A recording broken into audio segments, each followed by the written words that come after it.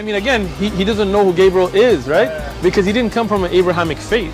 The people of Mecca were pagan. The Quran is mentioned, if this book was from other than God, they would have found in it many contradictions. If a book is without contradictions, that has no bearing on whether it comes from God or not. I've had phone books that are inerrant, but I certainly don't think God gave them. That we believe without understanding. The brother asked a very important question, that most of the scholars say that listening to music, watching movies, and most of the television programs, they're haram. So how can we have fun?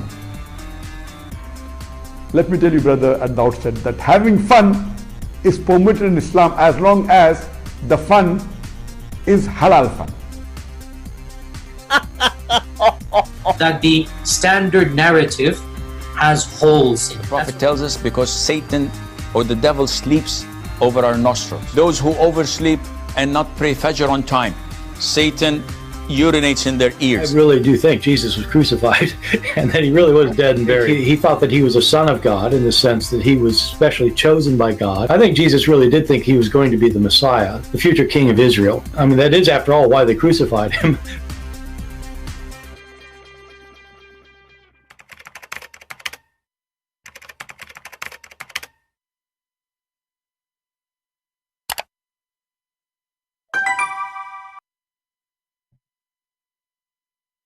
Hello everyone, and peace of Christ to all of you. Today we are going to have some halal fun.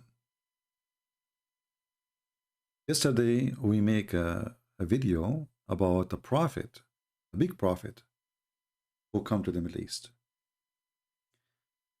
And it's so clear that he was sent by Allah.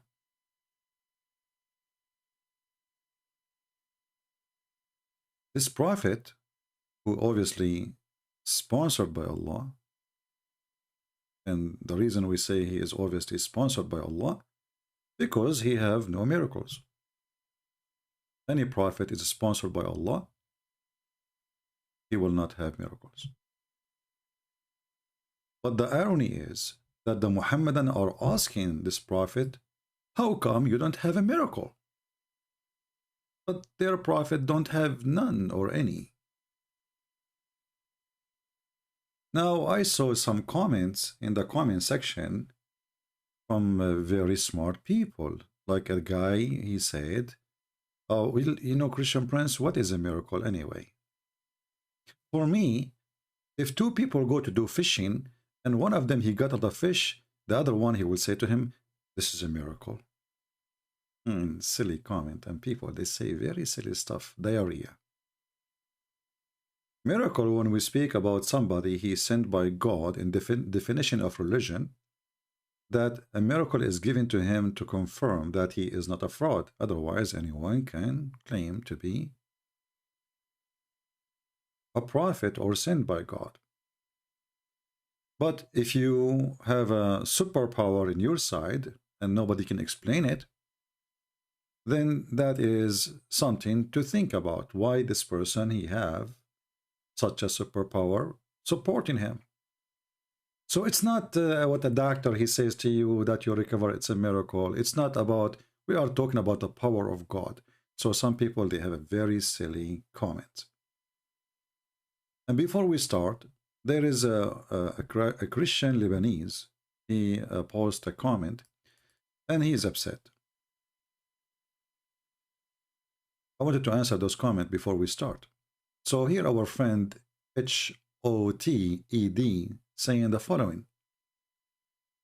It looked like you removed my comment for some reason. No, my friend, I did not remove your comment. Then he says, I will repeat, I am Lebanese, a Christian, and saying Lebanon are illiterate, dumb, insulting us, and saying the president is a thief without even knowing the politics, war he facing is a character of assassination. Huh, that's deep. My friend, if you don't mind me calling you a friend. First of all, if you watch my video, you will see I did not say that Lebanese are stupid. And I'm not putting Lebanese down. I believe all Middle Eastern countries is doomed. And I am a Middle Eastern too. Do you know where I'm coming from? I'm not coming from the moon.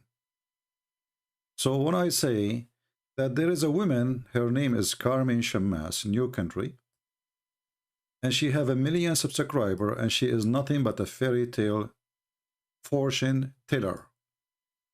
That is telling you that your country is a shish kebab. In the year 2022, your country and those who have education, they watch a fortune teller to tell them what will happen tomorrow. And that explains why your country is doomed. Educated people will not even subscribe to such a character who feed in fools. Future teller, I want to do this business. I want to know what is the number for the lotto, so I will buy the number. Future teller, but they cannot even tell. Simple thing. You know, I notice always that Middle Eastern are very proud. And I am a Middle Eastern, as you know. We are very proud, but about what, I have no idea. Our streets is full of garbage. Our government is corrupt. Our president or kings is the biggest scumbag ever in history. There's no human right. Our police is corrupt. Our judges is corrupt. Blah, blah, blah, blah, blah, blah. But they are so proud. You are insulting my country. And then he said, my president. You know, I like it when you said my president. My friend, your president is not your president. This guy is hired by Hezbollah. And everybody know that.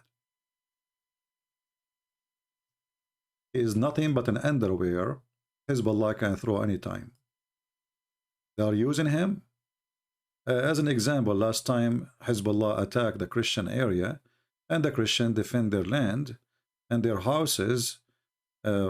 Your president, he ordered to arrest all those Christians who defend their houses, and he did not arrest one from Hezbollah. When we saw thousands of fighters from Hezbollah going in the street, and they are carrying weapons.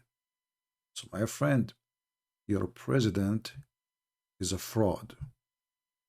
I hope I did not hurt your feeling, but he is.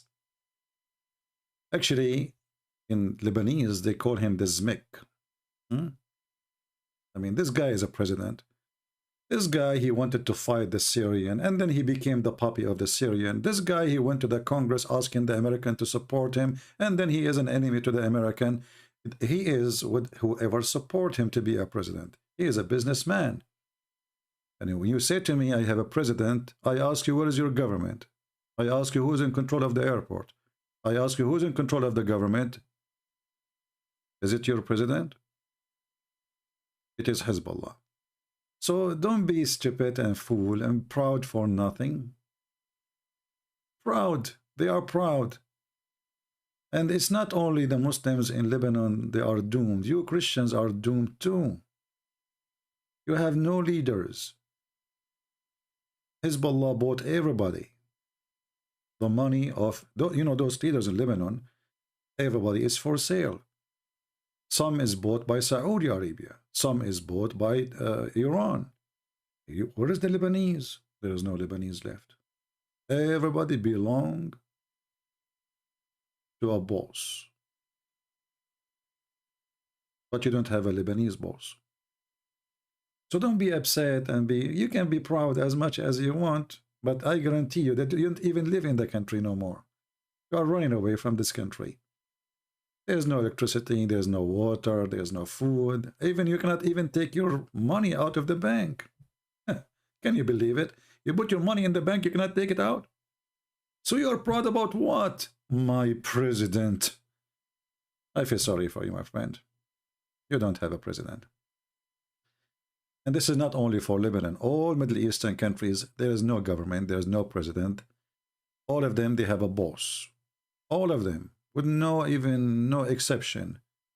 All of them, they have a boss. You have no country, you have no future. And it is your hand. Act. You are the one who brought them. You are the one who gave them the power.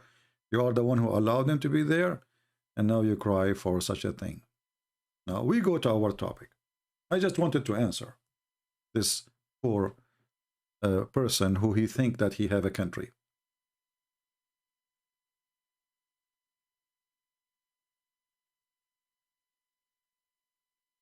When we ask any Middle Eastern, you see all those Middle Eastern, they are bully. It's a bully culture. You know, I never saw a bully culture as Middle East. If we go and check how those people, they respond to this guy, you will see it's nothing but a bully. Just a bully. Do they have like, let us say, are they educated people who they are questioning how you can be a prophet? What is the proof? No. Look at this guy as an example. He is making fun of this guy who claimed to be now a messenger from the sky, that he used to play the drum. This guy, he used to play drum before he became a prophet. Your prophet used to play what? Your prophet Muhammad. What was his job before he became a prophet? Can you tell us? Isn't you Muslims, you say he was taking care of the sheep, and then, you know, the goat, and then, you know, Khadija, she hired him, and which means Khadija, she was the boss. And you know that for an Arab man, if a woman, she is his boss, that is an insult. And then Khadija, she married the guy, you know. So what is the problem exactly if the guy used to play a drum? And those hypocrites, they enjoy the drum. How come you are proud about a singer? Kulthum. But Kulthum, she sang with a drum. We have in Egypt the most famous belly dancer, but the belly dancer don't dance without the drum. What is exactly the shame he did? He played drum, this guy, he used to play drum. What a stupid bully culture. Debate the guy. Answer him, refute him.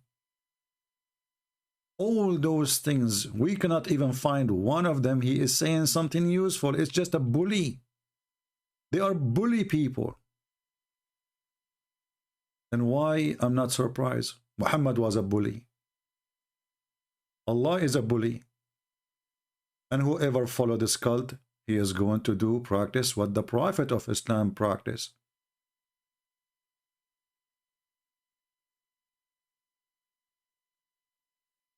Yesterday, I opened my Skype, hoping I'm going to receive a call from a Muslim to show me why this guy is not a prophet, but Muhammad is a prophet.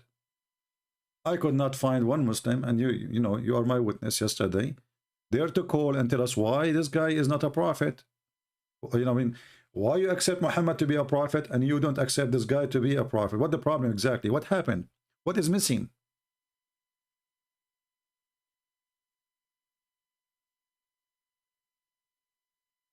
At least this person is 1,000 times better than Muhammad. He don't go after children.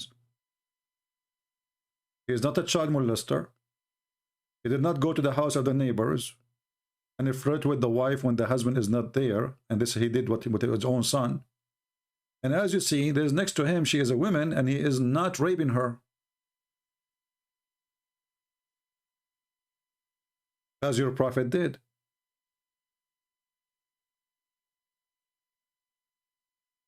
And this guy is teaching people to be peaceful, not even to break an egg,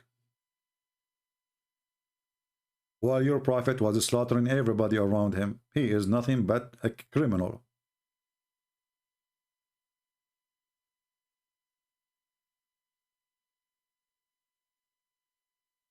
So why you are against him? There is no answer.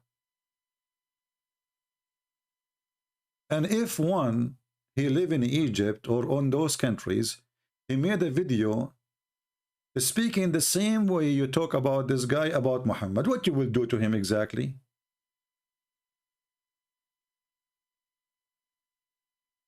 So you are taking advantage that this guy, he don't have a criminals to defend him, so you bully him. But Muhammad, he have a lot of terrorists to stand with him, right? That is the truth. I'm going to open my Skype and I want to show you that this guy is a 1,000 times more honorable from Muhammad. And if Muhammad became a prophet, well, this guy is 1,000 times more qualified than Muhammad to be a prophet. Notice, I believe both of them, they are false. But I see here nothing but a big hypocrisy. They rejected him. For the same reason, they accepted Muhammad. Muhammad don't have miracles. Muhammad has no witnesses. The angel came to Muhammad in the cave. Who was there? Nobody.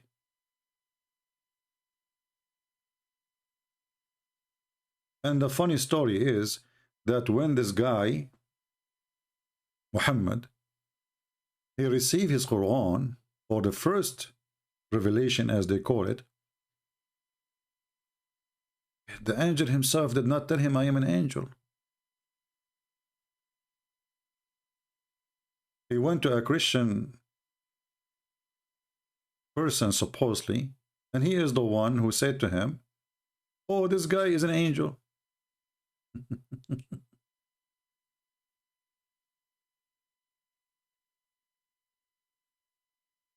Can you believe it?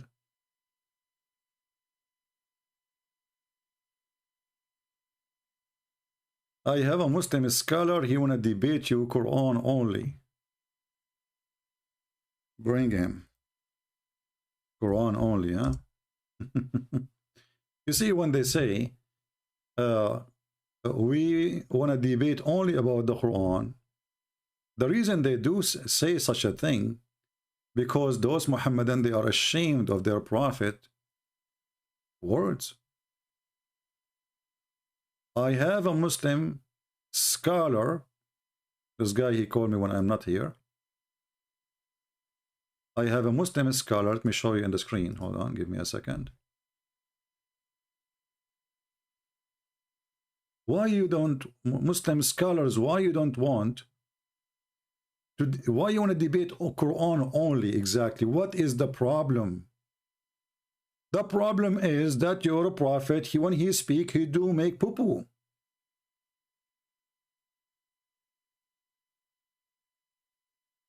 So you think if we agree to debate about Quran only,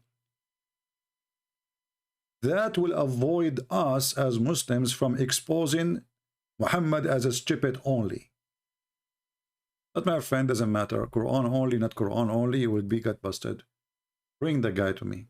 I just told him in text to bring the guy. Do we have any Muhammadan?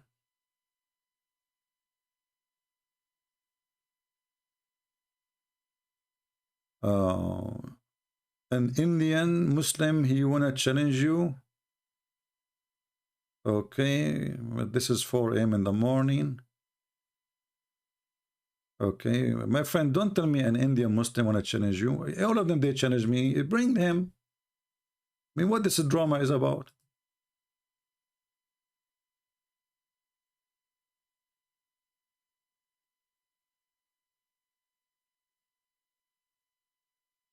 All of them, they want to challenge me.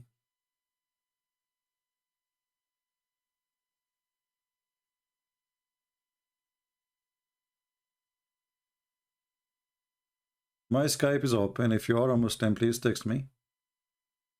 And there's no need for drama. The one who can do it, he will do it. He will not say, I will do it. Just do it.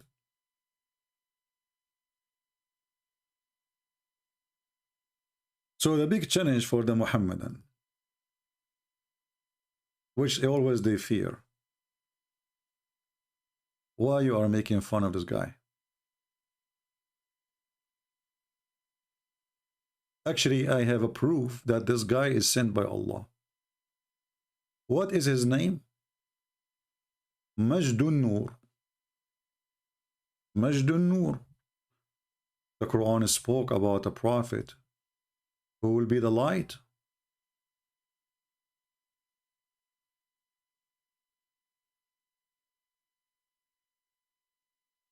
And his light is coming from Allah. When you are doing bully for this guy, simply you are trying to stop the light of Allah.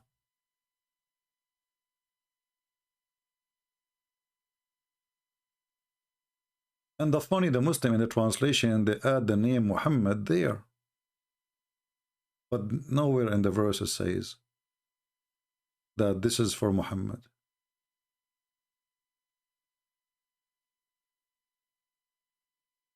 And how the Christians and the Jews, they can extinguish the light of Allah if Allah is God? And did you refute the Christians and the Jews until now? We are waiting. In different verse in the Quran, speak about this person in Lebanon today. He will be the messenger of Allah.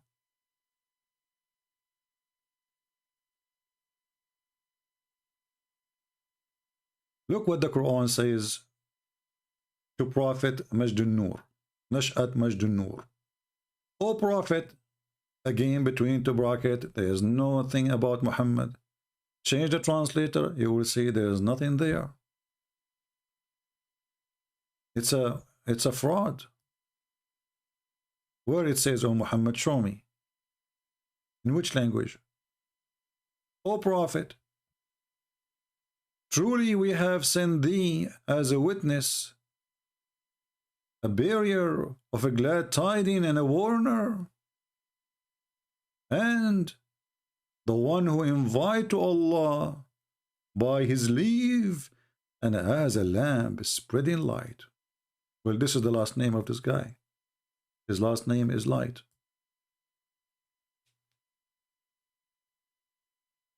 Is your Prophet Muhammad a light? His last name is Dogs. Ibn Kilab. This guy, his last name is Light. And he is a warner. He did not want to kill. Muhammad was not a warner. Muhammad, he killed people. A warner is somebody deliver warning. He doesn't do anything. He leave it to God, right? Well, this is the guy, not Muhammad. Muhammad, he killed people.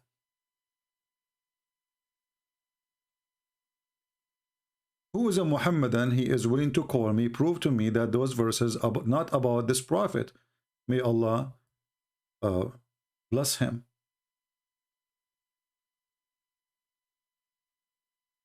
It's so clear that the Quran was sent, speaking and predicting that this guy is going to come and he is going to be light. And I think Allah, he pray for him, not to him. Because Allah, he pray for, not to. Do we have any Muhammadan want to prove to us that this guy is not a prophet?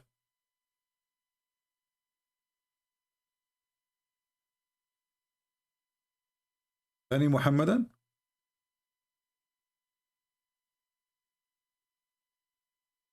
So all of you, you line up to bully this poor guy. In fact, the most silly prophet ever exists in history who have no prophecy, and all his prophecy, actually he have prophecies, but all of them, they come wrong. Regardless, all the articles, they speak about the amazing, did you watch the video of, what's his name, the hole in the narrative? Prediction of the Prophet Muhammad. Every single thing he said in that video is a fraud. Prophet Muhammad, he predict that they will conquer the Constantinia. Prophet Muhammad, he predict the Arab will conquer the Constantinia, not the Turkish. According to Muhammad, the Turkish are people of Gog and Magog, and they are the enemy of Allah.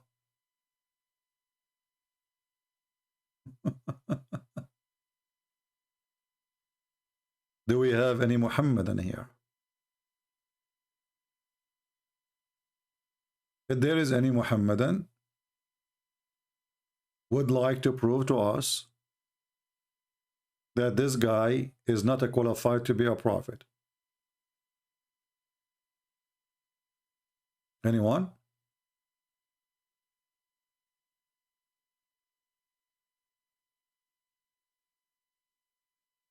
Any Muslim? What is the word prophet mean exactly? And by the way, this guy, he never claimed that he's a prophet. He claimed that he is a messenger. Messenger from the sky. He never claimed that he is a prophet. Even they lie about what he claimed. I mean, I cannot believe it. How low they are when they try to attack somebody. At least be honest about what he say. Where he said he's a prophet, he never said that. He said, I'm a messenger. And the funny, it is the Muslims who they say and they distinguish between the word messenger and the word prophet. So I'm going with their claim. For me, I don't see a different, like a messenger. If he is a man, not an angel, how you can be a messenger but you are not a prophet?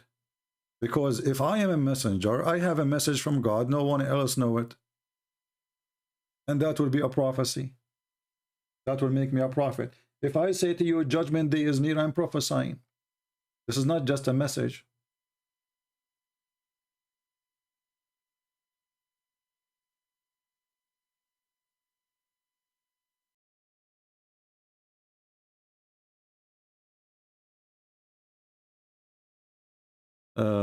Don't talk about hadith.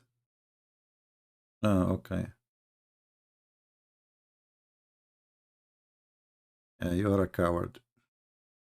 Don't talk about hadith, okay? Call me so we can see. Go. If you don't have testicles, go and buy one from eBay. So you can be a man and you dare to call me. All of you, those who claim that they can refute Christian Prince, they claim that they can debate me, but they can do it only face to face. The reason, all of us, we know it. They don't have testicles. They have tes and tek and al. The testicles is not there. And why they need to have a testicles? They have a God who believed that the sperm coming from the backbone. Who need testicles anyway?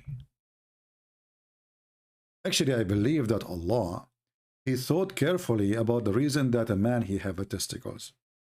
And he thought maybe they are like a decoration for the man. Yeah, must be.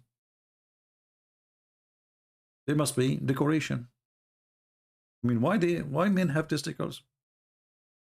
There's no need. It's just decoration, you know, like you have the private part of the man, so we have to hang something there. Proceeding from the backbone, the sperm of the man is coming from the backbone. So why we have testicles? Do you think we breathe from there? I'm just trying to find a reason in why we have testicles. I mean, additional to decoration. And this God, who the Muslims are proud about, the Prophet of Allah, Muhammad, he come to them with knowledge nobody have 1400 years ago. That the sperm of the man is coming from the backbone of the man, and women have a sperm and it's coming from her ribs. Hold on.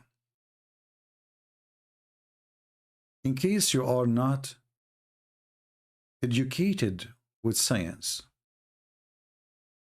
Prophet of Allah was the first one in history to discover a clear evidence, a clear science actually.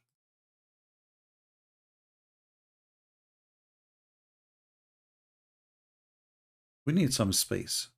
Yeah, here we have a lot of space. You know, I have many degrees, you know, additional to my driver license. You know, like I have a degree that I am vaccinated, you know, Joe Biden, you know the thing. And I have a degree that I was sent by Allah. Prove me wrong. Isn't it the Muslim belief that everything is a destiny? Here we go. So even if this guy is a liar, he was sent by Allah. So look what happened now. Prophet Muhammad, he is a special prophet. He was doing meditation with his God Allah. And Sadhguru was there. So Muhammad, Allah, he drew something for Muhammad. He said, Muhammad, look with me in the screen. Do you know what is that? Muhammad, in the beginning, he said, I am illiterate. I cannot read. Okay. So Allah continue. He said, okay, what about this now?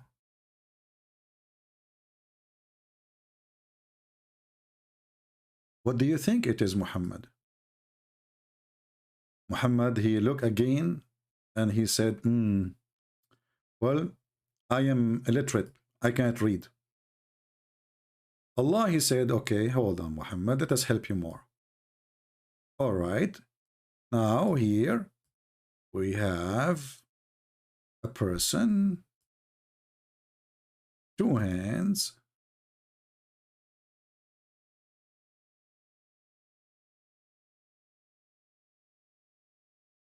I mean, those hands look funny, I agree, you know, but anyway, just take it easy.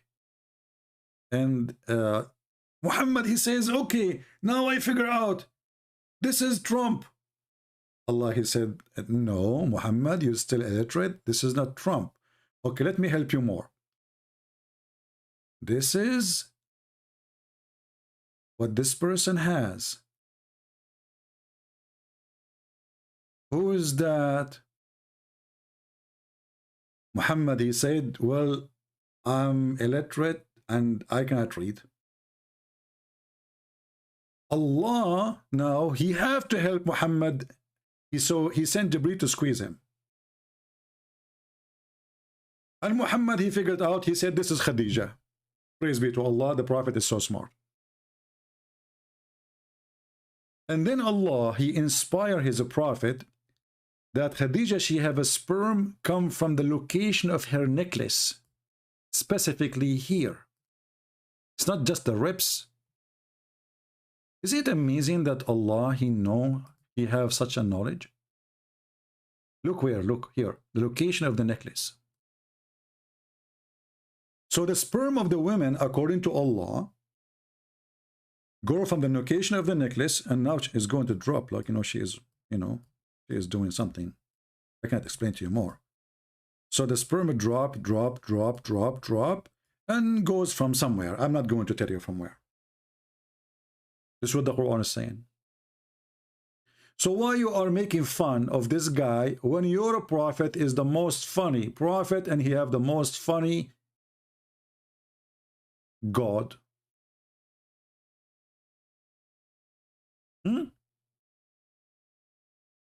This guy, he did not say any of this. He did not. So you start, doing bully to this guy, and he is a stupid, and he is a false prophet, and ha, he used to play drum. You know what? Playing drum is better than somebody says that women, she have a sperm, and her sperm is coming from the ribs.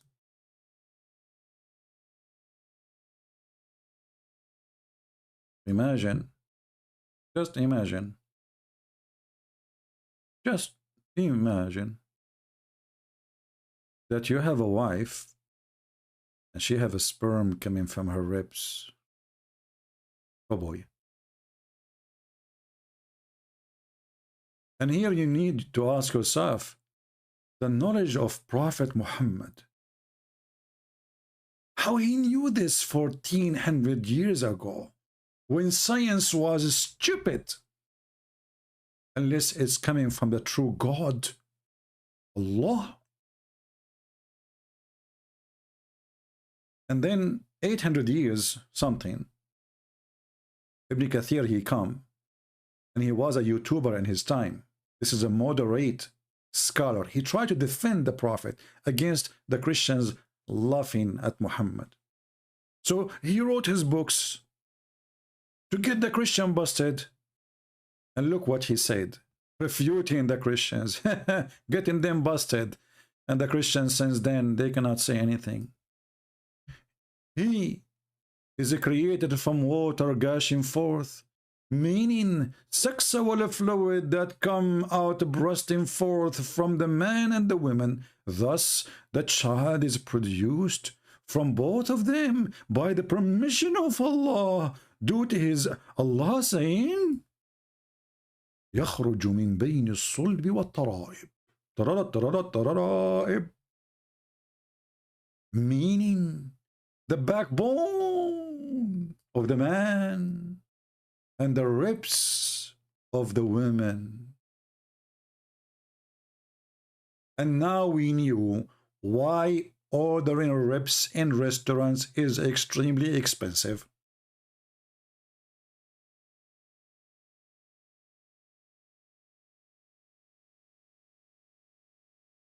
Who can beat this? So you are making fun of this guy. I mean, for what? For saying don't eat a chicken? For saying he was sent from the sky? And that make him obviously a false prophet for you, a false messenger. But the God and the prophet who they claim that women, they have a sperm coming from the ribs and the man have a sperm coming from his bone. Oh, it hurt me. Man, my backbone is hurting me. Because yesterday I went to the bank and I made donation for a sperm. You know, they told me we need some donation for a sperm. I said, why? He said, there's no man left. He can have donation. You are the last one who can donate for us a sperm. I said, what happened to men? He said, because all of them, their backbone broken in the stock market because of Joe Biden. You are the only one who don't have a stock, so you are okay. Wow. You know the thing? Do we have any Muslim want to say? And then if you go and see the comment from the Muhammadan, whatever we show them in the screen, they close their eyes. They say, how you explain to us that, you know, the Bible says kill babies. Like, what the heck? What? They ignore totally what we showed them. You know, Jesus is not God, and then there's no Trinity. Like, Abdul, what does this have to do with the backbone and the ribs and etc.? So let us say the Christians are bad. And what do you do now with the ribs and the pips? As an example, I took a screenshot here. As usual, you know. Always when you make a comment for me. Hold on, like this is a different one. Yeah, I think I did not make a screenshot for that one. A Muslim here is trying to explain why Christian Prince, Arabian prophet, you got nothing, only bad wishes. You were destroyed as a child, leaving the scars on you, trying to take revenge. You achieve nothing. Iblis, which means Satan. By the way, why your prophet is using this Iblis? Why he's using the word Iblis, do you know? I thought the Quran is in Arabic, and Allah, do Allah speak Greek? Anyway, I shall mislead them. Iblis was answered, except my righteous servant. Abdul, you just hit your prophet in the balls. You are the one who is quoting for me that Iblis, he said, I will do mislead them. Allah, he said, except my righteous servant. So how Shaitan, he misled your prophet and he gave him satanic verses?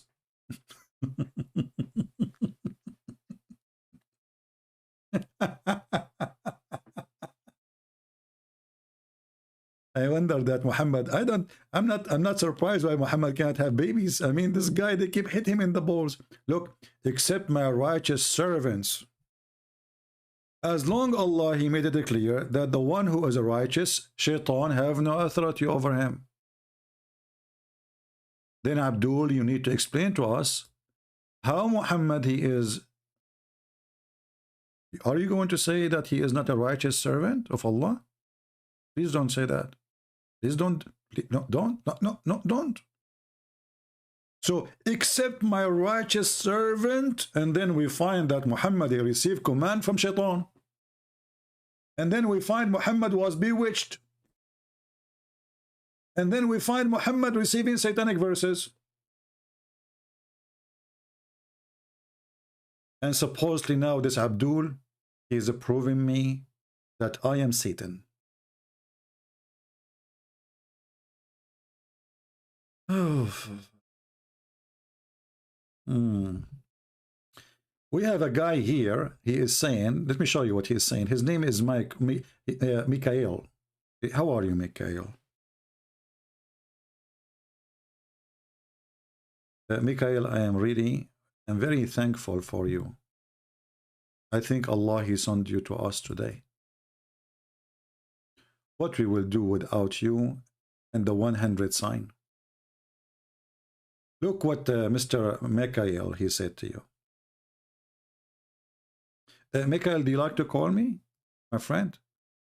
I'm sure people would love to hear from you guys. Do you think that Mikhail, he is not coward and he will be happy to call me? CP is playing the game of a globalist,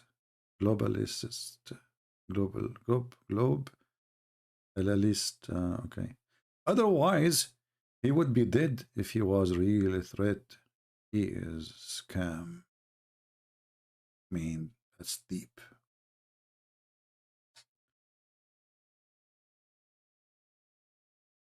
The real ones is the dead ones, or Mikhail.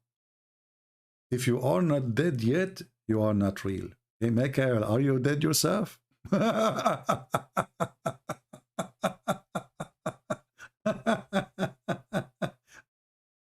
Hey, Mikhail, don't get married, okay? Trust me. Trust me.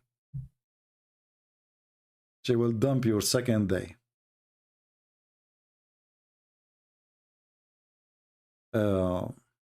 People, they say stupid things, but nobody can refute what we say.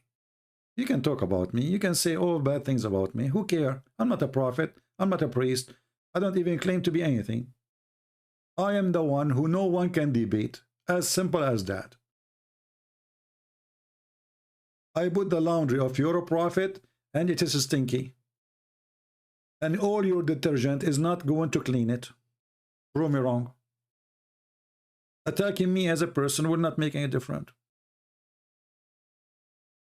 Nobody here is listening to Christian Prince because he's a bishop or the holy saint. I never say that. People are coming here to learn and to see and to witness that nobody can really defend Muhammad and he is really a fraud. He is what count because he is a prophet and there's hundreds of millions believe in him. I don't have hundreds of millions believe in me. I'm not a prophet anyway. I was thinking to be a prophet for some time, I thought about it, by the way.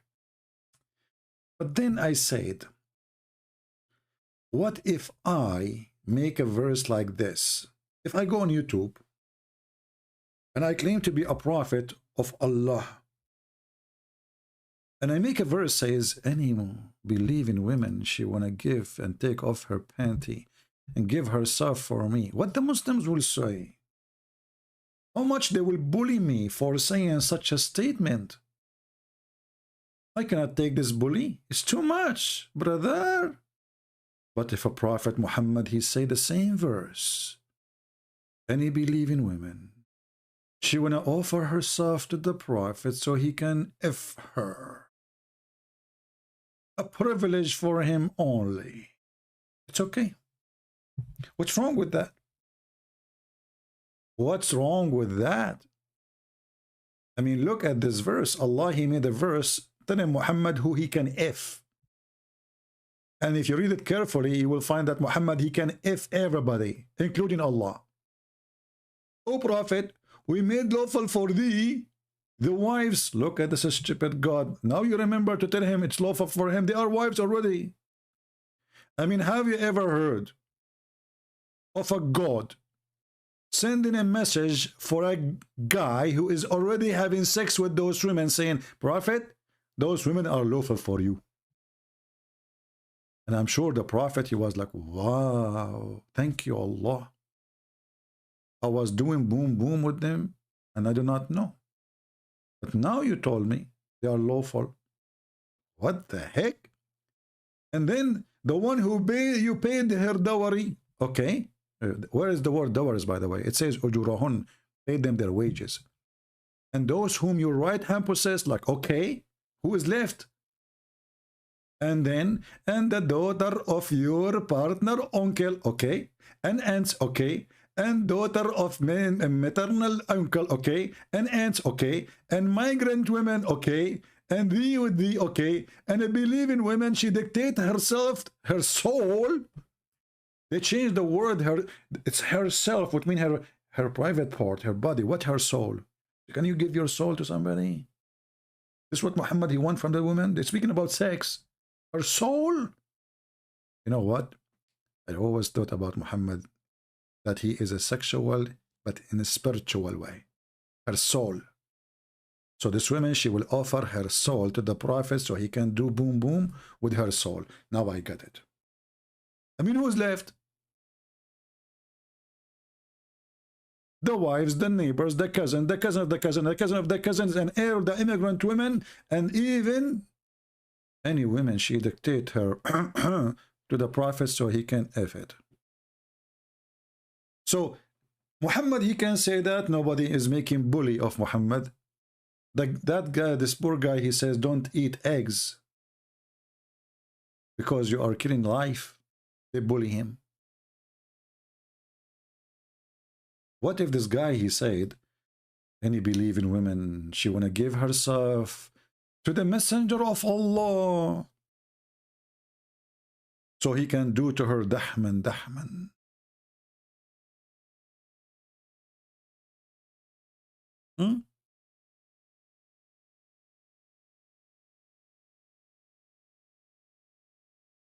Honesty does not exist in this cult. It's a bully religion.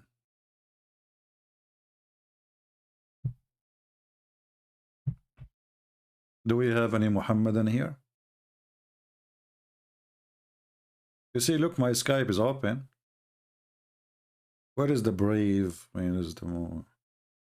Nobody. If I am an American person, I mean American like a white, blonde, or a black African who do not speak one Arabic word, I'm not an Arab, I know nothing about Islam, the Muslims will be lined up to call.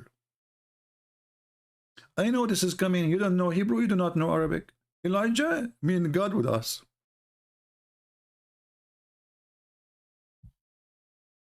I'm working for the evil Pharisees. Hey, Michael, you remind me of your prophet who think the Pharisees was in the time of Moses.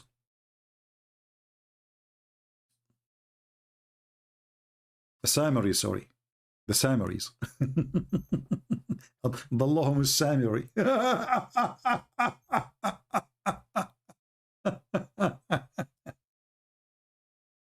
What's wrong with you, Sir Prophet? I mean, he got nothing right.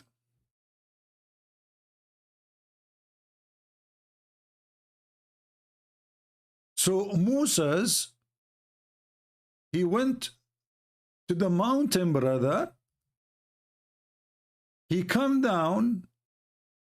He found his people, brother, misled by the Samaritan.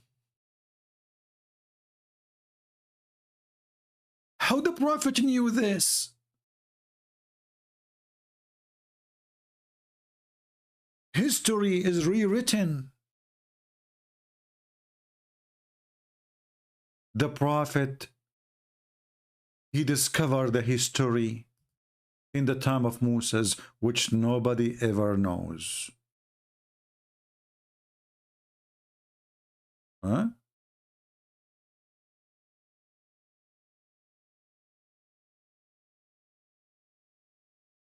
And Abdul can tell us how this happened, how those two exist in the same time.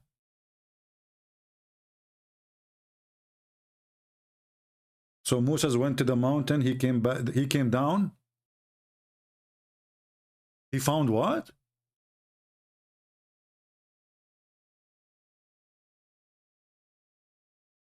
Do you think Muhammad, when he made the Quran, he was under the influence of hashish, or it was kind of bills, the same one the son of Joe Biden taking? So Moses went to the mountain, he come down, he found the Sumerian misleading them. Bingo. Mahad Qadi, he is saying. How are you doing, Mahad? Guys, we have a Muslim here, he complained. He said the following. Welcome, Mr. Ma'ad. Why you don't confront atheists who challenge your religion, and hundreds now have become atheists?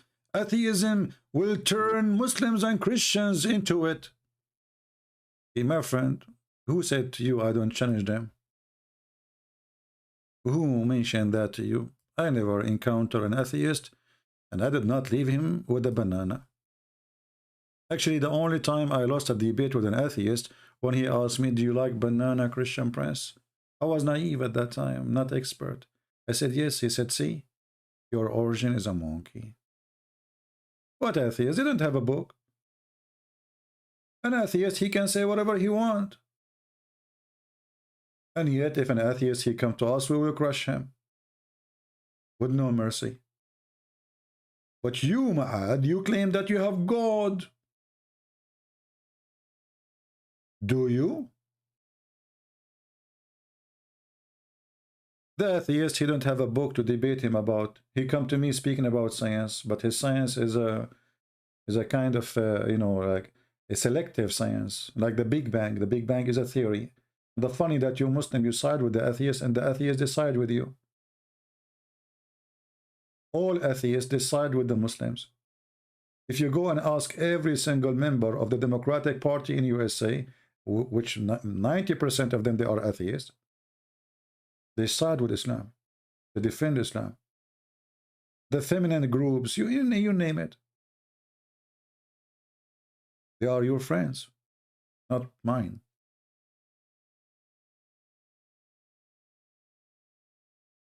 So the question, Mr. Mu'adh, how you explain to me the mistakes and the stupidity of the book it's written by Allah? If an atheist, you see, actually you and atheism, they share a lot. Look, let me show you. The atheists, they want to convince us that we used to be a bunch of monkeys or apes, correct? Your prophet want to convince us that monkeys used to be human. So you are the two sides of stupidity, both of you.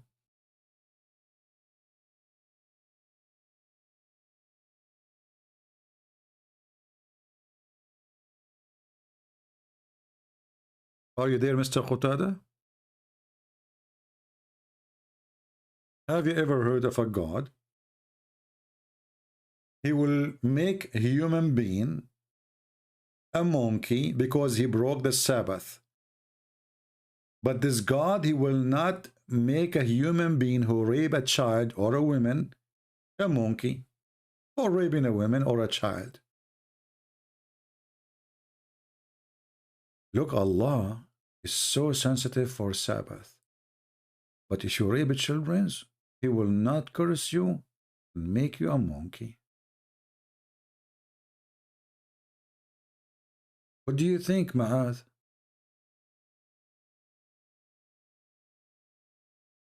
You know, I used to have a friend. Once he said to me, you know, I live in the middle of the, like in the area, like the ocean is so close to me. It's like about, you know, do you know the Bellagio? They have an ocean there. This is very close to me. So you go to the Bellagio and there you do fishing. No, I used to go there, I fish for coins. But I have a friend, he is a Jew. He went there in Saturday, and he have his fishing rod with him. And this time he decided not to fish for coins like I do. You know, I put a magnetic, I go to the Palagio, I fish there in the middle of the ocean. You know, this is ocean, like Palagio Ocean. They call it casino, but it's not really a casino. I mean, come on, think about it. This is a gift from Allah because it's a destiny. So he went there, and he went in Saturday. I told him, don't do it. Don't do it. Don't do fishing in Saturday. He went and did fishing in Saturday. Brother, when he came back home, Allah made him chimpanzee. It's a true story.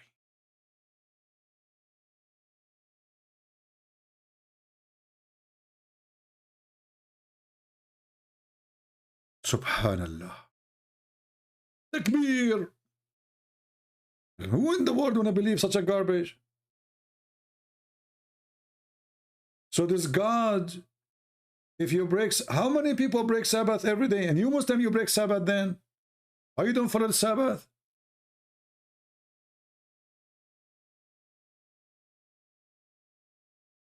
None of the Muslims keep the Sabbath. Based on this, you Muslim, you should wake up in the morning, you find yourself in the zoo.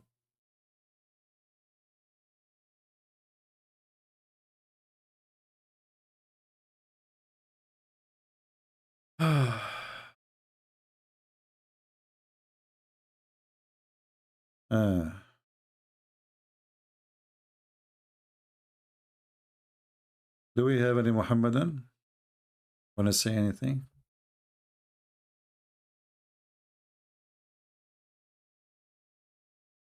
Anyone?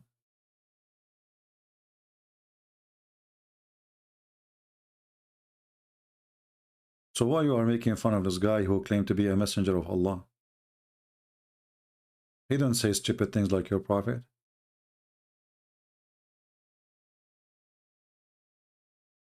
And the funny, even the Quran and Muhammad, he said that those people, Allah, he forbid them from fishing in Saturday. But Allah, he forbid the fish from coming except in Saturday. So he made them suffer from hunger. Is that fair? How come if a Muslim is hungry, he can eat a pig? But if a Jew, he is hungry, he cannot fish in Saturday. And Allah making the fish come only in Saturday.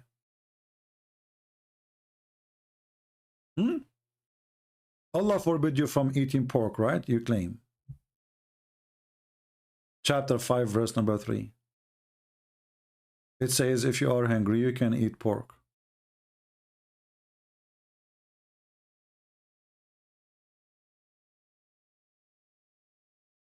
Big Man is saying the following. Thank you, Big Man, for being a thinker. You know, before I learned how to pronounce some English words correctly, like if you met me a few years ago, I will say thank you, Big Man, for being a thinker, not a thinker. You see, you are lucky today. But I might change my mind and say that to you after 2 seconds. So, Mr. Big Man, as you claim, there's a contradiction in the Bible between 2 Kings 8:26 and the other books. So why your stupid prophet, he put his hand on the Torah and he swear by it? I say, I believe in you.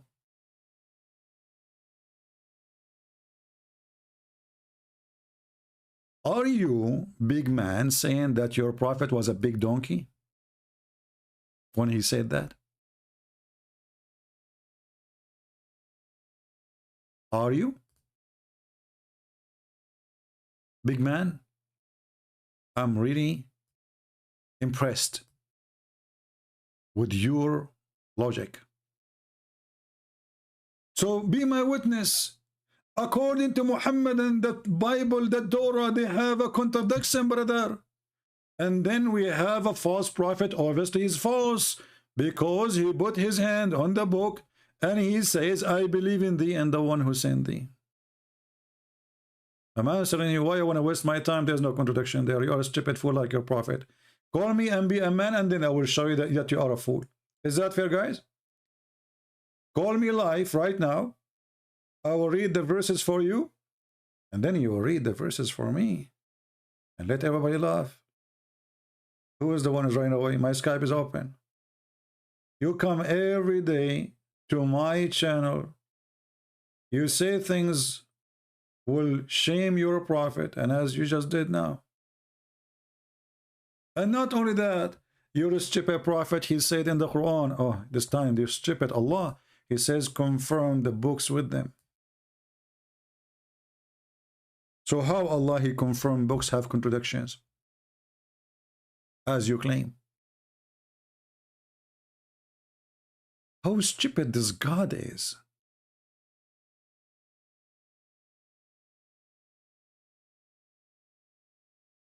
How stupid this Allah.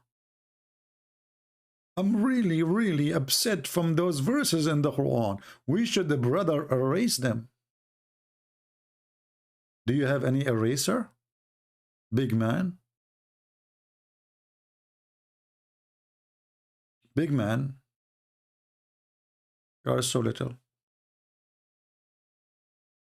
Do we have any brave Muhammadan? You want to learn from me? Well, I'm here to speak about Islam anyway. However, why I want to waste my time in something? Actually, we answered those verses already many times. And you will come tomorrow and you will ask the same question. All the point you are trying to do is to take us away from putting the laundry and the panties of your prophet wives on the line. You remind me of the hadith where Aisha, she used to scratch the semen, the dry sperm from the clothes of the prophet. What he used to do, man? I mean, why he have them there? And she was teaching a guy who was sleeping in the house of the prophet, and he masturbated in the house of the prophet. Aisha, she woke up in the morning and she saw him. He was scratching the dry semen. She said to him, oh, I dry it with my finger, I clean it with my finger to the prophet. What the heck? What an open community. Open sexual community. Hippies. I mean, imagine you are a person sleeping in the house of the prophet, spending the night there. What do? You masturbate.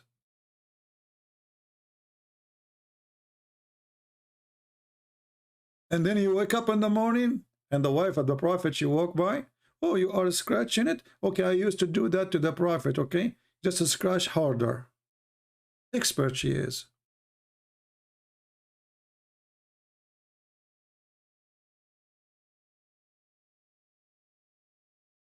Any Muhammadan?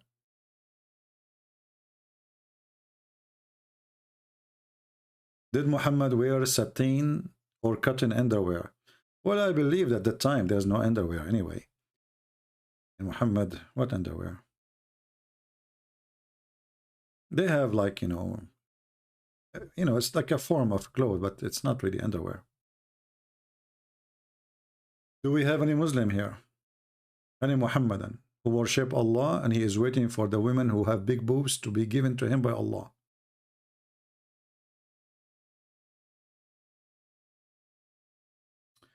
Nigal, yeah, I saw my friend. No, I don't watch videos of stupid people. However, if you have the courage, call me and tell me what they say in that video. Do you like to call me and tell me what they say? You Muslims, you made 1 million videos about me, but you don't dare to call me because you know that you are just a bunch of kids. Yeah. Did you make a bully video about me? Okay, make a bully video. Who cares? Actually, the more you make a bully videos about me, the more Muslims they knew, and they come here, and the more they leave Islam. Because here we don't do bully stuff. Here we show proofs and reference. Your bully is just as stupid like your prophet. Bully. The same as you are doing to this man. Bully. But nobody is refuting him about anything. Bully. All of you are a bunch of bully. If there's one of you, he says, okay, let us debate about what you are saying. Bully. Oh, this guy, he used to play drum. Your prophet, he used to do laundry to his wife Khadija. You're a prophet, and the wife Khadija, they made the father drunk. And they lied to him saying that you married me yesterday, last night. Do you want me to show you the reference? Bully people. This guy, did he make his father-in-law drunk so he can marry the wife? He did not. He did not. He's more honorable than your prophet. Way more. Making cartoon of the guy, and you know what? The funny is that now he have way more followers than what he used to have 2 weeks ago because of the bully.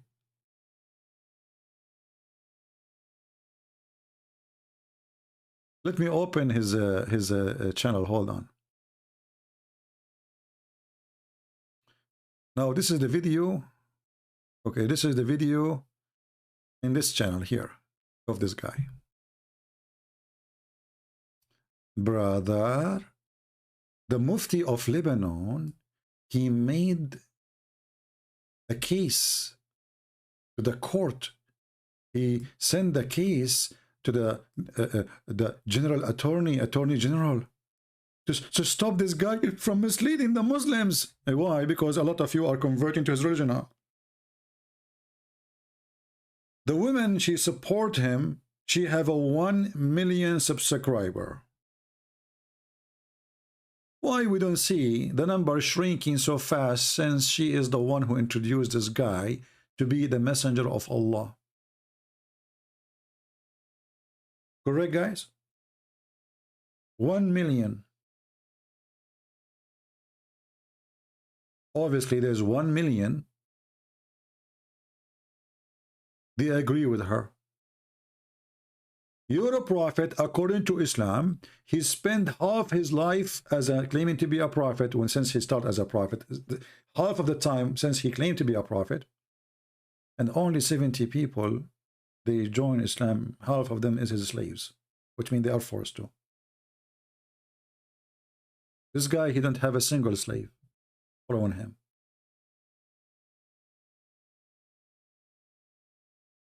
And do you see how many people follow the videos? 1 million.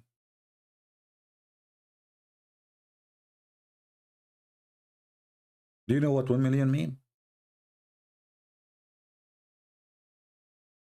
Yeah, the Mufti of Lebanon, he filed a case against him, you know, but for sure, you know, they cannot do anything. The guy, you know, but what the crime he did, those Muslims in Lebanon, they think they are in Afghanistan. They think they are in Pakistan.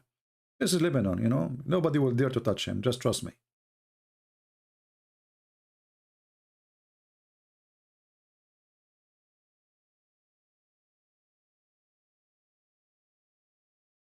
Do we have any Muhammadan?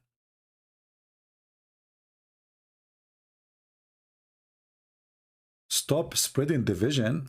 I like that, Michael.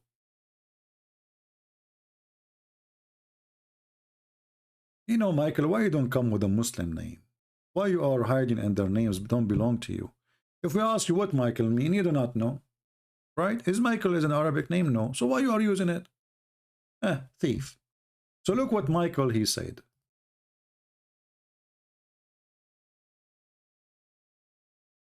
Forget about the Muslims, President Brands. Stop spreading this division. I cannot stop. I cannot. Look what the Quran says. Allah, brother, is Allah who is the one making division. Oh.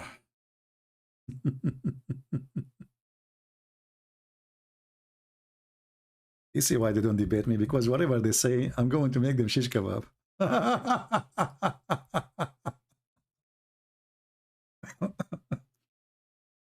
Isn't it true that people, they are divided because this is the will of Allah? Huh?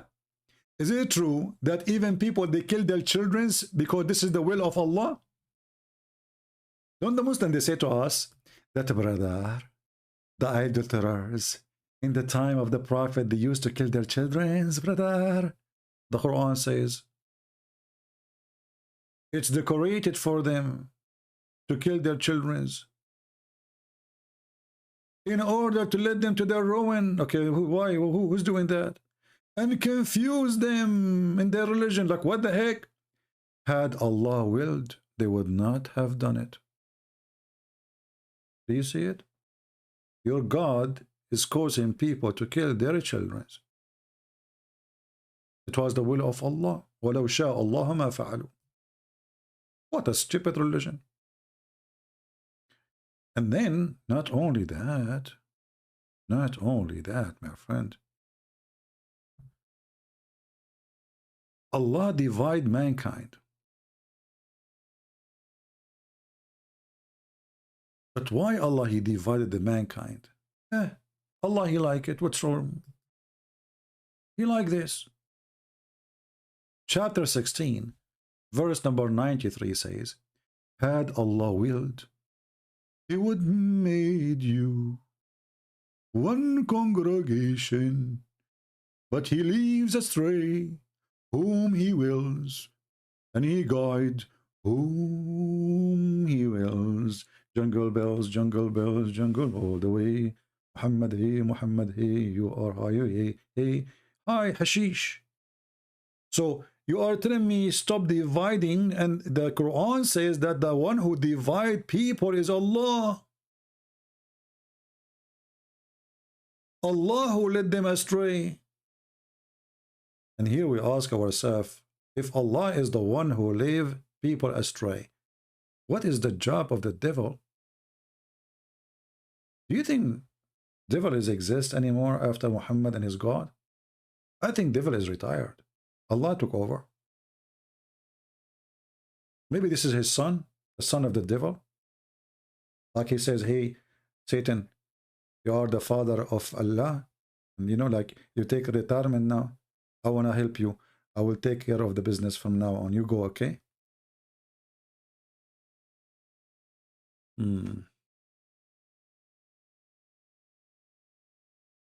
Who's next? Do you see why they don't dare to call me and debate me? Because whatever they say, I know all their laundry here, sadly in my head. I wish I can move it. What a stupid religion. Any Muhammadan? If you are here for the first time, don't forget to subscribe. And if you did not subscribe, I have a warning for you. Those who don't subscribe to the Prophet of Allah, Allah, He said He will erase their faces and their nose and their eyebrows and their mouth and their lips. So you better subscribe now before it is too late. Give a thumb to Prophet Muhammad, or at least a finger. Prophet Muhammad, he says, I am I'm like the middle finger. I'm not sure what does that mean. Never thought about it until I came to America. I was driving in the highway and everybody putting his hand out of the window. I said to myself, wow, I am so famous even here. I mean, look, everybody is putting his hand out, and you have, like, you know, I was like, wow, thank you. And I was saying, thank you, American, thank you, Habibi, thank you, American, Aman Rabbi Aman. You know, like, everybody is saying hello to me in the highway because I was driving slow, you know. And, you know, they were very happy to have me in the country. You know, they were so excited because I was like, wow, finally we have an Arab, a real Arab, you know. Look how he is driving. So, like, you know, the Prophet, he said he is the same as the middle finger. Oh, okay. I got it. Oh, you, we are giving the book. Believe in what we have sent down, confirming what you have before. or what you have before we elaborate faces and turn them inside out. Like, how you can turn my face inside out? I don't want to know. That's amazing. Like, what the heck? Allah, he made a threat. If you don't subscribe to Prophet Muhammad and give him a thumb, not a finger, Allah will erase your face, brother. And until now, we are waiting.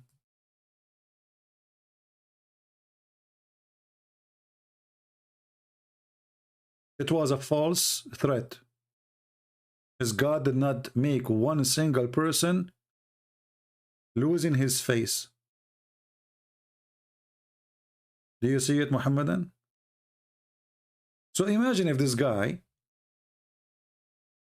he said, follow me, or Allah will erase your faces. Follow me. Oh. By the way, I heard Sadhguru saying, Bruce Lee, he used to eat vegetation. He's a vegetarian. I mean, have you ever heard of a guy, he is a guru? He is taking an example of someone like Bruce Lee. Bruce Lee, you drink whiskey, get a drunk. What vegetarian, you idiot? Even in the movies, he eats shrimp and he eats lobsters. I mean, those guys, when they lie, their lie is bigger than their underwear. Bruce Lee sleep with women, eat a shrimp, drink whiskey, black label. Suddenly he became vegetarian. Okay. Well, you know what? I think Muhammad was vegetarian too.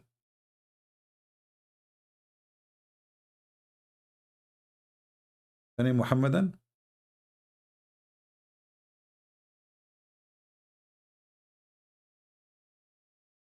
Notice my Skype is open for the last hour and not a single Muhammadan dare to call me.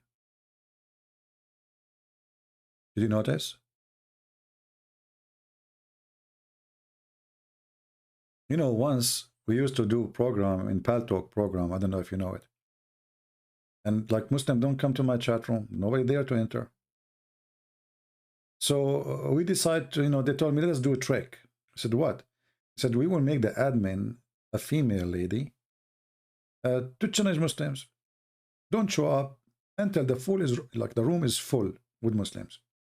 And though they have like, when you want to talk, you put your hand up, which means you are going to talk. You want to talk, you put your hand up to take a turn. So we did that, and we got a lady.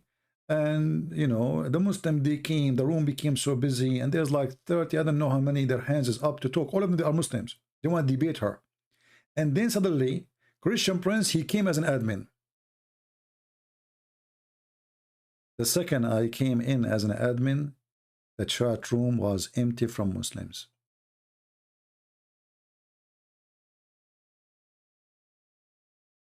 They get out.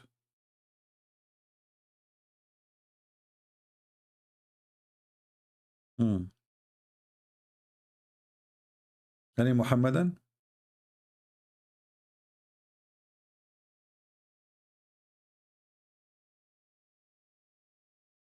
Anyone?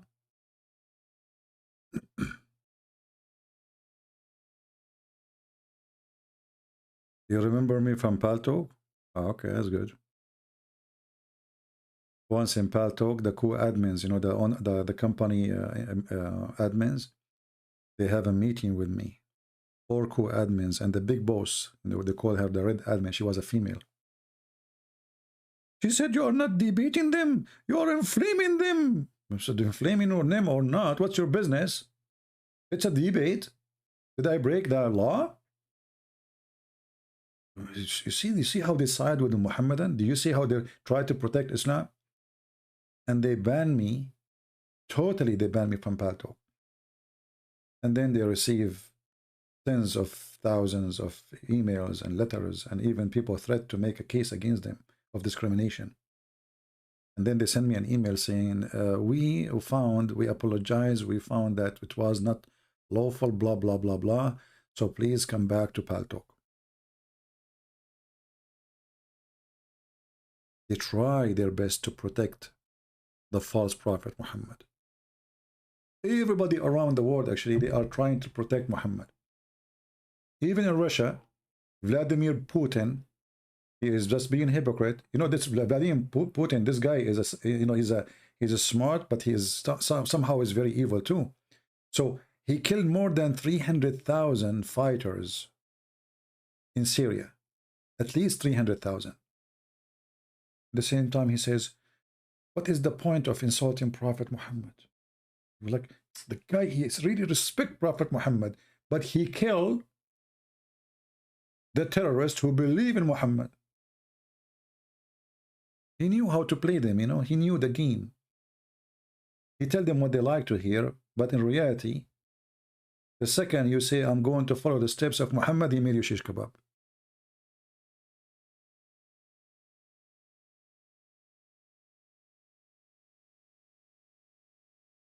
Any Muhammadan?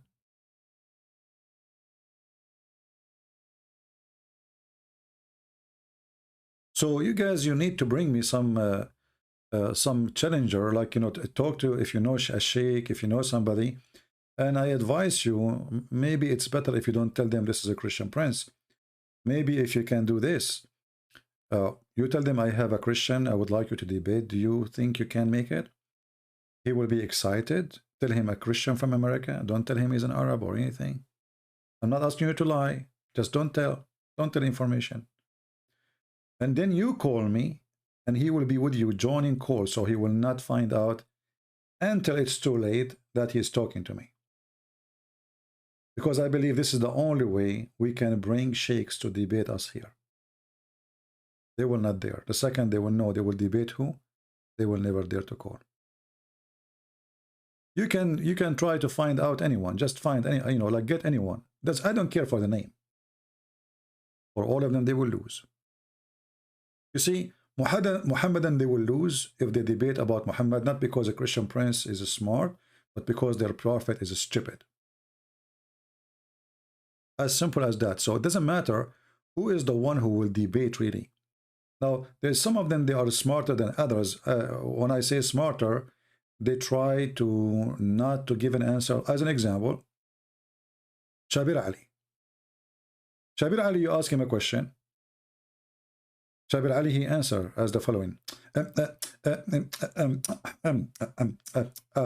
There is a writer, his name is George Valcano. He said that, what George Valcano have to do with the Balcano? We're talking about your prophet. What does this guy have to do with the topic? They avoid to answer anything. This is the smart one of them. Now, there is other kind who they are bully, like Mimi Hijab. David Wood, he says to him, your God have hands, he have body part. The answer is a bully. Who said so? I know this is coming. You don't speak Arabic, you don't speak Hebrew, and Elijah is God with us. Bully. So either a person who try his best not to answer the question, he talk about everything else except the question, or other kind who try to be a bully. Now, you might find someone, he is honest, but that will not be a sheikh. A sheikh and honest, that is mission impossible.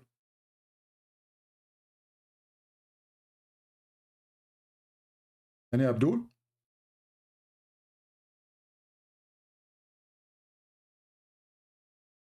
Anyone? And then when you show them reference, they will say to you, okay, CP, this hadith is reported by Ahmad from Ibn Wahab, from Hisham, and from Ibn Zayd, from Ibn Amr. However,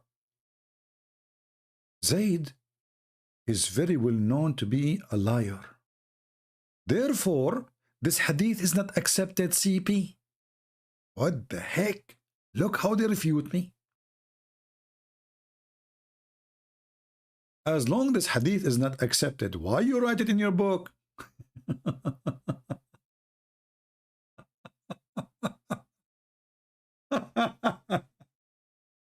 I mean, who is this stupid here? Oh boy. This is how they refute you, supposedly. It doesn't say that, CV. It doesn't? Do you remember the guy who called me from India? What's his name? I forgot. Fazul. I studied only that case. I cannot talk about the other case. Really? Yes, I can only talk about that case. And then after we let him talk for an hour, he complained and he claimed I am not letting him talk. After we got him busted. And he studied it very well.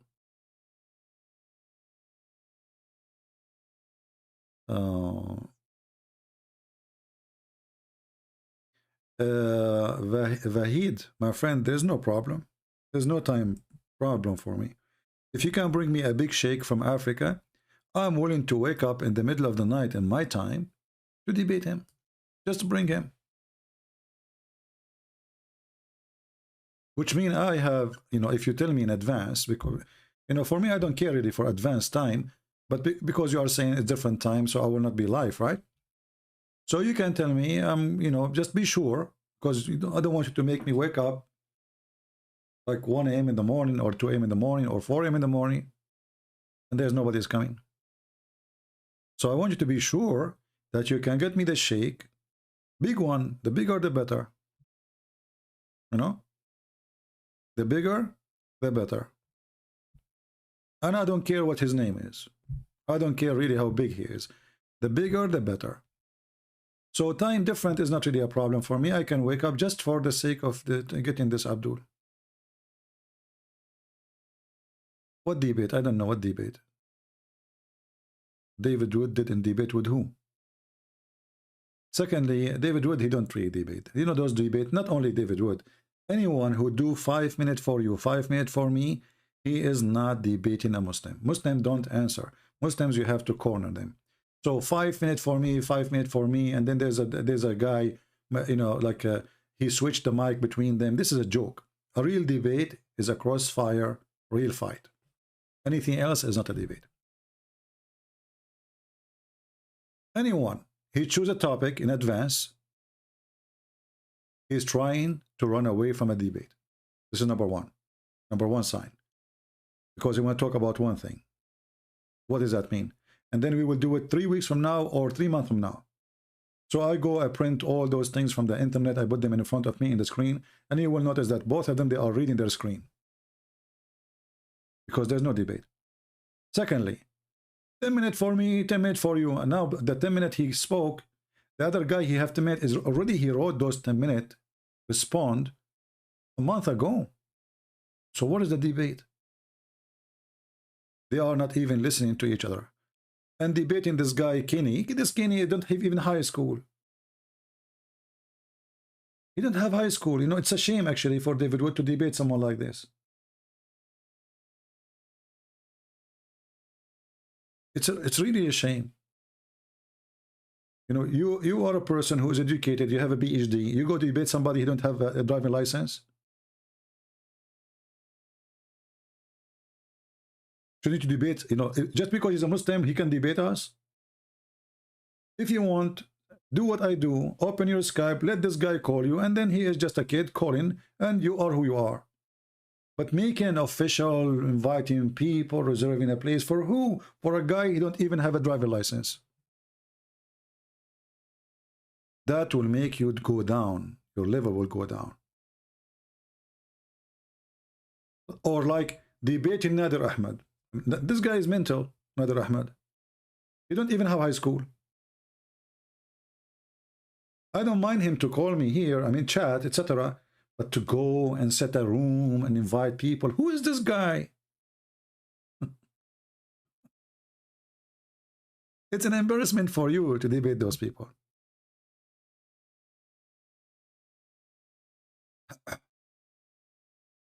But you see, David, this guy, if he throw all the hadith under the carpet or under the table, that's not will be a victory for us. Why? Because he's just a kid. He can say whatever he wants. Who care? The Muslims are not going to be affected by what he's saying. But if you debate someone he claimed to be a scholar, and then he say those things, that will make a difference. But a guy, who is he? This guy do not know even how to say his prophet name.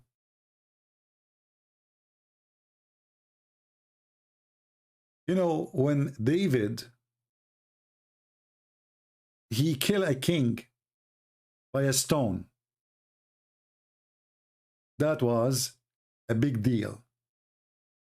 Or he was a giant.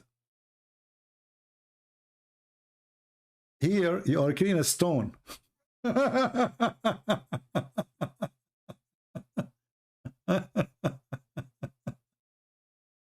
He is the stone. The one you are debating.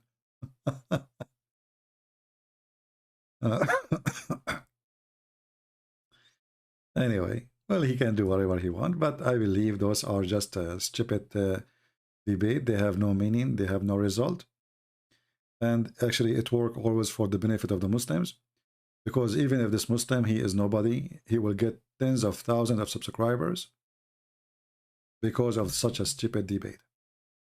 The same way David Wood, he did with Mimi Hijab. Mimi Hijab was a street boy, and he is still a street boy. What was the point of that debate? I don't know. Suddenly this guy became a hero for the Muslims. Mimi Hijab, you have to admit, he was made by the socks of David Wood. Before David Wood, nobody cared for him. Whoever debate David Wood, he will become famous. So the Muslim, they use him. And he never learned.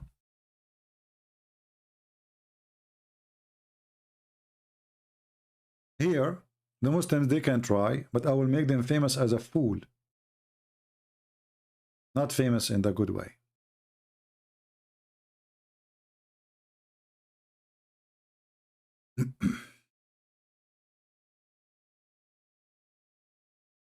Do we have any Muhammadan?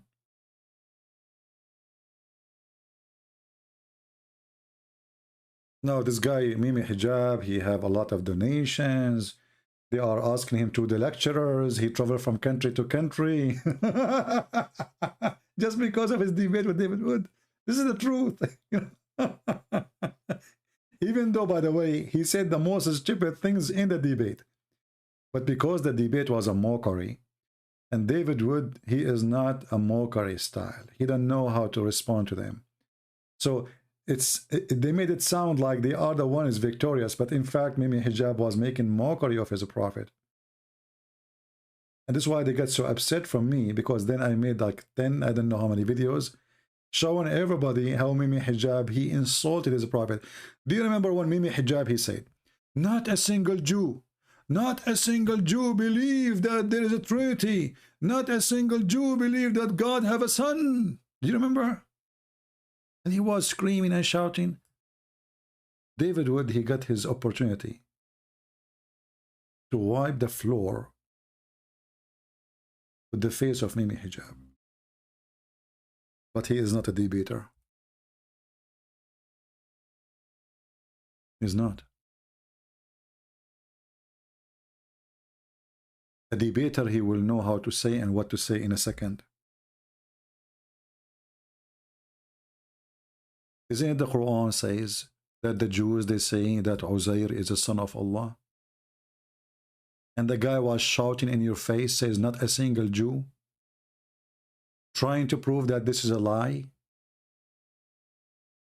If you just show him this verse, everybody will be laughing at him in a second. In a second. And the mockery will be against Muhammad, and Mimi Hijab will be ashamed for the rest of his life. Then after the debate, I am the one who got him busted one point at a time. And I made many videos.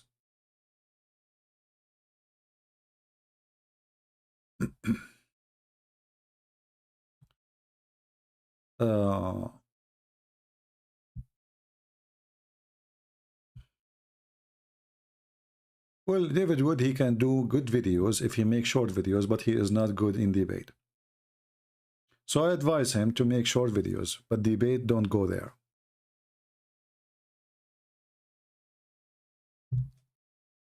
I never saw one debate he did. It was, we can even consider it as a debate. It's just two people talking, reading articles. That is not a debate. But he can do great videos if they are short, straight to the point. That is very good from him. I cannot make short videos. He can. For me, short video is 2 hours.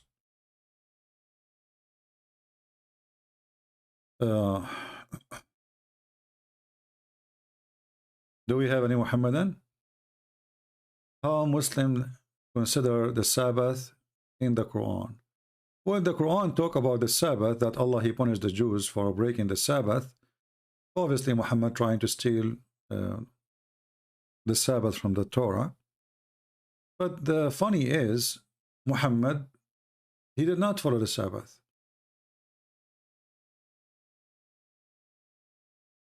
Why Muhammad did not follow the Sabbath? Do we have a reason?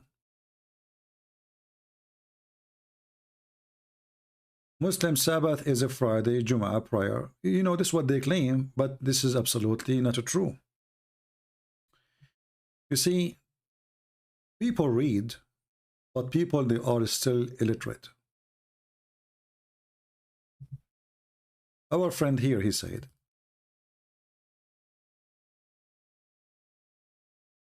Muslim Sabbath is a Friday, Jum'ah prayer. That because Muslims do not know their religion. Let me show you what the Quran says about Friday.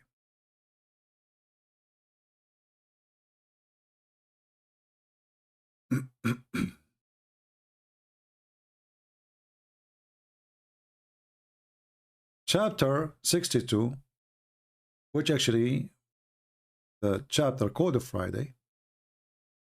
O who you believe, when the call is made for a prayer in the congregation, the day hastened, remember Allah, etc. And the translation here, I don't know why it's not showing Friday. Let us change it. This guy is an idiot. He should show the word of Friday. What he translate actually, you know what he's translating. He translated the congregation as a Friday, and it's correct, by the way. It's correct. But I wanted to show you where the word of Friday is coming from. Here they say that Yawmul Jum'ah, but Jum'ah mean the day of gathering. It's not a day. It's not a day. And even if it was a day, even if it was a day,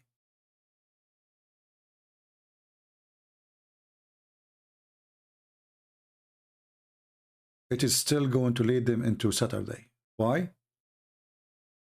Let me explain to you. What will happen and what is the problem in this verse? Those believers in this day, they don't come to the prayer. Why? They are buying and selling, doing business. Okay, what is the problem? Why only this day? Maybe because this day is a day for the gathering, as they say. No. Friday afternoon is a Saturday for the Jews. Friday afternoon is the beginning of the Sabbath of the Jews. When the sun set, the Sabbath started. So what happened? The Muslims, they are living between the Jews. And within an hour from now, the Jews, they will close their stores. So we have to do our shopping, otherwise we will be out of food for the coming day or two, because the Sabbath will be shut down. So what Muhammad was suffering from, that in this day specifically, nobody show up because people trying to buy and do shopping for the Jews are shutting down. This day have nothing to do with the day of the prayer. It was a problem about doing shopping. And as you see, it's even mentioned that in the verse.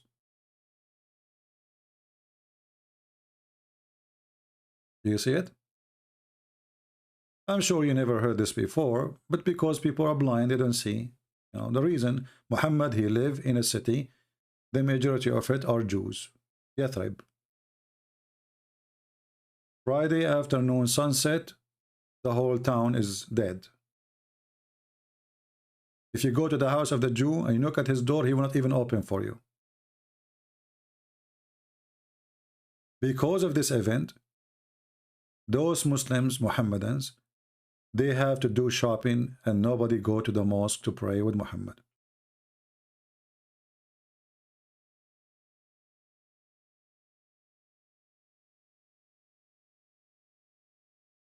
Any Muhammadan here?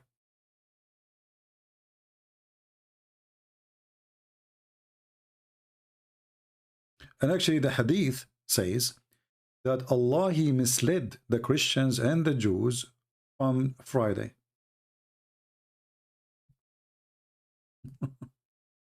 Allah, he did not let us see the Friday day. This is the hadith says.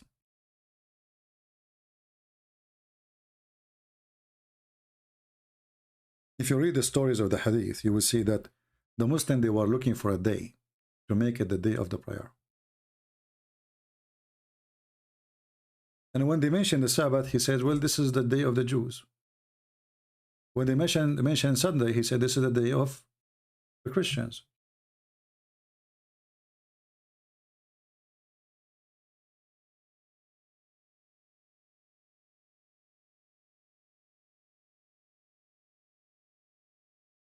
So according to the hadith, they choose a day which is not the day of the Christians, not the day of the Jews. It was the Muslims who chose it, not Allah.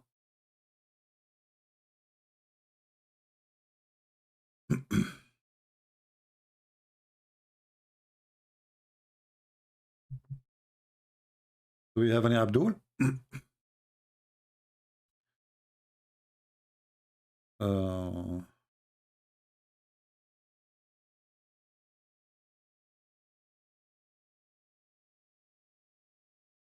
If you are a Muslim, you can text me. If you are not, don't. Any Muhammadan?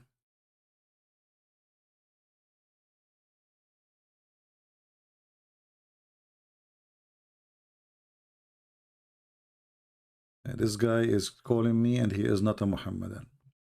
We have to block you, sorry.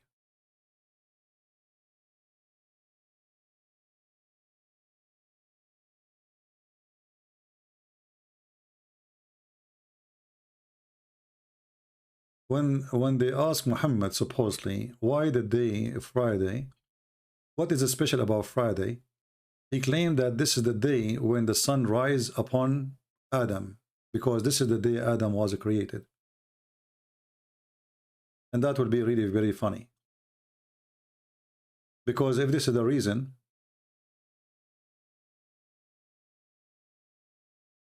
then Allah should choose that day to be his day. Why he gave it to the Jews? I mean, why he did not give a Friday to the Jews? But Muhammad, he say things, you know.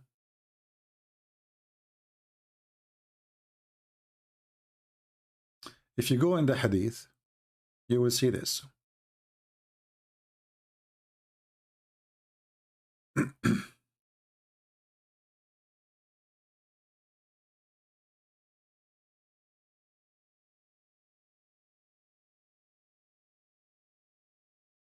Allah created Adam from a handful which he took from the whole earth. Okay. And this is supposedly explaining how the color of a human being is made. So actually the hadith here is not giving us the whole story. Allah, he sent an angel, mostly Jibreel, and he told him, bring me little dust or sand from every piece of land in the earth, from different locations. Some of it is black, some of it is red, some of it is white, you know, and then he mixed them together and he made Adam. Then Muhammad, he says this. And this happened on Friday. The Prophet said, among the most excellent of your days is a Friday. On it Adam was created, on it he died, and on it the last trumpet will be blown. And on it the shout will be made. So invoke more blessing on me. This is fast translation about blessing. It says, pray on me. On that day, for your prayer will be submitted to me. And here Muhammad, obviously, he claimed to be God who is alive. Because he is dead, still the prayer will come and will be submitted to him, not to Allah. The people ask him, how our prayer, not a blessing, how our prayer can be submitted to you while your body is decayed? He said, he replied, Allah the Exalted, he forbade the earth from consuming the bodies of the prophets.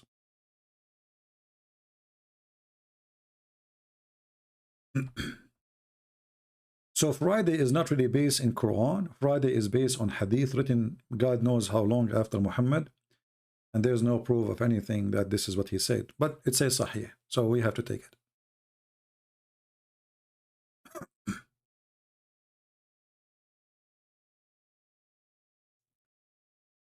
Because Muhammad, he said, anything the Muslim they do, supposedly, it's what Muhammad said.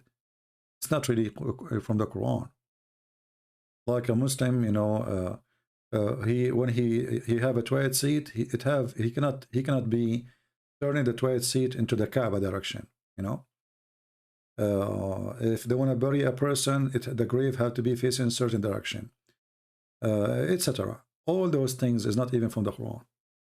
Actually, the Quran never even said you pray 5 times a day.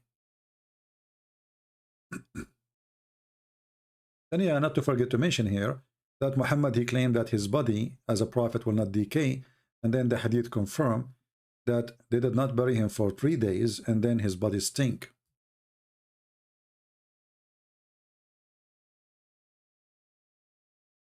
Any Muhammadan?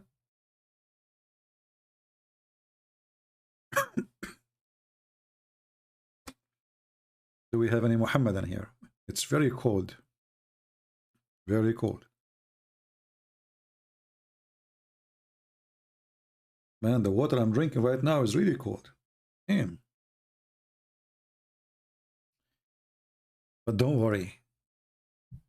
Allah will warm it.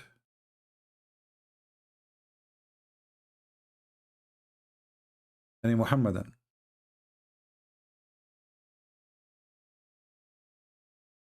Look how much they are strong in their belief. Nobody there to call us. You know, do you see how much excited they are? I have my Skype, nobody. Because simply they knew. But if you get them, someone who knows nothing about Islam, you will see a long line of callers.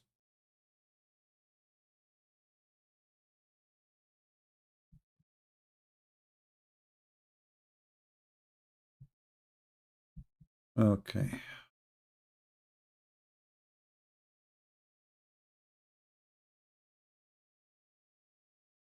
Any Abdul? Well, look like today it is very slow. Well, today is a Friday. Okay.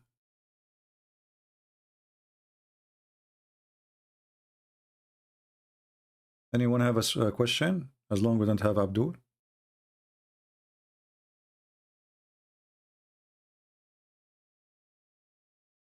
Anyone?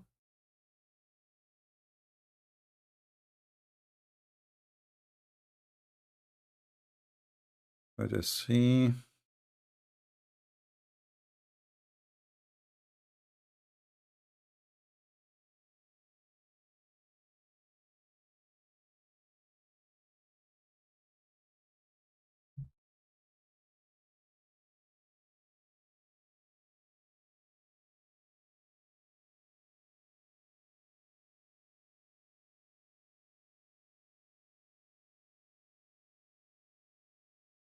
Do you yourself only have one family line? At least you have two. And what does that mean? Fan, do you have? I don't know what does that mean. Any question, guys? Anyone have a question?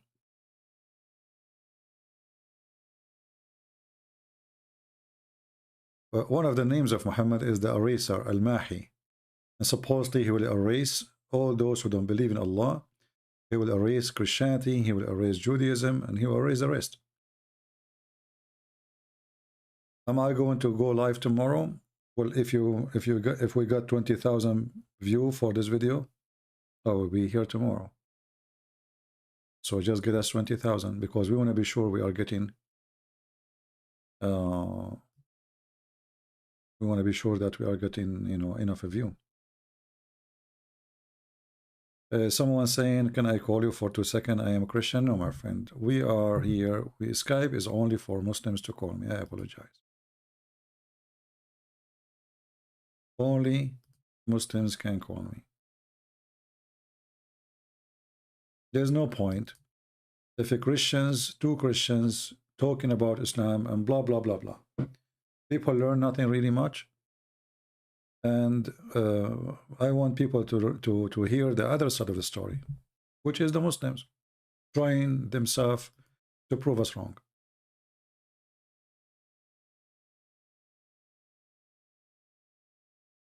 Why most of the Quran is from agnostic source? Well, the Quran have many sources, but most of the source is invalid anyway, you know. But some it's valid. As an example, when the Quran says Mary, she was a virgin, this is a you know, there is a proof that the Christians believe in that, right? So, but the majority of the Quran is coming from fairy tale stories. Some of it from the Jews, some of it from the Hindus, some from the Persian, the Sabian, the people of north of Iraq. You know, it's a collection of stories. Muhammad, he don't have really one source. Muhammad is a source collector. He's like a hover machine, a vacuum machine, collect whatever is in the ground, and whatever in the ground, he suck it, he put it in the Quran. You know, when the Jews, they came to him, and they said to him, tell us about Zulqarnain. Prophet, his name is Zulqarnain. The Jews, they were making fun of him. They were trying, you know, let us say a trap. So they give you a question, but the question imply an answer. So when you say to me, okay, there's a prophet, his name is Zulqarnain. If you are a prophet, you should know about him.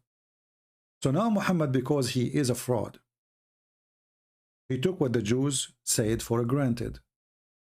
And suddenly, the man with the two horns become a prophet in the Quran, and Allah speaking about him.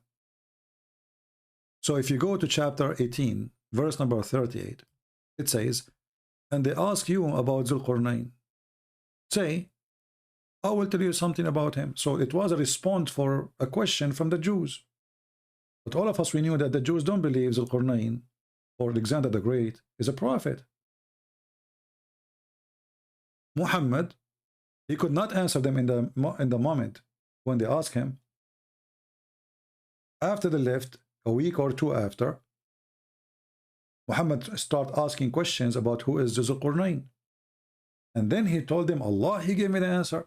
And then suddenly, we have a story which is written in Syria by a person, his name is Yaqub, speaking about a guy with his name with the two horn, the same exact story, who established in the earth, who conquered it. And then this guy, but it's a fiction story. Muhammad, he took it, he put it in the Quran. He kept going until he found the sun sitting in a spring of murky water or boiling water. You see it? And now the Muslims, they work so hard trying to defend those verses. They say, listen, CP, this verse here, it does not say that Allah is saying that the sun is sitting in the murky water. Rather, it says that it appeared to Zulqarnain that the sun, from his perspective, where is the word perspective? Where the guy is not even talking to Zulqarnain until now. And it says he found it. So did Allah report a false find?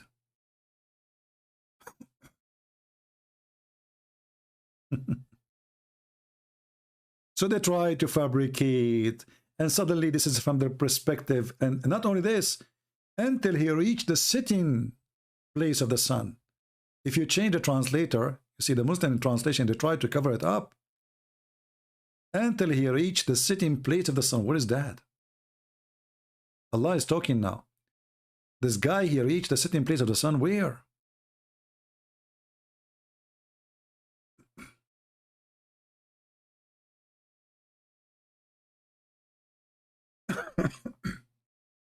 I hope I will not get sick because it's so cold. How do you feel when you do that night when you bring a Muslim to Christ? You know, always, for sure, it's a great feeling, because, you know, it's like you put a seed and you water the seed and you keep checking on them, and, you know, and then you want to be sure that they will not be frozen and they will not die, and etc. And then they become a tree and become a fruit. That's wonderful feeling, right? That's what we are here for, you know. So as you see here, Muhammad, he is a fool, and he always he take the trap. As an example, different example, which is a clear proof actually that Muhammad is a fraud. I will show you this one, and I hope everybody will keep the reference.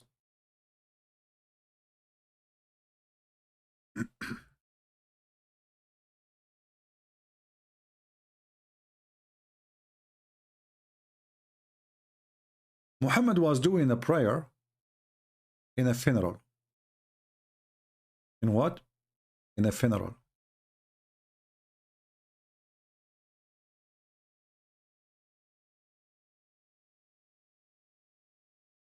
A Jewish rabbi, he walked by. A Jewish rabbi, he walked by. The Jewish, he said to Muhammad, this is how we do it. Look at the reaction of Muhammad. The Prophet, right away he said, sit down, act differently. Do you see it?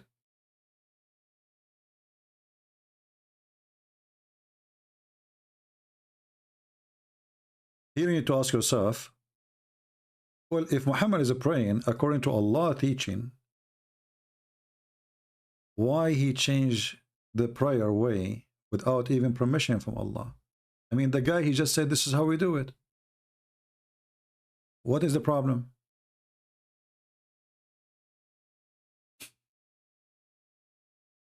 Do you see the fraud? In the speed of light, he changed the way he pray. Just because a Jew, he said, this is how we do it.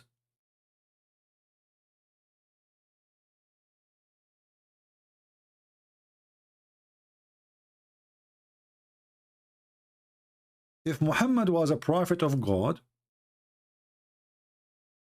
and he is praying according to Allah order to him how to pray, then Muhammad will never change anything. So what if the guy, he said, this is how we do it? But because Muhammad, he knew that he is being accused, that he is a thief, and he tried to copy the Jews.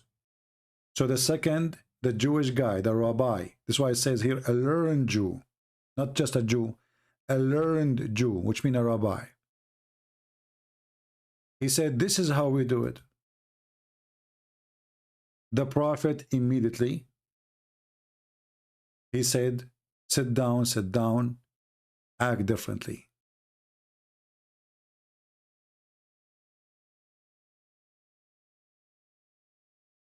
The same story about the punishment of the grave.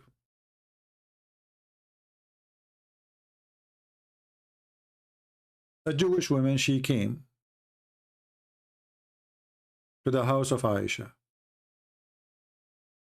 and she told her that most of the punishment of the grave is from the urine. Aisha, she said to her, you are a liar. And she was fighting with her about this topic. Muhammad, he come from the bedroom. He said, what's up? She said, husband, this woman, she is saying that there is a punishment of the grave.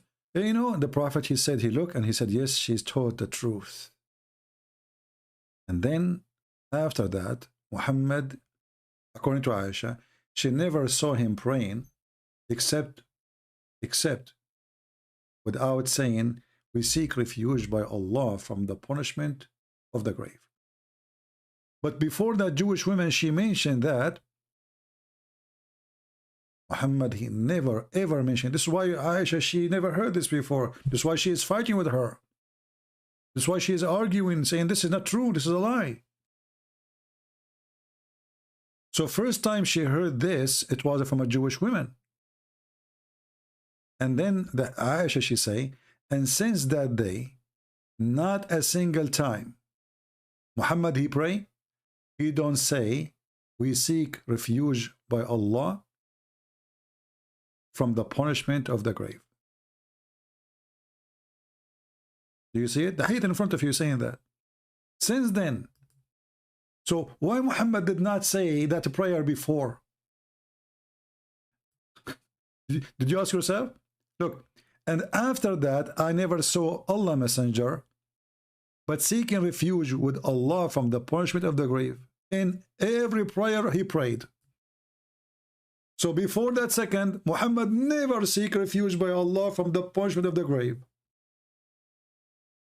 This is why Aisha, she never heard of it before. Now, suddenly, in every prayer, Muhammad, please seek refuge from the punishment. Look, what happened? Obviously, he just learned from the Jew. Isn't it obvious? It's obvious.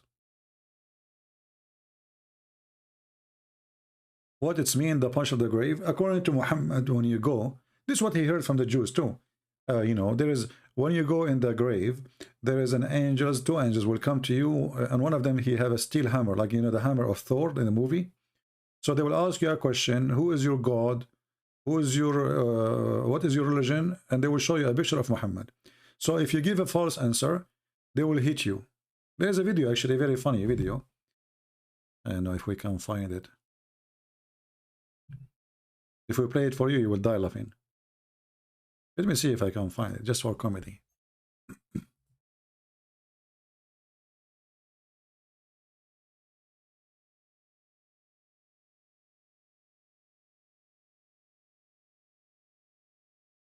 I don't know if people, they download this video. I told them to download it because it took us last time a lot of time to find it.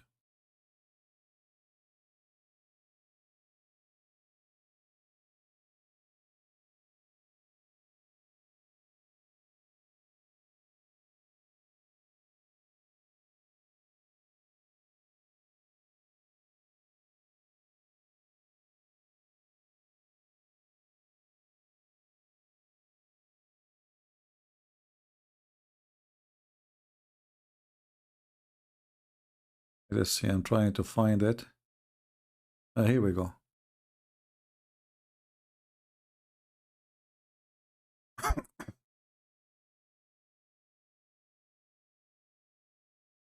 This is a guy from Pakistan, the country of peace and mercy and tolerance. And he will teach you about the punishment of the grave. Are you ready? Who is ready here? Are you ready? I'm warning you. I mean, this is really... I'm afraid first that many of you will convert to Islam after you see how true what this guy will say to you. It's really touchy. Oh, this is not him. I want the guy.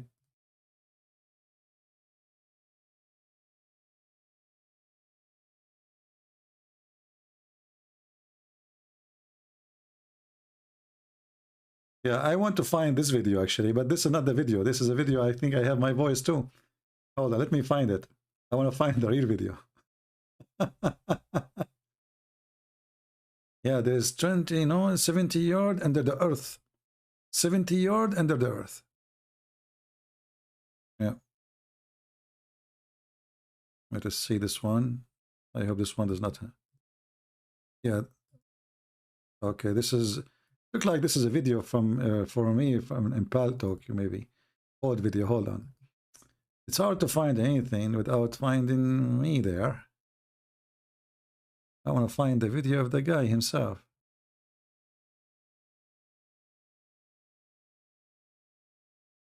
Anyway, if you watch it, you will die laughing from the stupidity. It's good to find it, but last time we found the original video and we asked people to download and repost, but looked like nobody did it.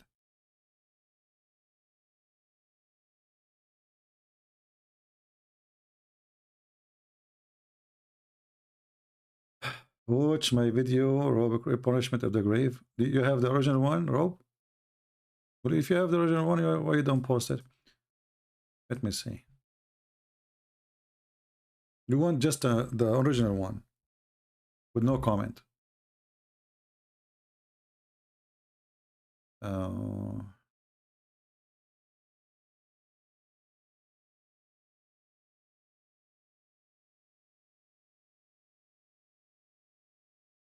And let's see.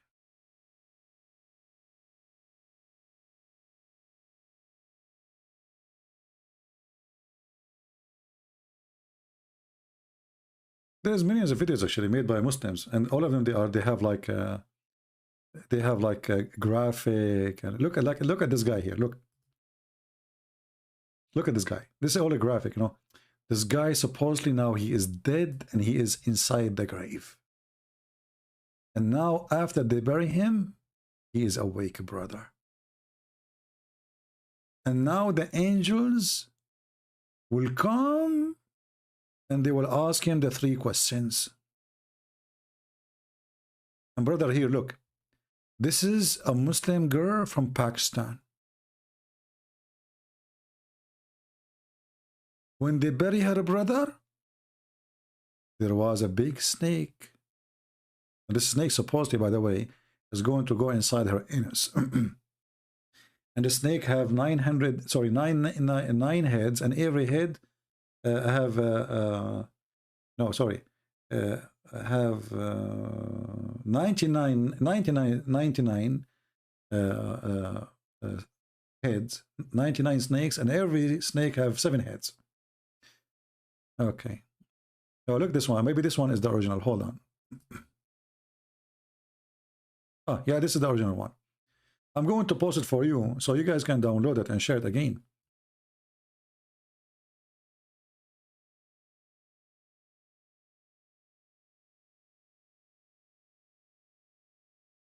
Before I start playing it, how many of you will play the video? Will download the video? Promise me. I want you to download this video and share it everywhere. The story has been taught by many Muslims, but the impression in the face of this guy is special. All right?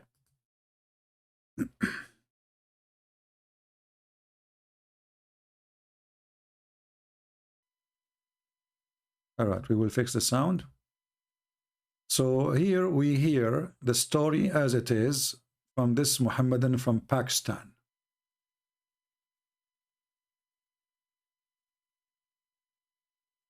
وَحْلُلْ عُقْدَةً مِّن لِّسَانِي يَفْقَهُوا قَوْلِي.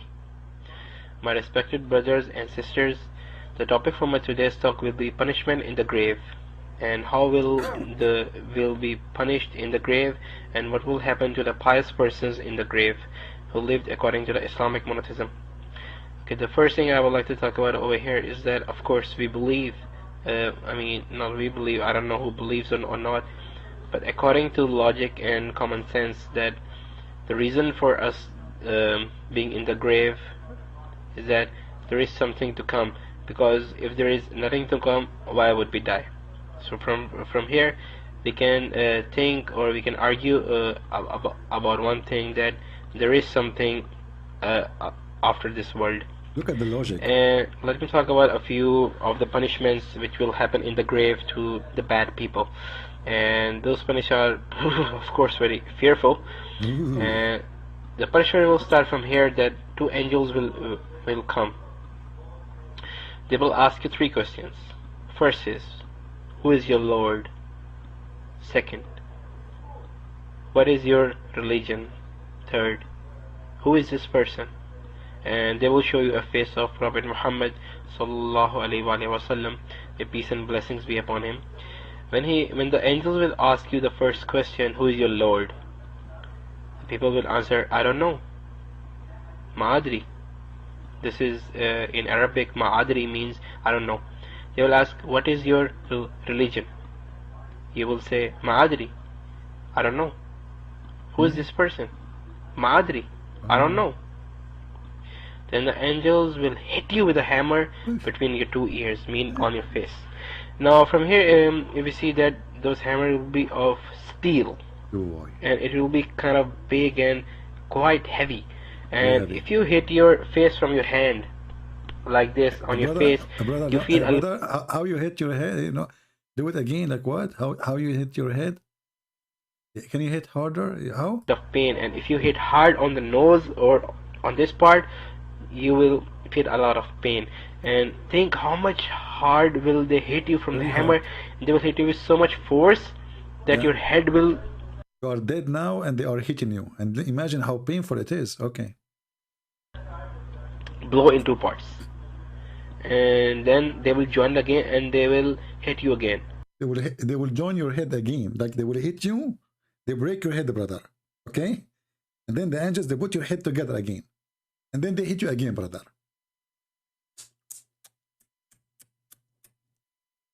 This is the story of Muhammad. This is Muhammad, by the way. This is the face of Muhammad.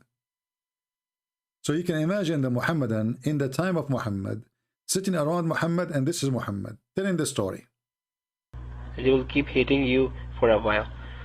And if a person thinks that with how much force and velocity will they hit me, that hammer, that with only one hit, my head is gonna break up into pieces. Two pieces? Whoa. Oof. Okay, then from then there will come snakes in the grave. And those snakes are not snakes which are found in this world. No way. They are snakes which will come from hell. From hell, There will be 90 snakes, 90? Each snake with 9 heads.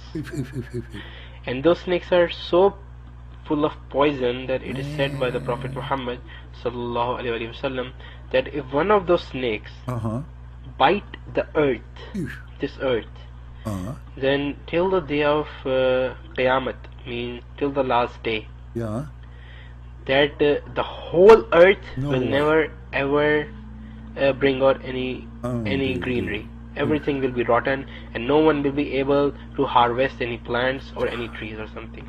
The earth will be so much poison, will be full of so poison, and they will keep biting you.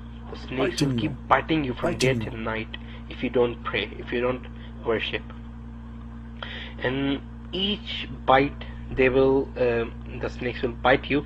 It will take you 70 yards beneath the earth. 70 yards on the earth. I mean, a man, no matter how much powerful he might be, if he grabs something and throws.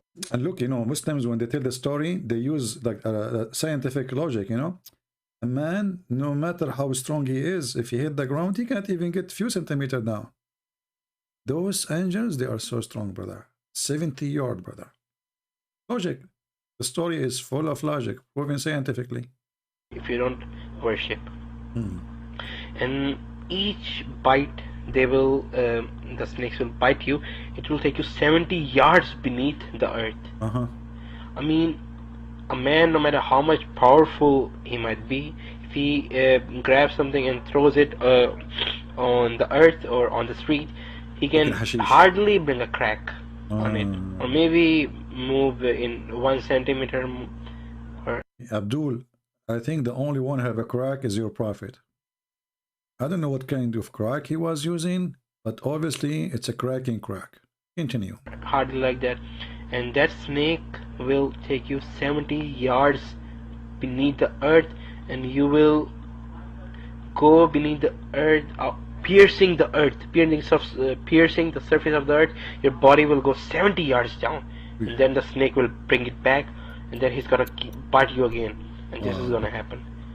Imagine 90 snakes biting you. Each snake have 9 heads and 1 scorpion. Oh boy. And that's This is Tom Cruise.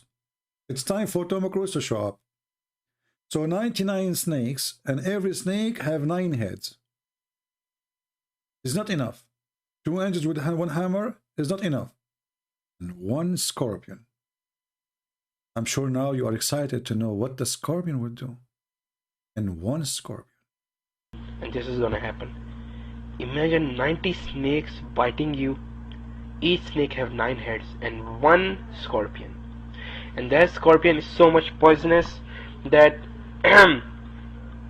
there is a... This is a true story, by the way, that once in Saudi Arabia there was a person who once hit a camel, and it is famous about the camel. I mean, it's a fact about the camel. If you hit the camel is gonna take revenge. Ooh, be careful. So, if you hit the camel in Saudi Arabia, the camel will take revenge. Yeah, be careful. Who once hit a camel, and it is famous about the camel. I mean, it's a fact about the camel. If you hit the camel is gonna take revenge. Ooh, be careful. So there was this guy in Saudi Arabia. He once hit a camel, and then at night when he was about to sleep. By the way, this is a true story. In case you don't believe me, just once there was a guy in Saudi Arabia. He hit the camel. It's true story. I could take a note, please, because you might laugh at it, but this is true story. Ooh, be careful.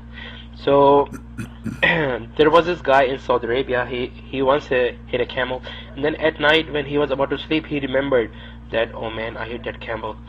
And when he was peeking out of the out of his door, he saw the camel standing outside, and he knew that camel is gonna catch me, man. I need to run. And he was in a tent. He was not in a house. So he began running, and while running, the camel started to follow him. And the camel was following, and the man went to a graveyard. And in the graveyard, he saw a grave which was a little bit weak. I mean, it was not, you can say, hard or firm. Yeah. So he broke the grave and he went inside. And inside, he saw a scorpion, a small scorpion, a strange kind of scorpion. Yeah. And he was stinging the dead body, and he got a little bit afraid. That scorpion came out of the grave. Look! He is look how tiring the story is. The guy is touching his head, his face. It's a lot of pressure, a lot of stress. Staying this story is not easy. We are talking about snakes will go inside your inner. That's why the Muslim Sunni, when somebody he die, they push a piece of cotton, big one, inside the anus. So those scorpion and those snakes will not go inside the anus. Strange kind of scorpion, and he was stinging the dead body, and he got a little bit afraid. That scorpion came out of the grave, and he saw the camel coming. He stung the camel, and the camel all of a sudden died. And it is famous about the camel that if a snake or any deadly animal bites or stings the camel, it takes at least 7 to 8 days for the camel to die, because camel absorbs the poison very slowly. Okay. And when the scorpion stinged him, he died at once. And then the man came outside. He saw the camel. Brother, did you notice, brother, that it's very famous, brother, that the camels, they can handle like you know, like the poison, or if a snake, or take them up to 8 days. But this is scorpion is different. This is coming from hell. He died at once, like bing, and the guy is dead. His tongue is out at once. It's not even a second. And you are telling me Allah is not a true God? You don't believe? If I am you now, you should accept Muhammad. Otherwise, this will happen to you in the grave. Aren't you worried, all of you, that there's 99 snakes? Each one of them have 9 heads, is going to go into your anus? Aren't you? Aren't you that you're afraid that they will hit you with the hammer, and they put you together, put you with the hammer, put you together? You are dead now and you are tortured? Aren't you afraid at least from the scorpion? I don't know. I feel sorry for you. But if you accept Prophet Muhammad, brother, The angel will ask you, who is this guy? You say Prophet Muhammad. You say, good boy, enjoy the grave, Abdul. You are fine. Do you want porn or Netflix or both? Snake or any deadly animal bites or stings the camel, it takes at least 7 to 8 days for the camel to die, because camel absorbs the poison very slowly. And when the scorpion stinged him, he died at once.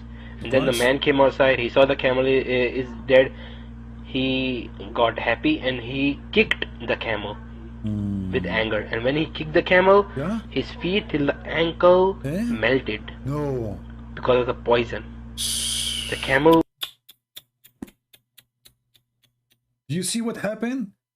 Now the scorpion did not sting the guy, sting the camel. The guy, he hit the camel because now he's happy. The camel was chasing him.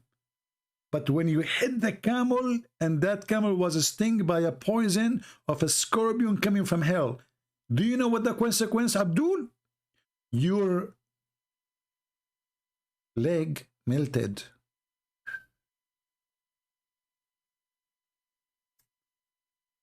He just touched the camel. He hit the camel with his foot. His legs melted. Look at this. Those are the one who joined ISIS. Look at this.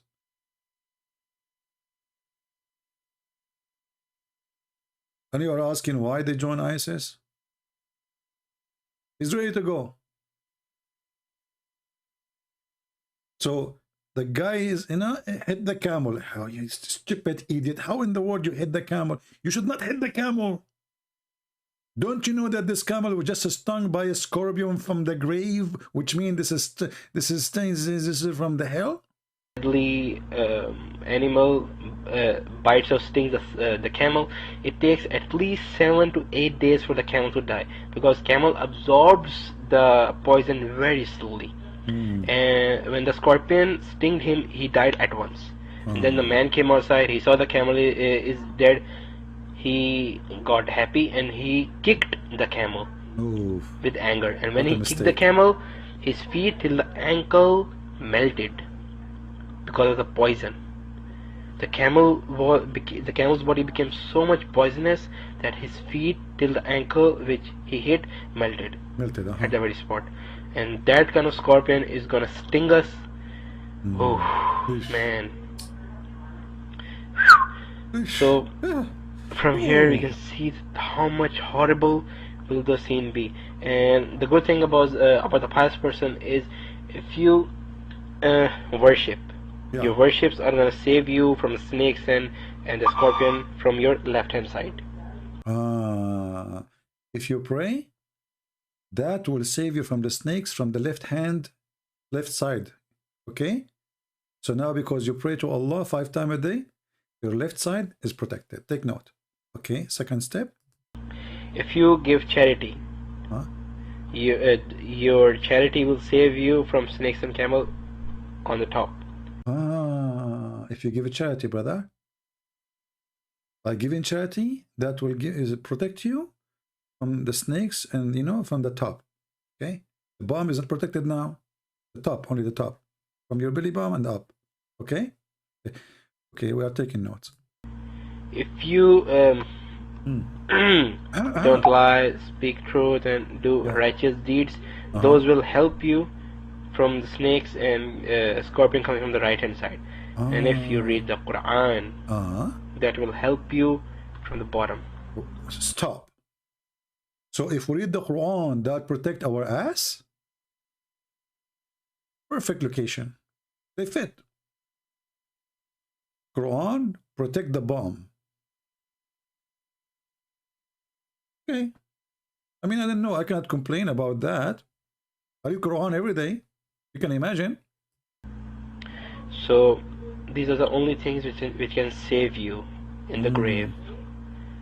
So think about it. It sounds horrible when a person thinks about these things. Yeah. That such poisonous snakes and such a poisonous scorpion is gonna sting us, and snakes are gonna bite us. So before you die, Yeah. you need to save yourselves from the punishments in the grave. Because that he scared me. Yeah. I don't know what you want your fate to be. It's up to you. You decide it. It's up to you. You decide it. Assalamu alaikum wa rahmatullahi. Assalamu alaikum rahmatullahi wa barakatuh.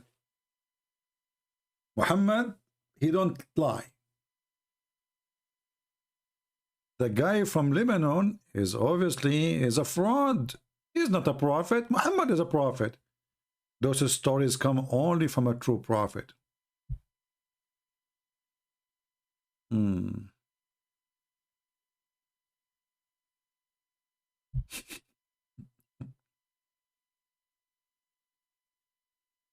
This is the smart, intelligent religion. And this is why, you know, I'm so glad for you and people in Europe. And I'm so glad that Biden is bringing us, you know, Taliban from Afghanistan. This is what he brought us. Those stories coming with them.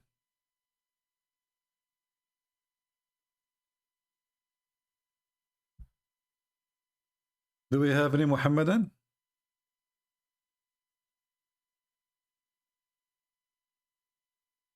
You know, for me, I am not really worried about those things because I have different way to keep the angels of Allah and the scorpion and etc. I have my socks. Our socks smell so bad. So all what I need, I will tell them to keep my socks in my feet. And I challenge the angels of Allah, the snakes of Allah, the scorpion of Allah to get even close to my socks. Actually, according to United Nations, they describe my socks as a mass destruction weapon.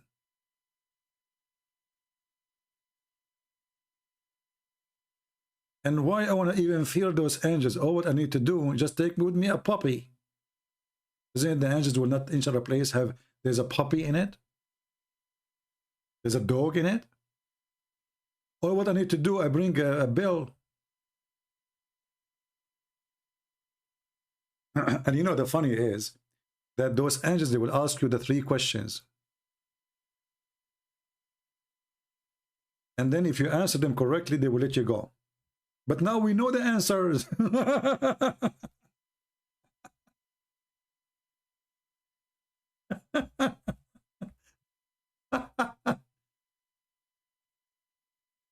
What the point of the exam if we know the answer already now?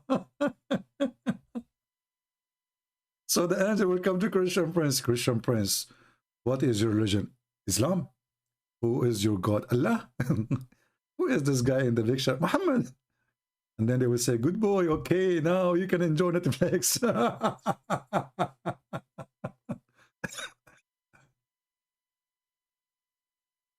Oh boy, what a stupid cult. We know the answer now. Oh boy.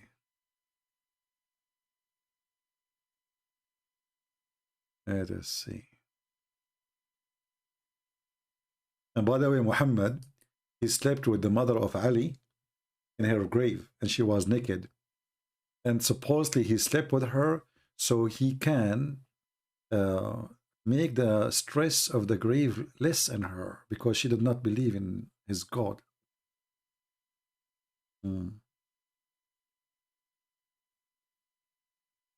Yeah.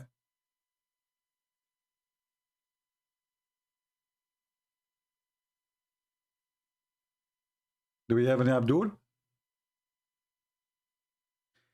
And this is the religion they try to fool people in the West, in the East, Chinese, Korean, American, you name it. Trying to fool them by making videos about scientific religion. Quran is a book of science in total agreement. How the Prophet, who is illiterate 1400 years ago, he say this and he say that. You know?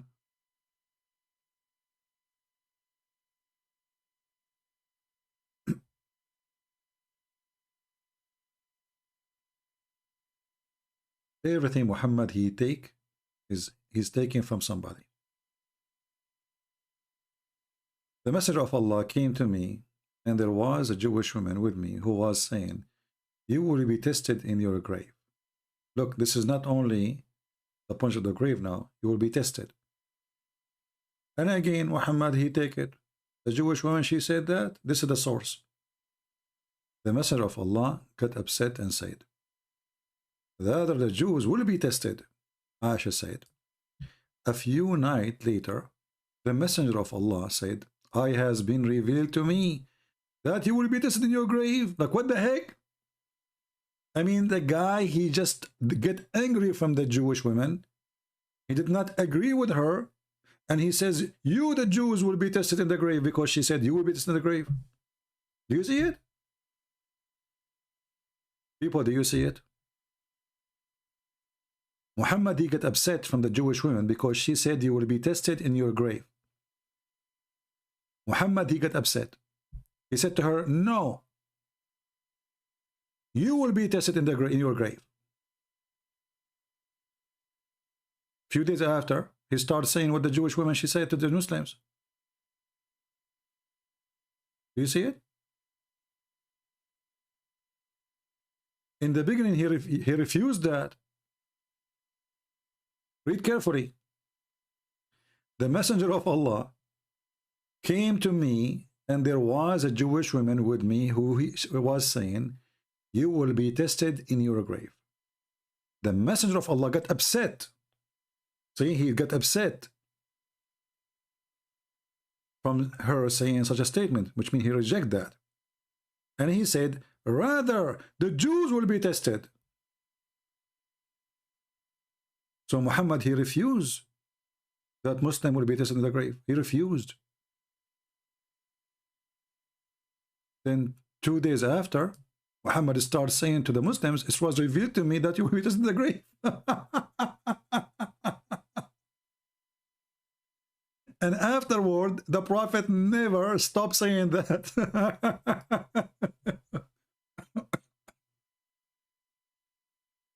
Oh boy. Do you see how fraud can be exposed so easy? Very easy. He refused it. He said, no, the Jews will be tested. And then after that, he starts saying exactly as the Jewish women to every Muslim. And now, not only that, he claimed that it was revealed to him. But he never said that before. She never heard it from Muhammad before. After the Jewish woman, she said what she said. And Muhammad, he rejected that. He claimed that only the Jews will suffer from such a thing.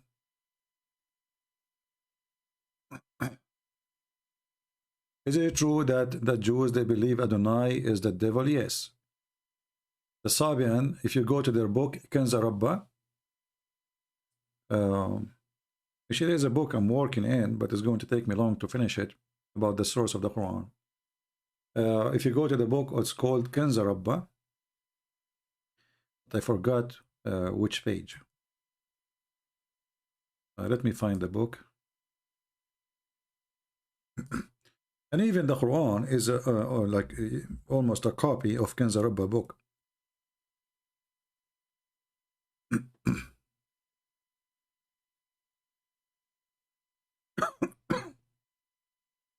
Kanza Rabba is Rabba from Rabb. Kanz mean treasure.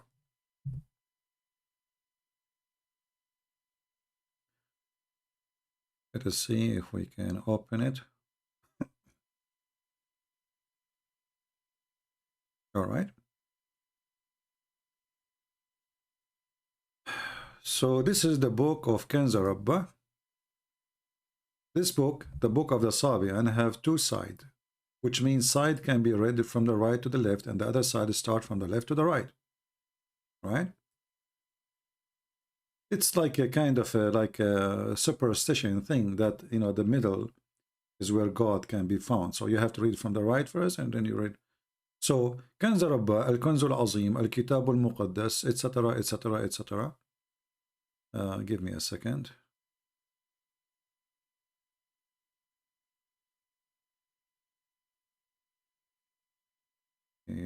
For some reason, my computer is not working with this thing.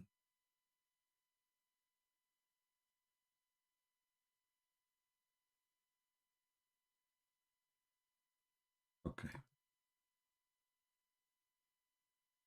Yeah, if you read actually, you will think that you are reading the Quran.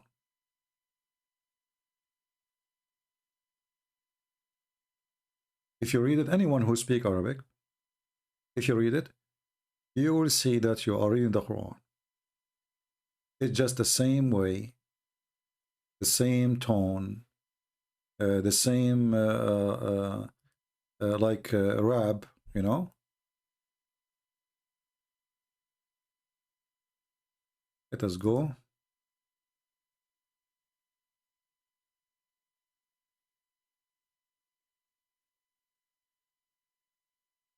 The first page is at-Tawheed. The first page is at-Tawheed. التسبيح الأول. بسم الحي العظيم. Those who speak Arabic, they can read it and they can see what I'm talking about. Tawheed, he took it from there, Muhammad. And then we find that a Jewish man, he was correcting him about Tawheed.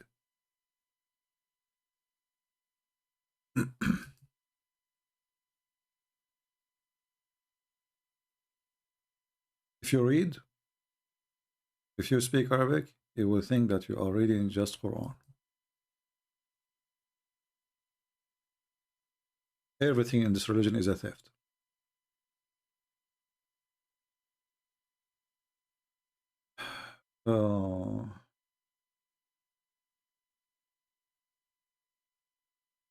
Yes, in the Quran, it says that Isa, when he was born, he spoke from underneath of her. Actually, they are confused about who was speaking from underneath, but it's confirmed that when the Jews, they came to her to marry, supposedly, she pointed her finger at her son, and the son, which is Isa, he spoke.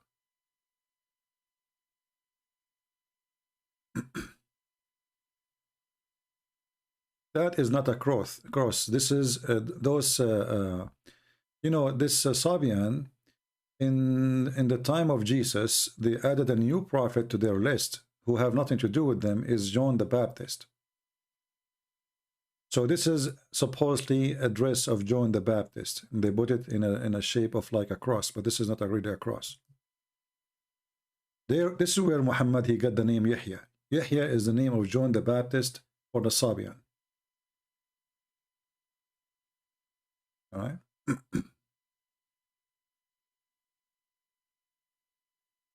You know, we can make special videos about this religion to show you how Muhammad, he stole from them. But the problem for me will be that you guys don't speak the language, and that will make it really, you will not enjoy it.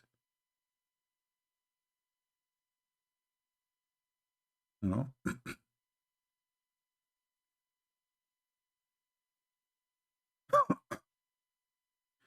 But those who speak Arabic, they will be able to notice right away how Muhammad is a thief and he is stealing from their books.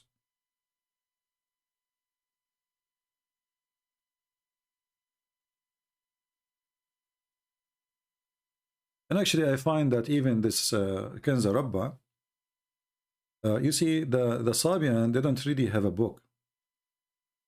So what this Kenza Rabba is, let us say, is a collection what they believe it used to be exist. You know what I mean? So they don't have an original book or even a manuscript of their original book. The one is called Kenza Rabba. What they have is it's the same as when Muslims, when Muhammad he died, after his death, they start collecting the Quran. But this process happened long after for the Sabian.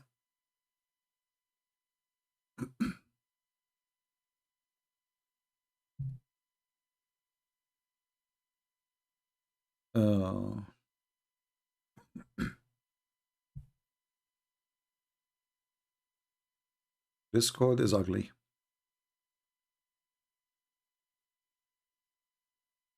Yeah, so you keep going like this, and then until you arrive, this is Kanza Rabba from the right, and then you arrive where it says Kanza Rabba from the left, and that, you know, will be, here we go, this is the second book. It's not really a book. I mean, it's a book, but it's small.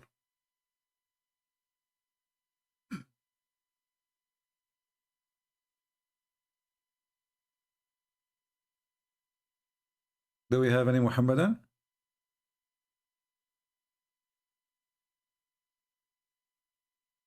Well, I was expecting today, because it's a Friday, we will have more people, but I mean, sadly we don't. So maybe we will finish for today. And I don't know if tomorrow we will have a 20,000 to come back tomorrow, but if not, you know, we will see. When this book was written, as I said, this book is not really written, supposedly the Sabian is a very old religion. You know, Sabian, this is why the Sabian, they hate the Jews. They believe that Adonai, the God of the Jews, is the devil. And in their book is written because he ordered the Jews to do circumcision. And for them, this is evil. So the original book of the Sabian is not exist. They don't have it. And it should be written in Aramaic, not in Arabic. This book is a collection of what they believe is left of their ancient religion. And the Sabian, they believe, or a historian believes, that even the Egyptian, the Pharaoh himself, was a Sabian. This is why actually the Sabian, they hate the Jews, because Adonai, the God of the Jews, he killed their people. He killed the Egyptian.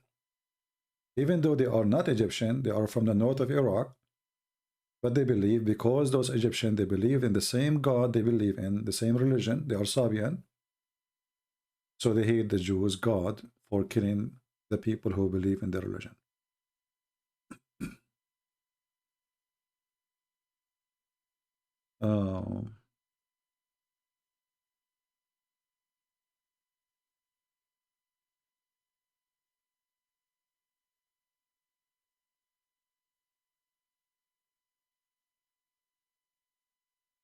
Actually, if you read here with me, who can read Arabic here?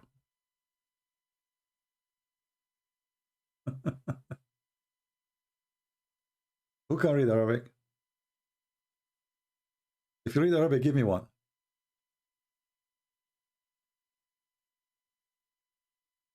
If you read Arabic, give me one. If there is any Muslim who read Arabic, if you are a Muslim especially, and you read Arabic, give me one and text me in Skype. I will take your call. Do you see the disaster in front of your eyes? This is where Muhammad, he got this story about the genie, and Suleiman controlled the genies. Read it. Read it.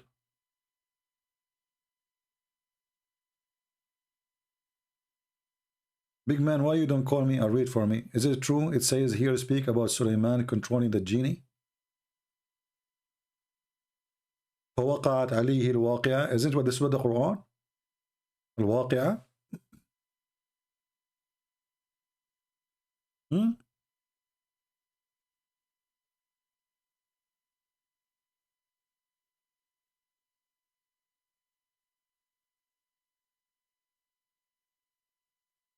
It's exactly the same.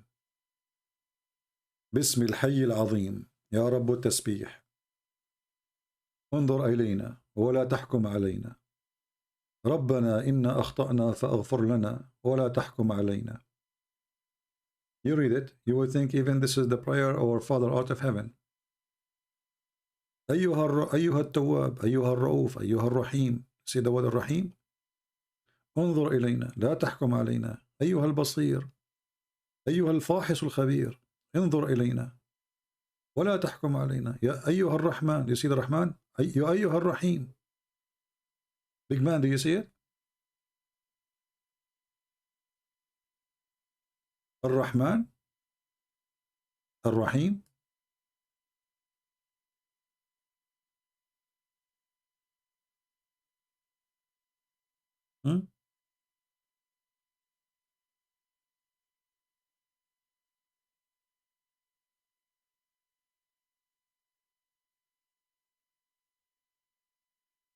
Hmm.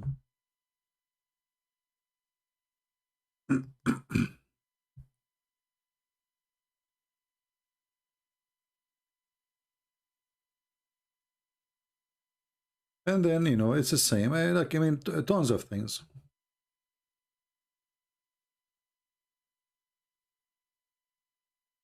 Used by Islam today are also taken from pre-Islamic. For sure, it's a pre-Islamic, but Muhammad, he destroyed it. See, not Muhammad, the Muslims, they destroy it. the moon, the lunar, is even the Jews, they practice. Those people, they practice too, the lunar. It was the most popular calendar everybody in the Middle East used, even in Europe. But what happened, the Muhammadan, when they adopted the lunar calendar, which the Arab used to have before them, they changed the beginning of the year. So now they don't have a new year, fixed day. The day changed because they changed the beginning of the year to be the month when Muhammad, he immigrated or migrated out of Mecca. This is why you see the Muslims, they celebrate Muhammad's birth sometime in August, sometime in December, sometime in January, sometime in February. Their calendar keep moving because they are not using the correct calendar, or let us say the most accurate calendar the Jews or the Arab used to use.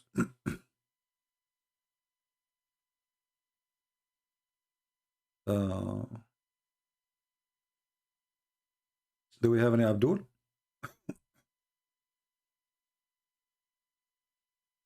Hey, my friend, this guy Michael, obviously he is mentally ill and he is seeking just attention. So let me hide him and don't waste your time with him. You need to remember, there are some people here, they come just because they are seeking attention. So they say things, stupid things. So you can, you know.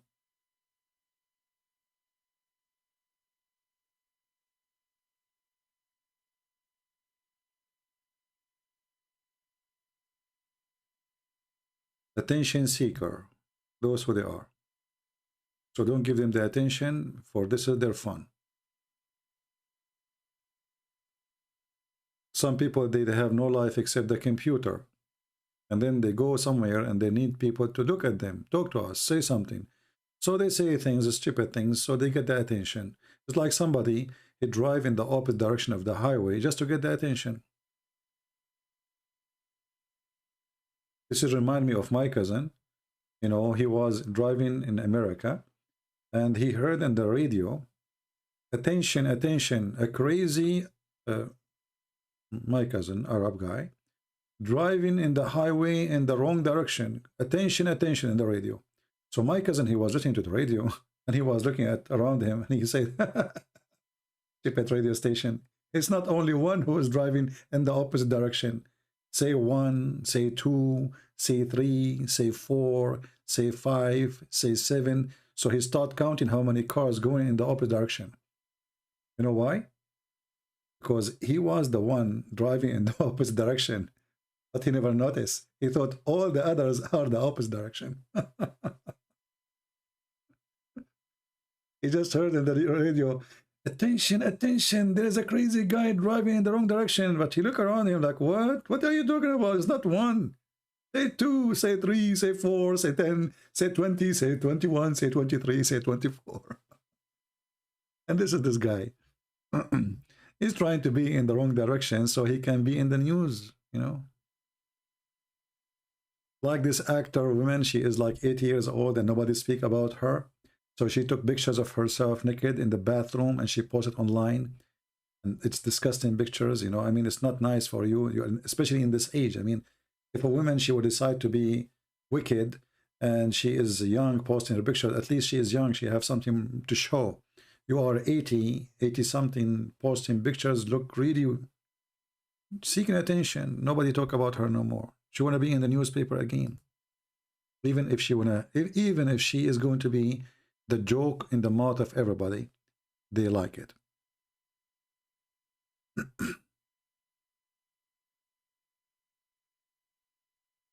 Do we have any Abdul? Let us see.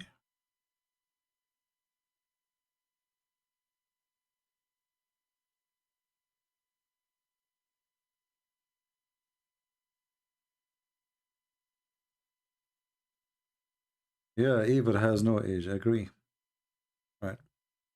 And there is, there is people, they seek fame, they live for fame, they die for fame. Like those people, they want to have more view in, in many apps. So they want to take a picture in a very dangerous location on top of a cliff or something, and then they die. People are stupid, they do stupid things for the sake of fame.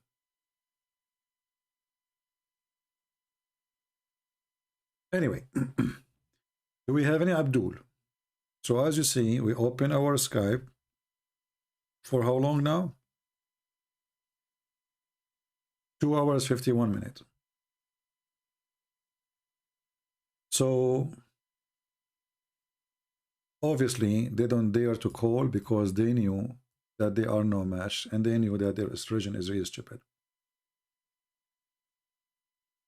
Allah is in a Kanza Rabba, like Lord of the World, so is also taken from Kanza Rabba. First of all, Kanza Rabba is the one we see right now is in Arabic, but the original Kanza Rabba is not in Arabic.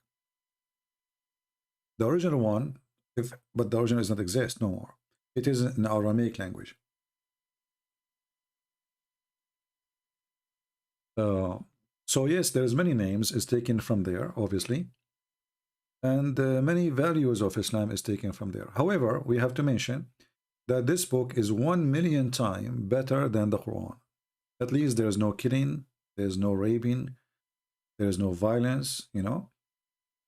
There's things you don't agree with, obviously, because they believe that there's ranks of creators, there's many creators. Like they have angels, they call them the Athariyun, and those, each one of them, he have a rank about what he create and what he do.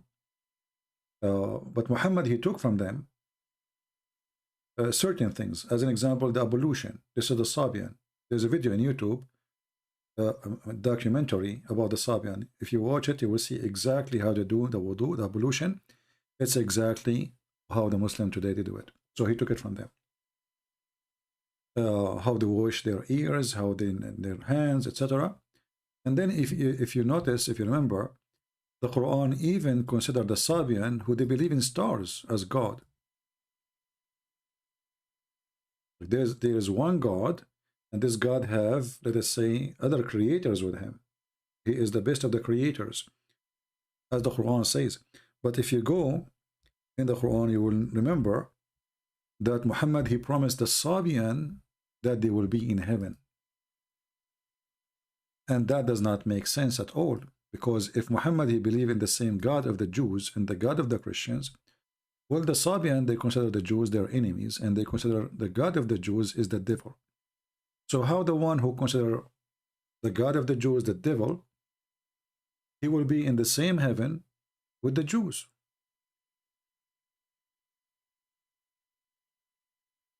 You know what I mean?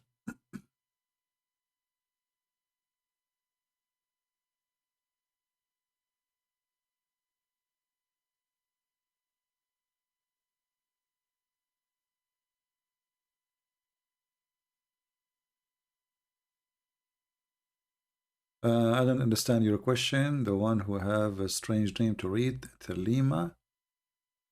Does anyone know the verse where Allah says something along the lines? What does that mean? The verses Momo is reciting all come from me, not that suspicion guy he hang with. Well, I don't know if you... I'm confused with the translation.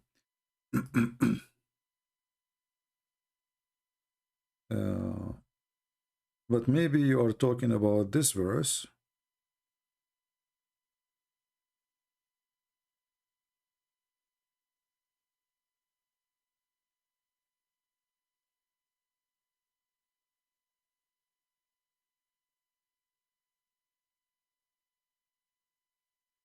When people, they accuse him that he is stealing Quran from 2 slaves who they are from Iraq, north of Iraq. Obviously, they are Sabian. Or maybe Christian, we do not know. But they speak Aramaic.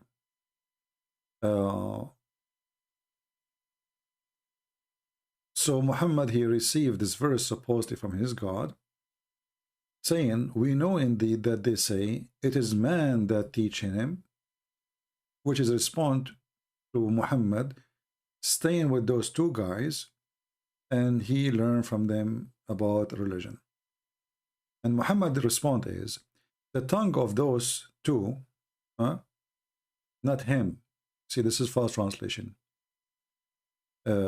Of those who teach him, they are, they have a wickedly point, and those people, they have a foreign tongue, while this is a pure Arabic and clear. So the response is that, well, if I am learning from them, then how my Quran is in Arabic, clear Arabic. You remember yesterday we have a guy from Iraq, he himself from Iraq. We asked him, is the Quran clear Arabic? He agreed it's not.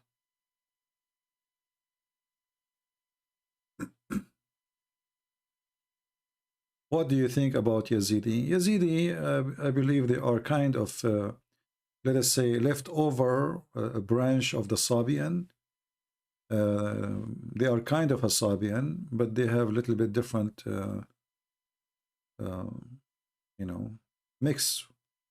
All those religion is a mix of fictions, superstitions, etc. However, the Yazidi,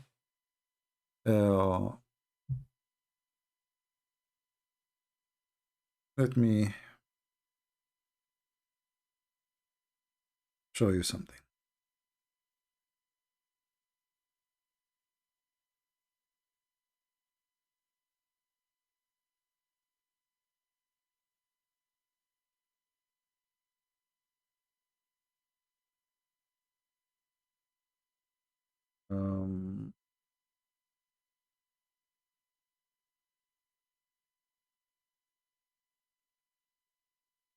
I'm trying to find a hadith, but let us see if we can find it.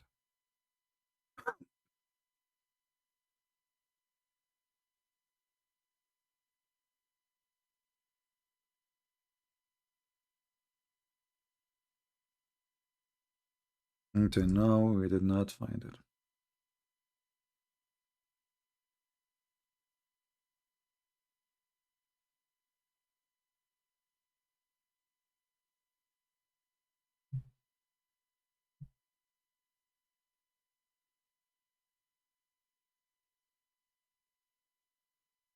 Let us see here.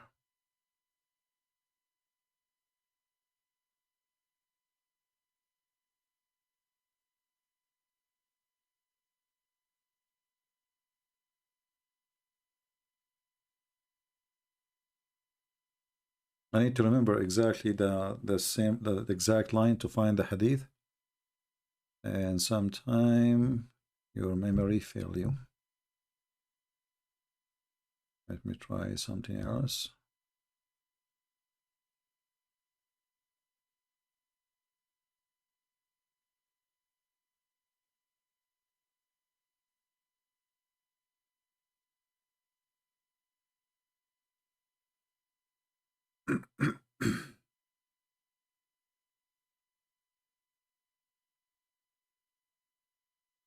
Yeah, I'm trying to remember. However, the teaching of Islam about Satan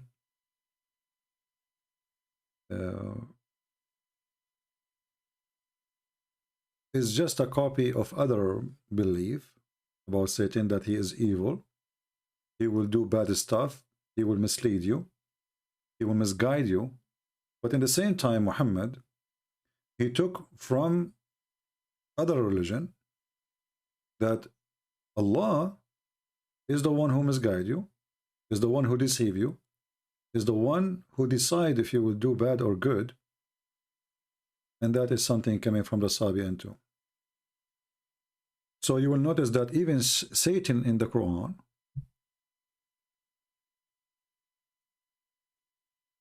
he is a victim of Allah,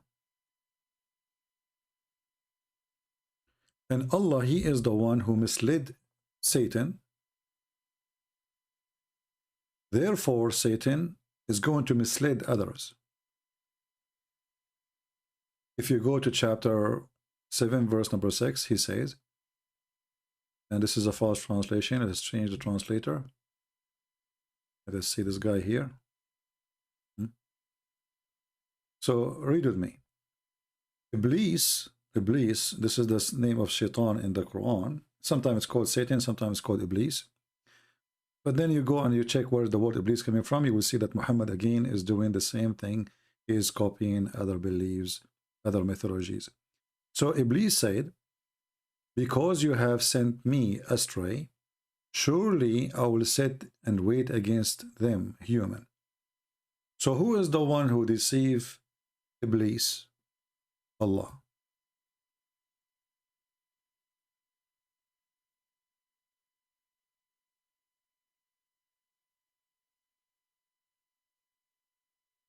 And this is in the Quran.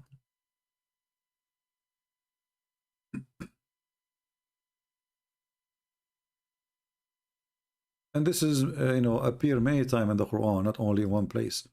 So if you go here as an example,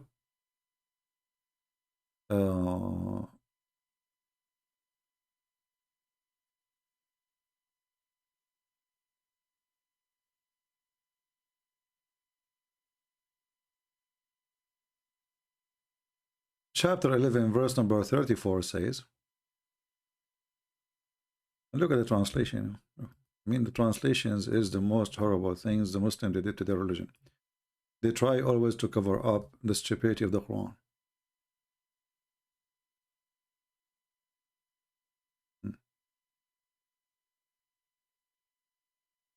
And my advice, you will not profit you, even if I wish, to give you a good counsel, if Allah will, is to keep you astray. This is supposedly Noah talking. So the idea of Islam is they took certain names and then they make those names characters in a story, and those names like Noah, which exist in the Bible, suddenly he say things which doesn't make sense. So Noah is saying, if I want to give you a good counsel, but what the benefit if Allah, He wants you to be astray? Do you see it? And here you see how the story changed, because this is mean that the people did not listen to Noah because Allah don't want them to believe in Noah. Not because the people, they were bad. Do you see it? So Noah is making it clear, well, my good counsel will not help you anyway. Why? Well, if Allah want to keep you astray, what I can do? He is your Lord, and to Him you shall return. What the difference between Yazidi and Sabian? There is a difference. First of all, there is a sect. It's called Islamic sect. It's called Yazidi. This is a different one. I'm assuming that you are asking about Yazidi in the north of Iraq, right? Or you are talking about Yazidi who they are Muslims. Which one is the one you are talking about?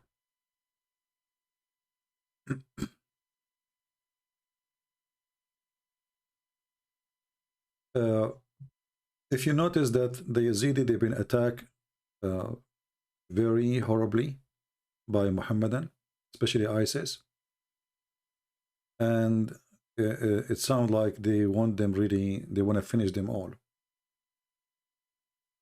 The reason the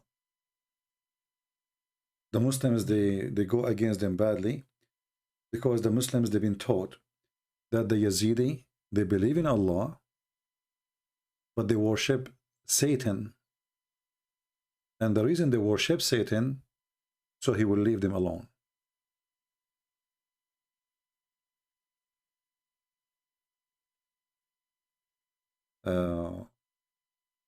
So there is many stories about them, and I'm very sure that there is a lot of let us say a lot of lies about them too. However, the most information we know about them, because they are very close religion. They are like the same as the Druze.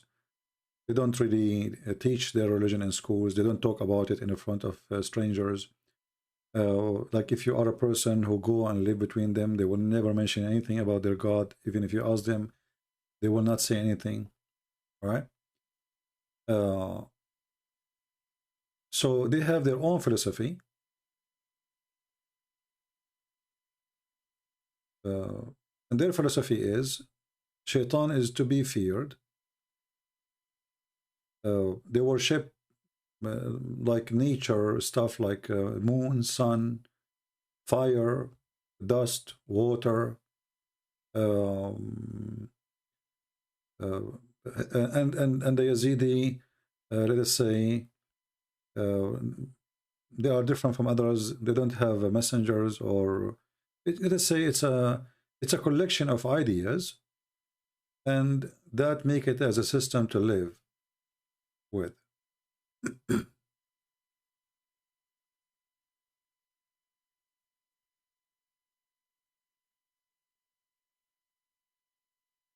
I don't know if I was able to, but there is not too much really information. The same as the Druze. The Druze, they were like a hiding religion. Nobody really knows much about them. They have a books. The book, it's called the Book of Wisdom. But they don't allow people to learn their religion. They don't talk about it in the public. When they speak, the Druze, they claim that they are Muslims like everybody, and they believe in Allah, the same as everybody. But the second you start studying, you will find that the Druze, they have a different religion from Islam. As an example, they believe that Al-Hakim bi Amrullah Al-Fatimi is Allah. Is Allah on earth. And he have a son. His son is Hamza al-Bahlawan. And the Book of Wisdom is 7 letters between the son and the father. So you will find yourself looking at like as if they are trying to be the other Christianity, but it is an Islamic religion. So in one hand they say our book is the Quran. This is the only book we have. But in reality they have a book. It's called the Book of Wisdom, the letters of wisdoms, which is 7 letters between the Caliphate of Al-Fatimiyin. And this guy Al-Fatimi is mentally ill. As an example, he forbid the population of Egypt from eating, I don't know what the word in English, let me see. Let me try to find it. Mulukhiyya, in Arabic, Mulukhiyya.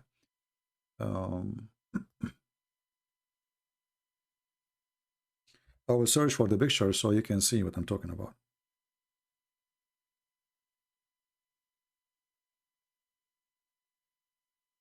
However, by the way, about the Yazidi, those who the Muslims they kill, the ISIS, then we don't have any history of them being bad people, even if they worship Satan. And as I understand, they do, like, let us say, they have a special respect to Satan, so Satan will not hurt them, like they obey Satan, let us say. But maybe in the front, the satanic cult, but they don't go and rape and kill. Islam is the opposite. Islam claim that they are against Satan, and then they go and rape and kill and do jihad and do suicide bombing, etc. So this king, the Al-Hakim bi Amrullah Al-Fatimi, he forbid people from eating this dish, which is a very famous dish in Egypt, for 7 years. Why? Because he liked it.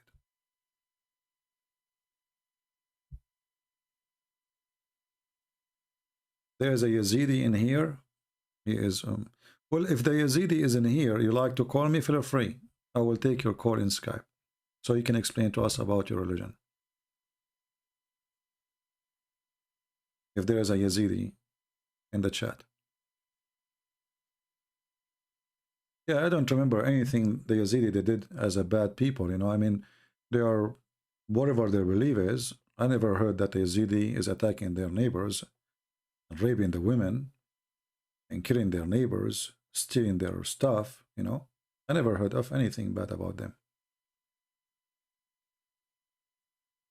So the appearance that they are like a bad religion, but the people, they never did anything wrong. So Renewer, if you like to call us and tell us what is the Yazidi is, as long as you are a Yazidi, it's better to hear it from you. That will be good. You like to call me?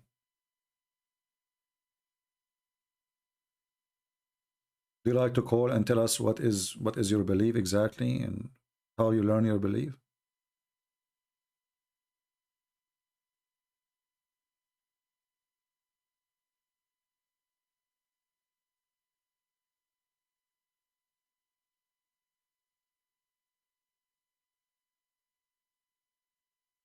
All right. Well, anyway, the Islamic madness is is very well known, and always Islam, try to take over other beliefs and to force people into certain belief. Let us see our friend here.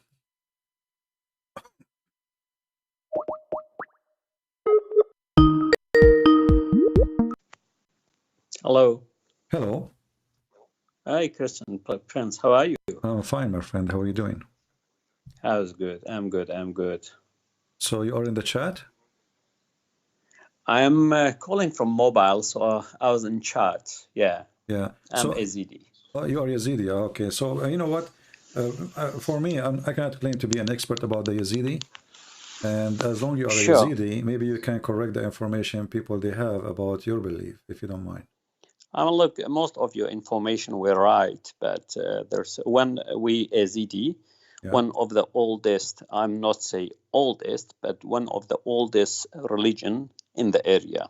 Okay. So, for example, Muslim try to spread propaganda that we are from Yazid bin Muawiyah, but that's a big lie. Yeah, it's not not. true. We know that. Because our religion going back before century. Okay. Right. If you know about Asabi al-Harraniya and Metra religion, it's combination of both basically. It's very close to Zoroastrianism as Zardashtiya. Okay. Because I speak Arabic too. So it's very close. So it's Metra religion basically. We believe in one God, and we think that God gave all authority to Taus Malak to run universe basically, and we don't worship Satan basically. Okay, this is a big lie done by Muslims against our religion. There has been 74 attacks on us throughout the history of Islam. So, and part of our brothers and sisters, they run to Armenia, Yerevan. Nowadays, they live there in Yerevan. And part of Yazidi community, they live in Afrin, which was occupied by Turkey, basically, in north of Syria. Okay. So, with regard, we don't believe in Qiyamah, but we believe that in Istinsakh al-Arwah. Okay. Yeah, to reincarnation. But I have a question about the Yazidi belief. Is it true that the one you call him the angel, the one you mention his name, is the one who refused to bow down to Adam? Look, Taus Malak, basically, when God, it's exactly against Islam. When God asked, for example, all the angels to bow to Adam, and he didn't bow. Say, you are the only one worth worship. I'm not going to bow to something you created by your hands. So, and that makes sense, actually. That makes sense. I mean, why he need to bow down to a human? Exactly. And not only this, the Quran is stupid.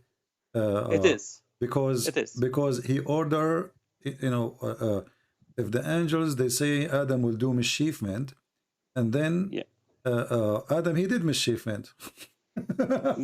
No, exactly. I totally agree. So look, so you are the only one creator. You are the only one worth for worshipping. Yeah. I'm going to bow only to you. I'm not going to bow to something you created. Okay. So it was, in our view, it was a test from God to his angels to see which one will obey, which one not. And at the end, Taus Malak God, because he didn't bow to Adam, Okay. gave him authority to run the universe, basically. So there's no Satan worship in Yazidi religion, and it's not Yazidi, it's Yazidi. Yazidi. Yazidi. Yeah, but you know, if you think about it here, Yeah. you know, first of all, you will notice that Muhammad is stealing his religion from your religion. Yeah. And then you will notice that Tawus Malak, this angel, who refused, and you just said that Allah, he gave him the authority to run the world, Yeah. right? Yeah. Yeah. And actually, this is what I was saying. I don't know if you heard me. Yeah, I did. The Quran says that أغويتني, because you are the one who, you know. لأغوينهم أجمعين. Right. Yeah. So because you did mislead He's me. revenging. Yeah. All right. So I'm going to revenge. And so in your belief now, as long as Muhammad is stealing the story from there as usual, he said it was from somebody. This person, this Tawus Malak, is he a bad person for you as a Yazidi? Or Not at all. Not at all. He's working under the authority of God. Okay. Because he's the best worshipper of God. Okay. And in our religion, basically, bad and good is up to human being. We make decision. Okay. If we do bad, we are responsible. If we do good, we are responsible. So there is nothing in our religion called Satan. There is nothing. Okay, there's no bad side. It's our decision basically. And also, Islam took Zamzam from our. We have Ma Zamzam fi Lalish. You know Lalish. Lalish, yes. Yeah. There's Zamzam. It's all days going back to Ayam to the day of Harraniyin, because Harraniyin they used to worship moon, sun, stars. It's going back to that day. It's very old religion, and it's very peaceful religion basically. You know, very peaceful religion. And we have a book. It's called Black Book, and there's another book anyway. So few books in our religion, but it's only so holy. I will show a picture actually of Lalish, the one you mentioned. Yeah. This is like a spring of water inside like a cave. And this is Lalish, and the Yazidi they call it the light water, something like that. The water of light. It is. It's a very blessing. Yeah. So here you see again how Muhammad is a thief, stealing from the Yazidi. Even the names of the spring in Mecca is not really, and you know, here you need maybe we need to think about it.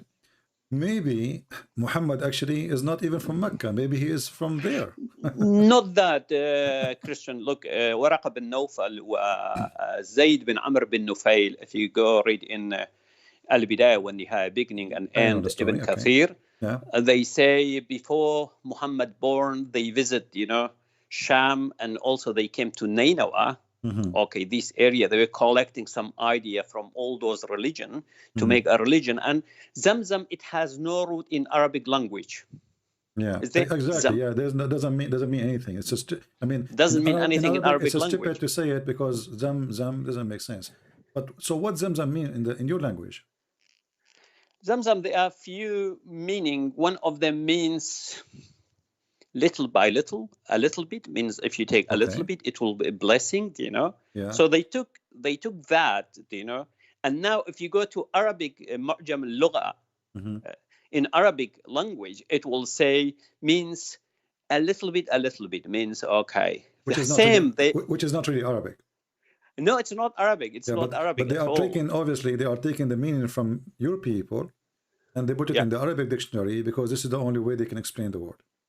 Exactly. Look, Christian, throughout the history, you have been living with the Armenian, Christian, Assyrian. Yeah. No problem at all. And you know that. If you I was just telling them, I never heard of a Yazidi killing his neighbors or doing bad stuff. I never heard of them riding or, you know, they are nice people. They live and, you know. But here, actually, I need more information from you. And that will confirm my information if it's true or not. Yeah. The evolution, I saw how the Sabian, and you said that the Sabian and Yazidi is like a mix with, like Yazidi is a mix between Sabian and Zerdusht, right? But don't No, you... no, not صابئة. الصابئة الحرانية الصابئة الحرانية. يختلف Yeah. عن الصابئة المندائية. I know. Yeah. So okay. Yeah. so the ablution you do ablution, correct? Yeah. Okay. مثل تعميد we do, but it's not exactly, because with this water, but do you have water in your ears and the mouth? Because the Sabian... No, we don't do it. No, we don't do it, because Sabi al-Mandaiya, they do it to get rid of shaitan. They do exactly, yeah. Yeah, no, we don't have that, no. Yeah. But when we born, they take us to that Zamzam water to bless us, that's it. Okay. Yeah, exactly. That's all, basically. Yeah. Now, actually, today, by your help, I'm sure people, they learn something really good. That's Muhammad, he took the story of Adam bowing down to, the forcing an angel to bow down to a man. His name is Adam.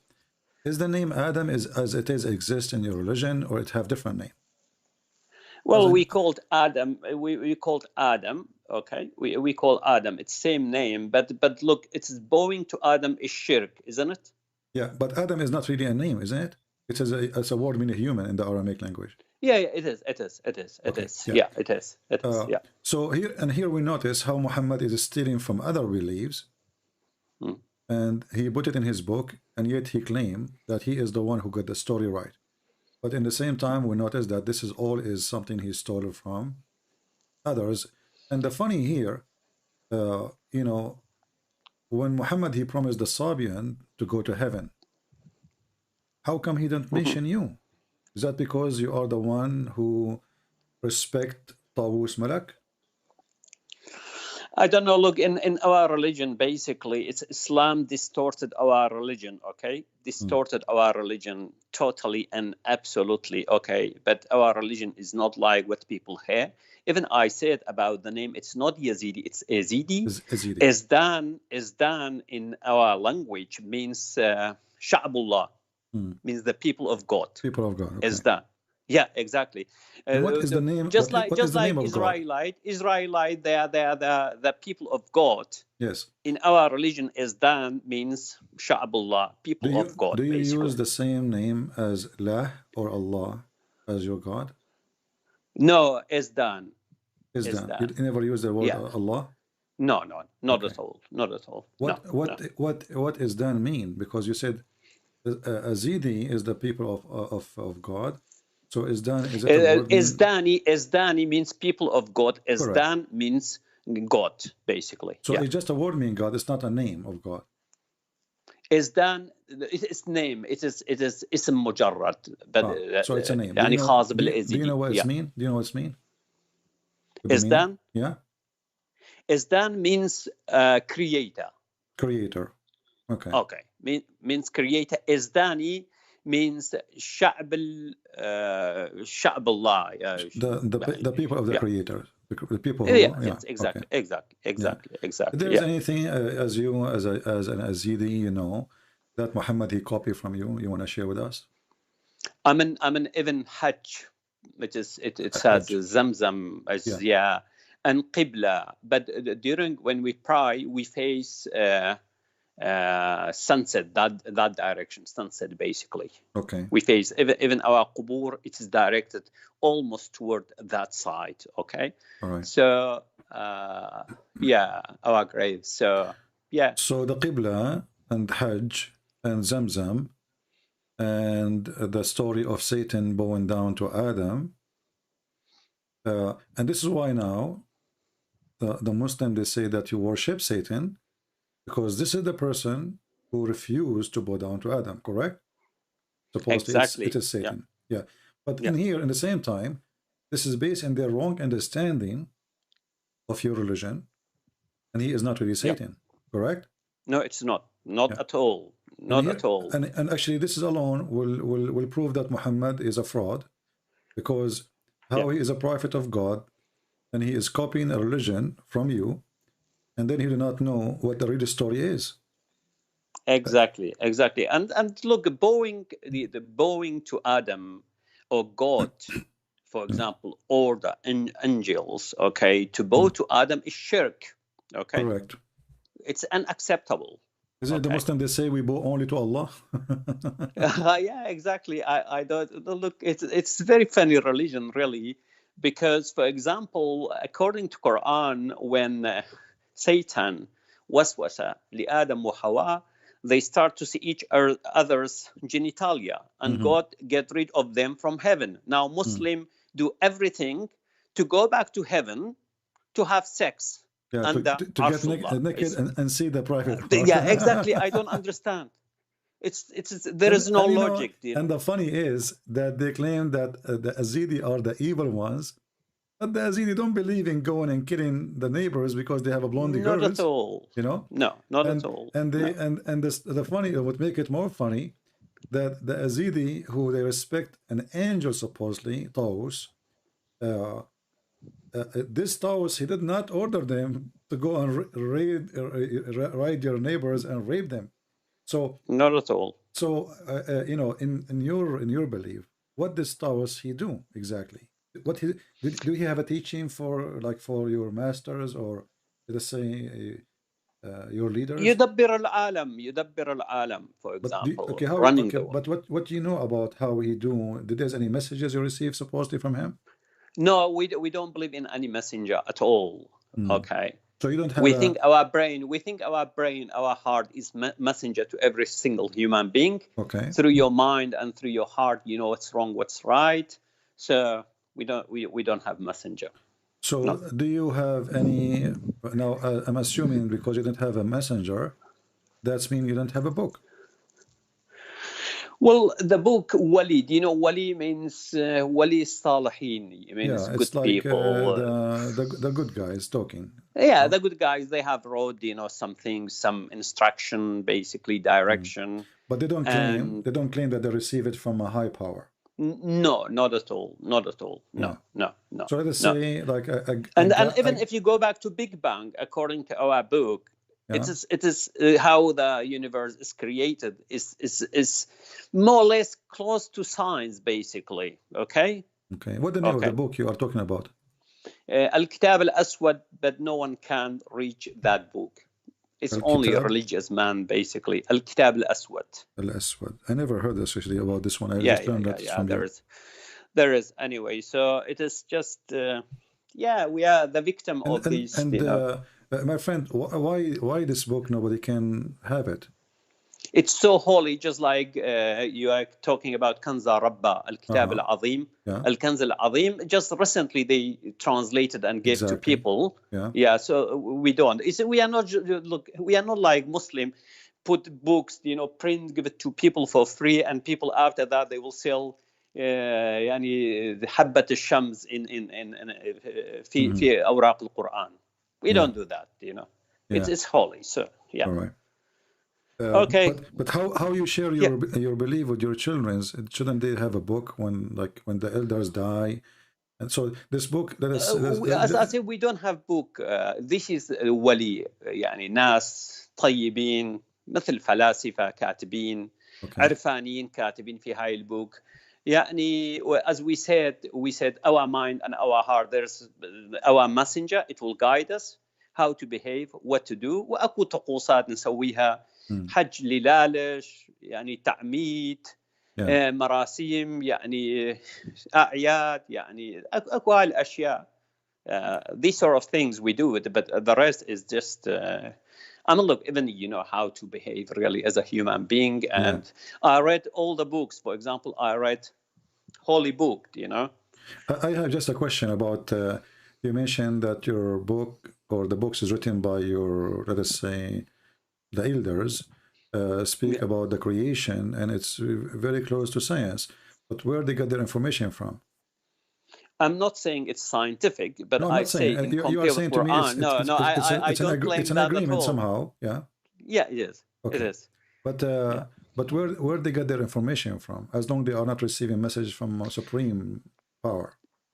Do you have any idea about Irfaniyin? Yeah.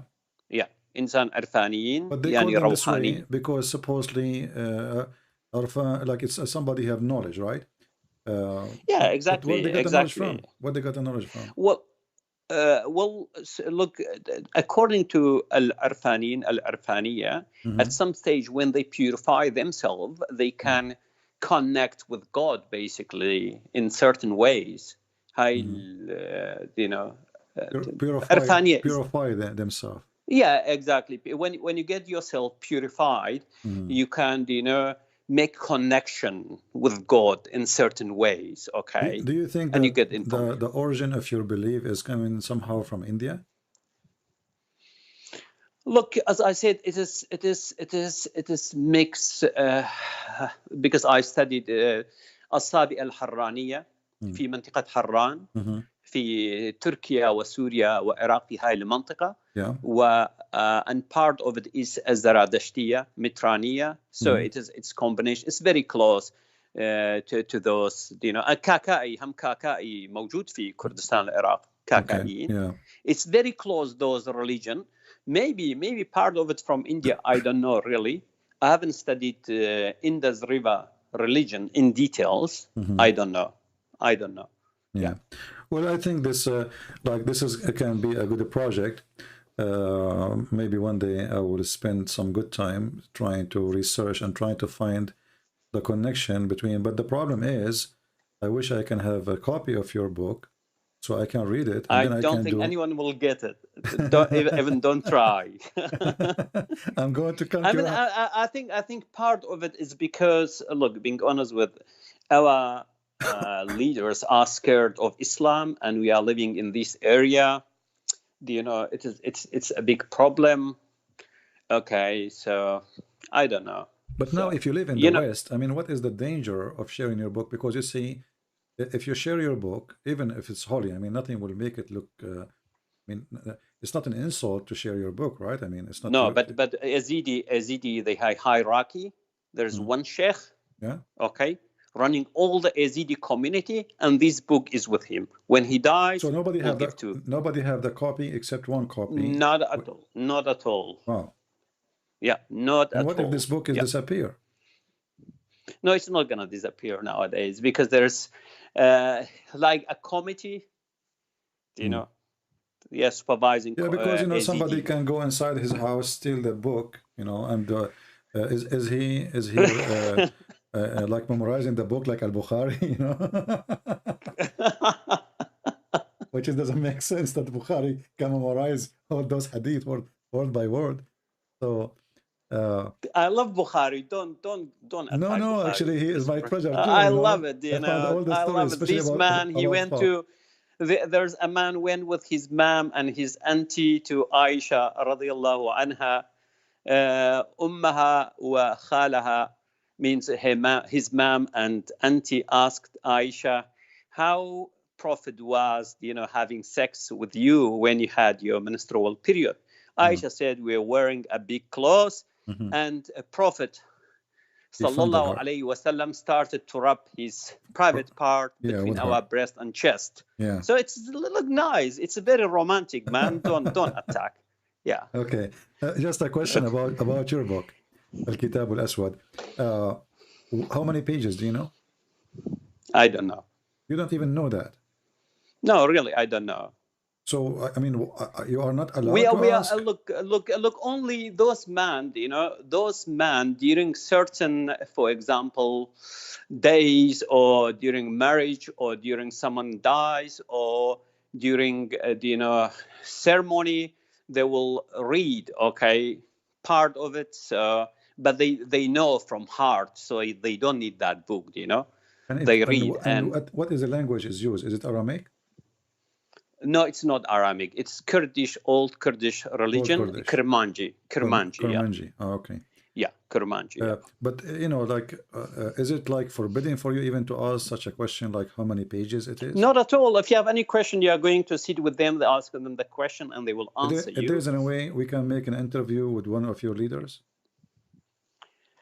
It will be really, really, really difficult because of all those pressure on Yazidi. You know what happened to us? I know what happened. And actually, this is why I'm asking for the interview, because those who they are making lies about your belief, that you are evil, you are, people who worship Satan, Not at all. Yeah. Yeah. So if we have a leader, you know, and I will speak to him in all the respect he deserves.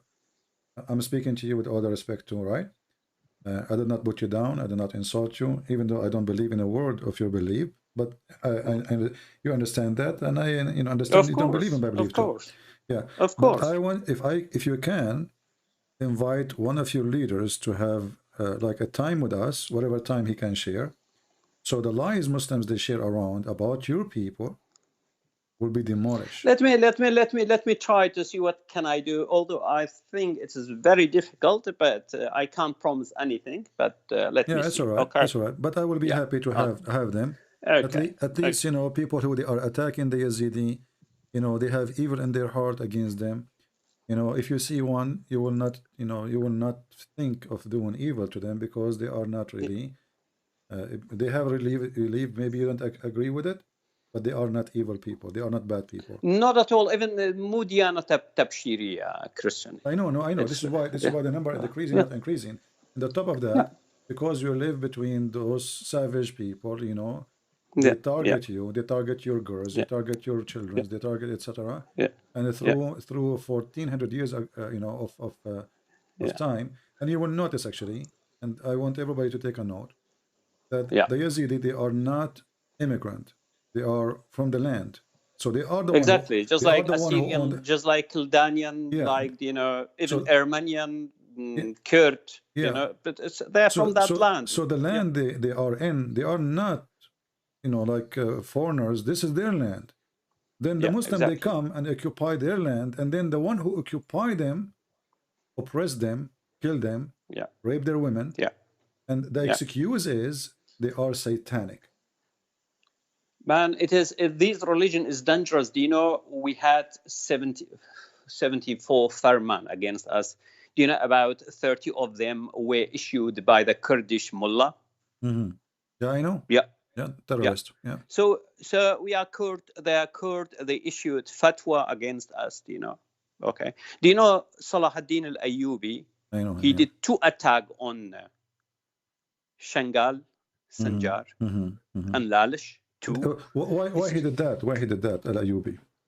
It was political game. He was playing politics, basically. You know, power. Like, there was something wrong they did, like the people at that time to him, made him. No, not at all. Not at all. Not at all. You know. Do you have an idea how many he killed? Well, in one attack, look, he exchanged Sanjar for some place in Syria. Exchange, basically. And in other years, a lot of people, thousands, sabaya, qatl. The same as now they did with ISIS. Yeah, exactly. It's enslavement and killing, etc. So it's just sometimes we are a victim of Kurdish Muslim. Yeah. Okay. Yeah. Unfortunately, that's that situation, you know. And the problem is that Muslim Kurd, they don't understand Arabic, you know. They blindly believe in a book. They don't know how to read. And they don't understand. Just like that ayah verse in Surah Jum'ah, يقول والذين حملوا التوراة ولم يحملون أسفارا. Exactly similar. Means they are just like a donkey. Carrying, you know, books, but the donkey doesn't know what's the content of that book. Exactly, that's Muslim Kurd. They believe in Quran, but they don't know what's content of Quran. Do you know? Yeah, exactly similar. No difference at all. In the same time, you know, 90% or maybe 95% of Muslims, they carry the book called Quran. They cannot even read it. And the Muhammad, not only that, Muhammad himself, according to Muslims, he cannot even read his book. So who is the donkey here? I mean, just see someone believe ويطوف عليهم ولدان مخلدون إذا رأيتهم حسبتهم لؤلؤا منثورا. Look at it's shame, really. It's insult to God. Insult to God. Absolutely. Well, insult to whatever God you believe in. It's insult to respect of. No, I'm talking about real God. It's insult to real God. That's what I mean. It's an insult to a human being. You know. Exactly. Because you turn the human being into a beast. His dream, his life is all about sex. And pedophile too, not only about sex. It is, exactly. Well, Exactly. I'm glad to have you, my friend, and I will be happy to Thank you receive so much. any text from you anytime. If you can get Yeah. me one of your leaders who would like to share with us I will about, try. yeah, so I'll we try.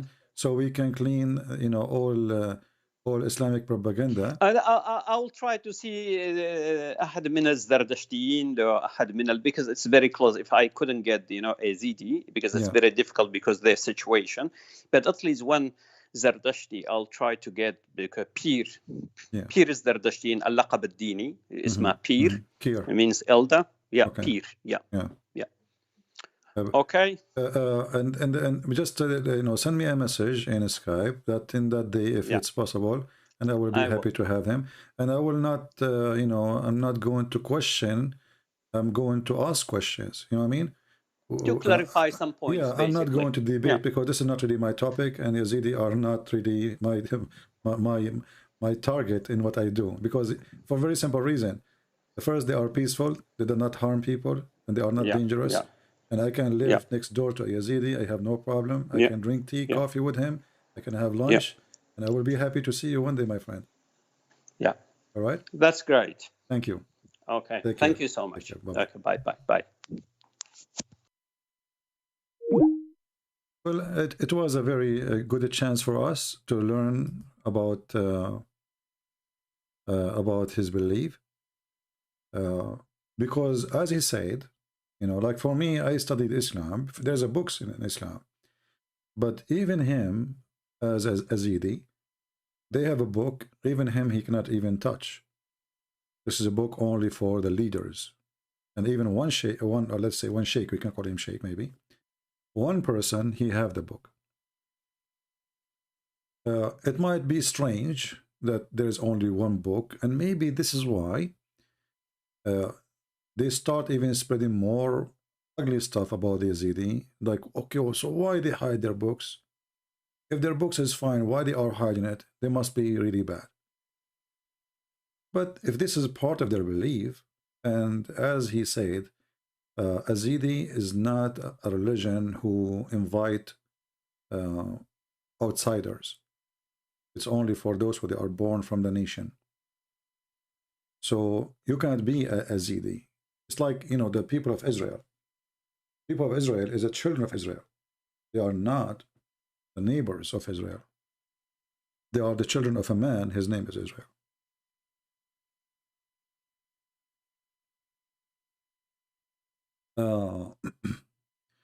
Somebody, I don't know if he's a Muslim, he's saying, Yazidi don't accept Jesus. Who can you talk to them? Well, you Muslims don't accept Jesus. And not only that, you want to kill those who believe in Jesus. So if he don't accept Jesus, at least he don't want to kill me. He's a peaceful man. You claim that you follow God,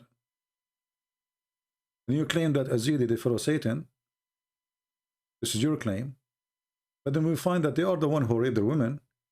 It's not you, it's not them who rape your women. So who is the one following Satan? And for us as a Christians, we are willing to talk to everybody, and we do our best to share the truth which we believe in with them. And I assure you, this guy, he is, you know, will be happy to listen to a Christian, but he have a lot of pain because of Islam. How he can even listen to you? I mean, did you see what you did to his people? Jesus said, I came for the sick, not for the healthy. And the word sick here is not about you being bad. It's about not knowing the truth. So Jesus, he came to help us. I'm not born from Israel. I'm not a Jew. So when Jesus says, I came to the sick, he meant people like me, my people. So if Jesus can help the Yazidi, I'm sure the Yazidi will be happy to believe in him if they accept. But Jesus is not against them. He don't hate them. He loved them. That's why the Bible says, for God he loved the world, he sent his only begotten son. He loved the world. So if somebody is a Hindu, well, he's a Hindu. Yes, still Jesus, he loved them. If somebody is a Buddha, Jesus, he loves them too. They are people. And he loved to save them. So when you say don't talk to this guy, or this guy don't believe in Jesus, I find it kind of a hypocrisy. High or hidden behind a curtain, claiming that you are the decent guy and they are bad. At least this guy, he don't have a book says kill them wherever you find them. I never heard of them doing bad. You know, I met real people. I mean, I saw them. I talked to them. I never saw anything bad with them. Actually, I've not even noticed that they are Yazidi until they said that they are.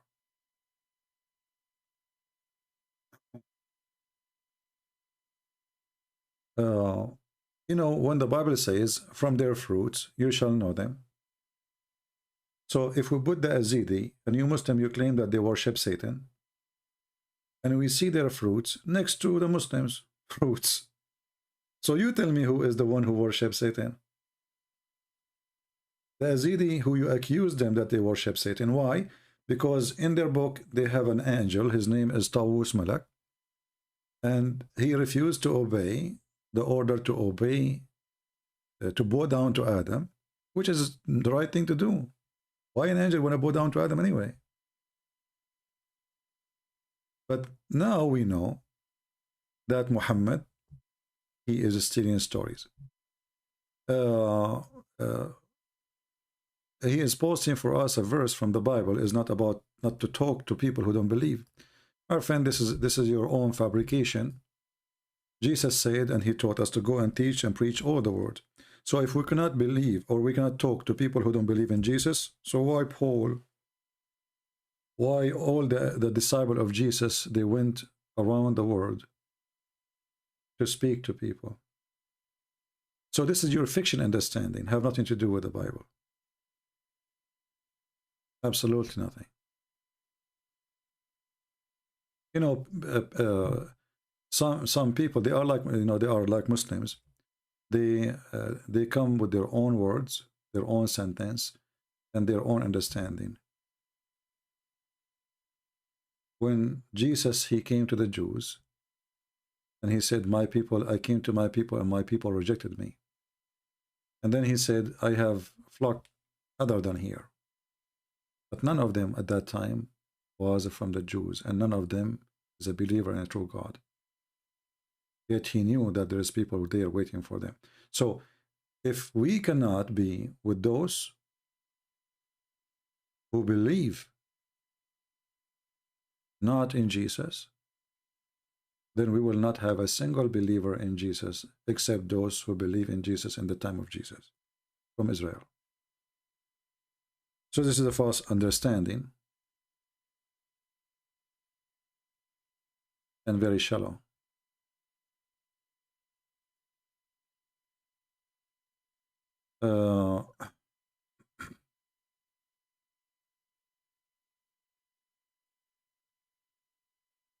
Anyone have any question?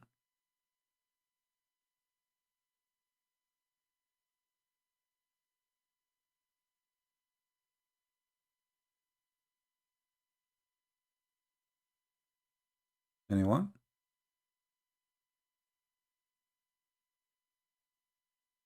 And you know, sometime when people, they have, let us say, their shallow mind, they don't even see, they don't even know who's Jesus. Because remember, even Paul himself, in certain point, he was the enemy of Christianity. So maybe Jesus himself should not sit with Paul or talk to Paul, because he is the enemy of Christ at that time. Right?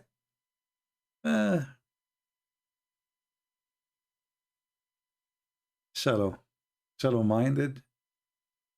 People read words, but they don't understand. When you read, if you cannot live the words you read, that's mean you read nothing. Nothing.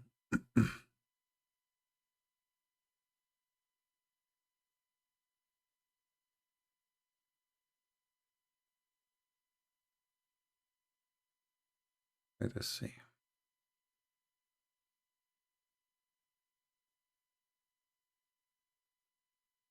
You know, when the Bible says if somebody came to you with different teaching, don't welcome him in your houses, because he's coming with a teaching, which means he's trying to mislead you. This gentleman who called us, he called a person, his name is a Christian prince. And I am the one here who defend the faith. So, and we are the one who says to him, call us, so we can learn about your belief. But we are not asking him to call us about his belief, so he can make us believe in his belief. And obviously, it's very silly of you, AAA, because the guy, he just said that we are not open religion for people to accept and believe in it. We cannot even share our religion with you. So what you quote for me from the Bible, from you, that's mean you are shallow in the mind. You are not listening.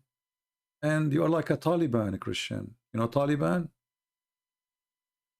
You know, you have a box. You don't have the mind of a Christian person. Oh, we should not talk to them. We should not welcome people. How many times I taught you about I have Jehovah's Witnesses, they come to my house. I did not kick them out. I welcome them in. The verses you are quoting from, or from the Bible, from the 2nd John, this is about a person who do not know. They can mislead him. So Jehovah's Witnesses, they get in as Jehovah's Witnesses. One of them decide not to leave, and he decided to leave Jehovah's Witnesses. A day or two after, they come back to debate with me, hoping that they can get back the one who left Jehovah's Witnesses. So they come to me, trying to fool me with their false teaching as Jehovah's Witnesses, but we won. Jehovah's Witnesses lost. So the Bible speaks about not to open your doors for those who they are bringing to you false teaching. That's mean you should not allow them to teach your children and the one who don't have knowledge. But if a person like Paul, or a person like Peter, or a person like John, sit with the biggest, let us say, pagan person ever in history, who is going to win and who is going to lose? If the disciple of Jesus do not speak to those who don't believe in Jesus, Christianity will not be the biggest faith today in this earth. So obviously you have a very wrong understanding and very shallow one. I will say that to somebody, he will invite a Muslim sheikh to a church to teach about Islam, because obviously the sheikh, he will teach wrong, he will mislead the children. But if the sheikh is coming and the Christian prince is there, the sheikh will become a shish kebab. Right? This is why the Bible says, my people are destroyed because of their ignorance. So the verse there is speaking about people who they have ignorance. Then you share their evil deed. You are hypocrites. Okay, no problem. I think you are a Muslim, you are not a Christian. You are the same as the Jews when they say to Jesus, or how he speak to this woman. Don't he knew who is this woman? Don't he knew that she is evil? You're an idiot. The Bible have nothing to do with what we are saying. And actually, we enjoyed our conversation with this gentleman. Because that can help us even to understand Islam better and to understand their belief better, so nobody can fool us and lie to us about what they believe. However, we don't agree with anything they believe in. And I'm so glad that I am a person who people around the world, they listen to me. And when they listen to me, they will know about Jesus. So a smart person is not the person who hid the hand who tried to touch the door to listen about the truth. Everybody is welcome. We have atheists, we have Muslims, we have, and the Bible says that God, he loved them all. God, he loves you until you hate yourself, which means you are full of hate to the point you hate yourself. You don't want anything from God. Then God will let you go. You know, okay, your choice, your free will. But all human, they deserve the love of God, and this is how you can show them that the Messiah is what they need.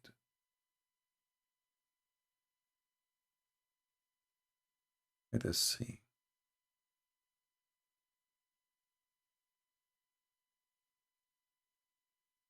I am a Yazidi. I have a question. Okay, I'm very interested about Christianity. Says Jesus. Okay, let us take his call. Here we go. There's a Yazidi. He want to know about Jesus. Where is the full AAA? Hello? Hello? Yes, my friend, you are live on air. Wait a minute, please. I just make YouTube. All right. Okay, so let me tell you, sorry for my bad English. Okay. I'm from Germany, but I hope you can answer my question. Did you call me before? No, but Okay. I show your videos for the last 2 or 3 years. All right. But in the text you said that you are Yazidi, right? Yes, of course. Okay. And you like to know about Jesus? Yes. All right, go ahead. So I have a question, a very simple question, and do you have knowledge about your religion? I hope so. I hope you can answer this. Mm-hmm. So the Christians say Jesus died for our sins. Right. But if he is God, in front of who he have to die for us? Right. If he is God. Yeah. The first of all, who is the one who inserted the word he have to? Like, is it a Christian who told you he have to? Or this is something you are assuming? Again, please? You just said, if he is God, why he have to, right? Yes. Who said that Jesus he have to? I don't know, because the Christian says he had died. Yeah. For the sins of the people. And I told myself, I think if he is God, he can forgive our sins without even being killed. Yeah, but first of all, I want to correct you. That when we Christian, we don't believe that Jesus he have to die. This is not really what Christianity teach. Jesus he said in John chapter 10 verse number 18, "No one take it from me," which means take my life. "I lay down my own by myself." So this was voluntarily from the Messiah himself. And the reason for that, the Bible says again, "For God he loved the world, he sent his only begotten Son." So the Messiah is in a mission of love, for he loved the world, including you as a Yazidi. So he is not coming because he want to commit suicide, as some people they say. Yes. God he knew the future. God he knew what people would do. We don't believe in destiny, but we believe that God have the power to know the future. So he knew what they will do, even though he knew how bad it's going to be. He come to this earth to show us his love, and even if it's going to be about torture, even if he's going to be killed, because anyway, God, nobody can kill God, really. They kill the flesh, they kill the flesh, but God is always alive. And Jesus, he wanted to prove to us again that even death cannot stop him from loving us, even if we killed him. So he have an absolute amazing love. This is why you see, if you know a little bit about the Bible, Jesus said, "Forgive them, Father, they do not know what they are doing." Yes, it's one of my favorite verse on the Bible. Yeah, isn't it wonderful, right? Imagine you are putting nails on my hands and my feet, and then I'm worried about you, you know. Yeah. And not only that, he is asking the Father, and at the same time he prevented the Christians ever from thinking of revenge. Because if Jesus, he forgive them, how we cannot, right? Yes, I understand. So Yeah. Jesus, his love is beyond, you know, like normal, let us say, love, because love is limited. Even if your son, he hurt you, you kick him out of the house. If your son, he tried to cut you by a knife, you know, you will send him to jail, right? I mean, maybe you will kill him too. So, yeah, because I'm a human. Exactly. I don't have the maximum of forgiveness like God have. Exactly. This is what make God Jesus, and this is what make Jesus God. For he have the absolute love which we cannot really afford. We can speak about I love you, I care for you, but you know, when things happen, a human being will turn into a beast. You touch me, oh, I will curse you, I will beat you, you beat me, I will, you know. It's not easy. Talk is so cheap, but practice is different story, right? Yes. So Jesus, the first thing, and this is your question, is why Jesus, I mean, he's God, can't he forgive us? Yes, but you because notice, because I think if he's God, he don't. I don't mean the body from Jesus on the earth. I mean, if he's God, his spirit can't die because God can't even die. Well, Jesus is always alive, and they killed the flesh. We believe that Jesus, he took the flesh of a man. He is born, but his existence has nothing to do with his birth. You know, that's why Jesus said, "Before Abraham, I am," which means my existence is long before even your grandfather Jews. You know, Abraham is the grandfather of the Jews. He's not a Jew. He's the grandfather of the Jews.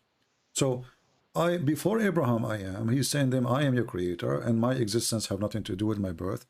So they said to him, how you can be, you know, before Abraham, and you are not even 50 years old. So when Jesus, he speak about himself, he prevent you from thinking of him as a normal person. He is above. That's why he said, I am from above, you are from below. And when Jesus come to this earth, he have a mission is to save you, not to save himself. Because as you said, who can kill God? Yes. Right? Yes. So when they killed God, Jesus said, long before they crucify him, he said, you can destroy this temple, he mean his body, and I will rebuild it in 3 days. Speaking about his resurrection. So Jesus actually, even by his death, he was proving to us that I am the God of resurrection. And you fear death? There's no death with me. You fear death? You with me, you will be alive. This is why he said, whoever believe in me and die, he will live. And again, talk is cheap. But Jesus, he did what he said. He went to death, and he come out of death, and thousands of people saw Jesus alive again. So his death was not really, I mean, this is how I'm going to save you because I'm dying. No. Jesus, he have an absolute love, and that love is translated in a language which we see. It is even his death, he love us. Even in the cross, he forgive us. He taught us to forgive, but he himself, even when he was tortured, he was forgiven. So Jesus, you know, Jesus' life is a Bible. The Bible is not just words. Jesus himself is the book of God. He is the word of God. Jesus is the living, walking, talking word of God. So Jesus came to this earth to deliver the word of God, which is word of love.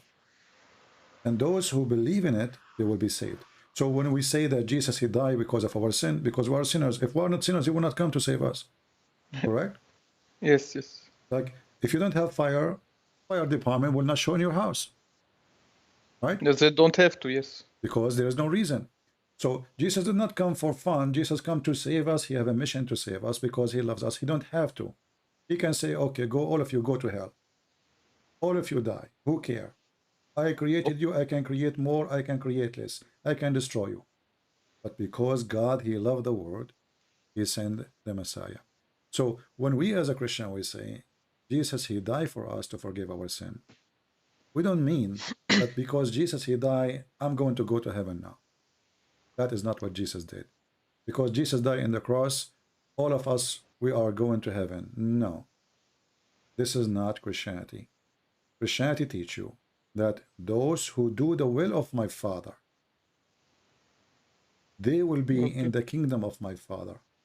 So I came to save you. By accepting me, you accept my conditions. By accepting my conditions, it is the following. You forgive to others the same as I forgive to you. This is why when they ask him how to pray, he says, pray like this, our Father out of heaven. And you will notice there right away, Jesus said to them, forgive to us the same as we forgive to others. So we as a Christians, we get the salvation through Jesus when you start learning and practicing the step of Jesus, starting from forgiveness. So I forgive to you, then I earn forgiveness. I don't receive forgiveness just because I'm a Christian. By name or by baptism. I receive a salvation by following the steps of Jesus, which is start from forgiveness, which means forgiveness coming from love, because you don't forgive somebody if you hate him. So by teaching us the meaning of forgiveness on the cross, we become people of the cross, which means we are people of love and forgiveness. So the cross of Jesus presents many things. Number one, his love to you, even as a Yazidi who don't know him yet. To me, as a Christian. To him, the one who is a Buddha maybe. He is willing to forgive us all for our sin, even if you are putting him in the cross. But I think I have another question. Right.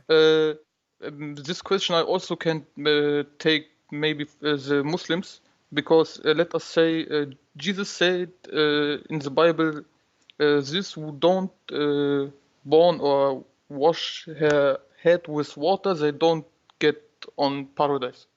Is it right? Don't wash their head? So, you know... you mean the baptism? The baptism?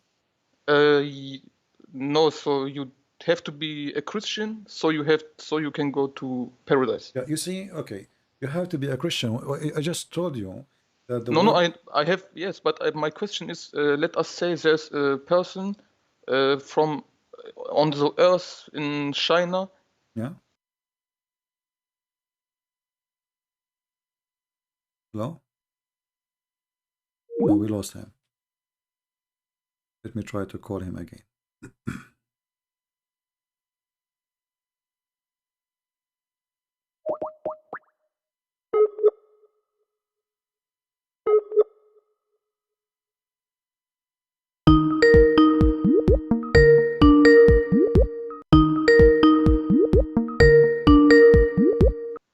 Yes, sorry, my PC. Yeah, it's all right. You can go and explain to me what your question. Yes, my question is because also in the Quran it says you have to be a Muslim so you can go in paradise. Okay. And my question is, for real, there is maybe a person, more person on the world who don't even heard the word of Jesus. Okay. And that's because so they don't have to be Christian because they don't even hear the word of Jesus their whole life, and then they die without hearing the voice or the written letters from God. Well, I understand what you're saying. You see, God is about justice. So God will not be punishing you for something he did not order you not to do. As an example, okay. In the time of Adam and Eve, the brother, he married his sister, correct? Yes. Okay. So, yeah. But so how come this is not right? I mean, brother have sex with his sister. So there's no law. It says this is forbidden for you, and it exists for a reason, because this is the only female around him. How they can have children? There's no other nation. There's no other family. So God is about justice. God will judge you for your knowledge, not something you never heard of. So if there is somebody who live in the jungles in Amazon, Yes. he never saw yes. a Bible, he never saw Jesus, he never heard about Jesus. God will judge him by his knowledge only. As simple as that. As an example, you know, you as a person who is a Zidi, if you see somebody killing somebody, you get disgusted, right? Yes, okay. Of course. Yes. So God, he put in your heart a feeling, a sense that this is wrong. Yeah. You as a Yazidi, you know that if you take something from your neighbor, it's not yours. This is a theft. Yeah. You know it's not yours. Yes.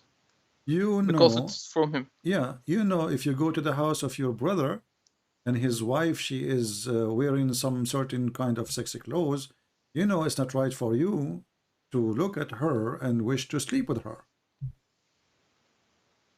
Right? Yes. So God will judge you by what you know. So God, when he created us, he put inside us certain knowledge. We're born with it. So if you don't have anything beside that knowledge, God will judge you only by your knowledge. He will judge you still. Is that only for these people who don't hear the... Yes, the one who never heard about Jesus. But if you heard about Jesus and you refuse to accept him, it's like saying to God, I don't want you.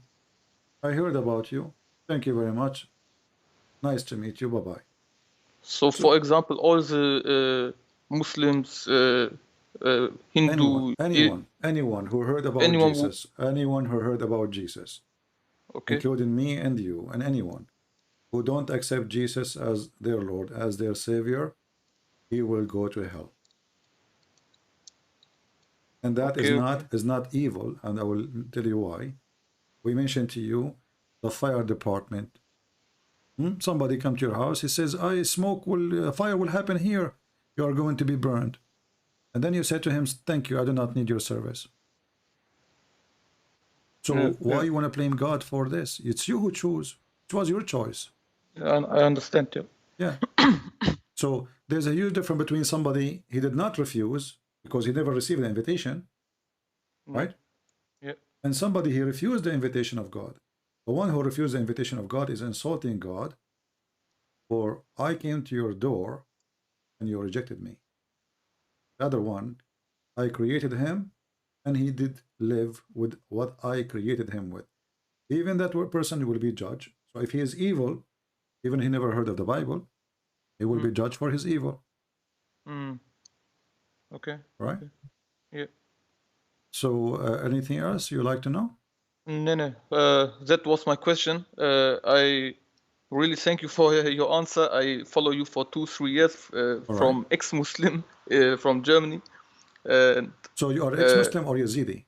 No, I'm Yazidi, but you know the ex-Muslim. Oh, okay, so your friend is an ex-Muslim. Okay, I see. Yeah. Yes, and he told me about you, and for 2-3 years I show your videos. Yeah. And I'm fascinating about your knowledge of not even from Bible, even Quran. You have knowledge, so my friend, I'm happy to have you. I'm happy that you called us today. But for me, I will take the opportunity and tell you why you don't believe in Jesus. You know, it's okay. I mean, you see, I'm not going to push you to say things you don't like to say. No. But don't be shy. I'm trying to have a discussion with you. Why you don't want to accept Jesus? We just mentioned that people who do not believe in him, they will go to hell. And you like already what Jesus taught, right? As I understand from you. Because I wrote some letters from the Bible and some letters from the Quran, and they are the complete opposite. Yeah. So the Bible tell love your enemies, maybe, for example, and the Quran says the opposite, completely different. Them, revenge, etc. Yes. And more terrible things. So.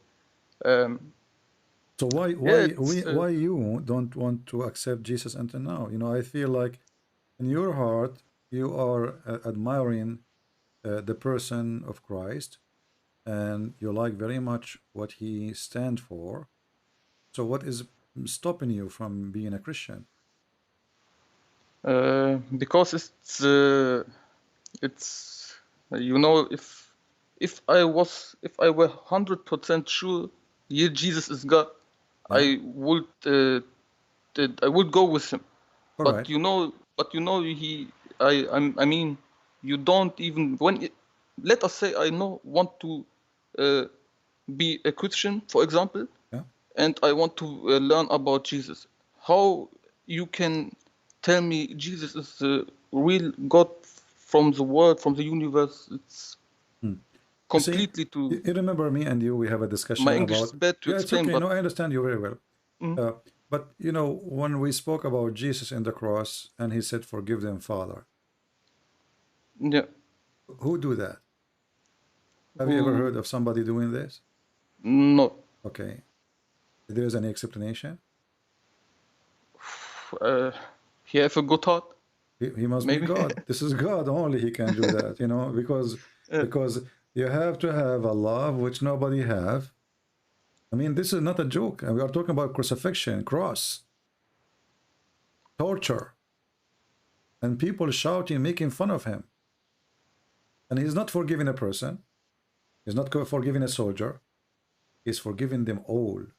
Those who put the nails, those who shout at him, those who humiliate him, those who make fun of him. Yet he is worried about them and he is thinking about them. He feels sad for them. Forgive them, Father. So here you see that if Jesus needed an exam, let us say, that he is above all mankind and he is God, that is the exam. Because as we said, talk is cheap. Talk is cheap. If your son, he put his finger in your eye, you will go crazy on him. He just touched your eye. He did not kill you. He did not put nails. Jesus, he passed a test which no human being can pass, forgiving those who are torturing him alive. And the death is coming. So if that will not show us that Jesus is from above, what is going to show us? I can be a person who speak good, telling people to be good, but I don't know if you heard, I am a person who have a gun, right? And if somebody come to kill me, I'm going to defend myself. Yes. Then you might say, well, Jesus said, love your enemy. Well, Jesus did not say, too, that let your enemy kill you. And he did not say that if somebody want to rape your wife, tell him, please, welcome, you know? So we need to understand the love of Jesus. That the love of Jesus, that he is above mankind and he is holy. And due to the nature of his holiness, he can forgive what we are not able to forgive. He can do what we cannot do. We cannot pass the love of Jesus, but his love can pass us, all of us. So when you ask what is the proof that Jesus is God, I mean, everything Jesus he did is a proof that he is God. Maybe we are not in his time to witness what happened, but Jesus now is in our time. He said, every two of you will mention my name, I will be the third or between them. So, you know, believe is sometimes is about something we don't see, but doesn't mean things we see is true. As an example, if I say to you 1,000 years ago that there is somebody can speak from America and somebody else can listen to him from China, he will laugh at me, right? I also lost now. Yeah, he will say, this is stupid, this is really crazy. But today, it's something we do every day. You are in Germany right now, I am in USA, and nobody's saying, wow, this is a miracle, you know? Yeah. So because it's normal. Yeah, because it's normal. If I say to somebody, there is a signal, the voice, your voice, can travel in the space and come back to me, people will laugh like this guy is crazy, just if I do it a few centuries ago. But now this is millions of phone calls happen, if not hundreds of millions, every day. Voices traveling. So Waves is something now we accept. But waves exist always, not today. We discovered the waves. We did not even make the waves. They are there. Our voice make waves. The heat make wave. The sun make waves. So, but we don't see the waves. But now we accept that they exist. Have you ever seen a wave? No. We don't. We believe in it. Why? Because somebody is a scientist. He showed you with experience that here we go. You have a phone call. Speak to this guy. Speak to your mother. She is living in a different country. So now you believe because you witness, right? But the truth is that what we believed in until now, we did not see. I did not see the wave, and you will never be able to see it. Yeah, that's right. But Jesus is way more than a wave which is invisible. The proof for me that Jesus is God, that he can change us from bad to good. Yeah. Me, myself, when I was, let us say a teenage or even older, if somebody look at me, I want to go in a fight. Like, why you are looking? If I see two people fighting, once I saw two people fighting, I don't know why I saw two people fighting one guy. I don't know why they are fighting. I jump with the other guy because I felt those are two and he is one. So I jump in the fight. I don't know why they are fighting. Then when the fight is over, the guy, the short guy, he said to me, do I know you? I said, no. He said, so why you jump in the fight? I said, because you're alone. So I used to be like jumping into fights, and I used to be a kind of aggressive. Then, slowly, knowing the Lord, knowing the word, you change slowly. The Lord, he changed you. In Islam, you convert to Islam, you are a nice person. Second day, you want to attack the neighbors. With Christ, you can be a person who graduated from the jail. You can be a person who spent his life in jail. And then Christ, he can make you a new person. So Christ's miracles happen every day by changing us to better people. And this is proven again that he is the true Lord. Okay. So Christ can change your life. And in the same time, if you are a person who believes in Christ, you will notice that the change which you receive will affect people around you. Because now, whatever love you have, it is going to be a mirror in your life. So you forget about your hate, you forget about your anger, you will be a person who enjoy life for real. It's like, hatred and anger and those things is the same as a phobia. Somebody have a phobia from germs. He will never enjoy sleeping in a bed because always he is worried that the pillow is dirty and the blanket maybe have something dirty. So wherever he go in the bus, somebody touched the thing. He go in the car, somebody maybe touch it. He go in an office, he have a phobia. He cannot enjoy life because his phobia is killing him. Christ, he kill all your fear. First, you don't worry about tomorrow, where you will be. Already you believe in your heart that you are saved. Second, all the anger and the hatred is gone. So you have zero enemy, and that changed a huge thing in you. You sleep, you wake up, you are not thinking about revenge of people who hurt you. Every one of us, we have people somehow, they did something bad to them. And then in our thinking, we start thinking, I wish that God will do this to them. I wish God will, inside us, because we have a lot of anger and we cannot forget what they did to us.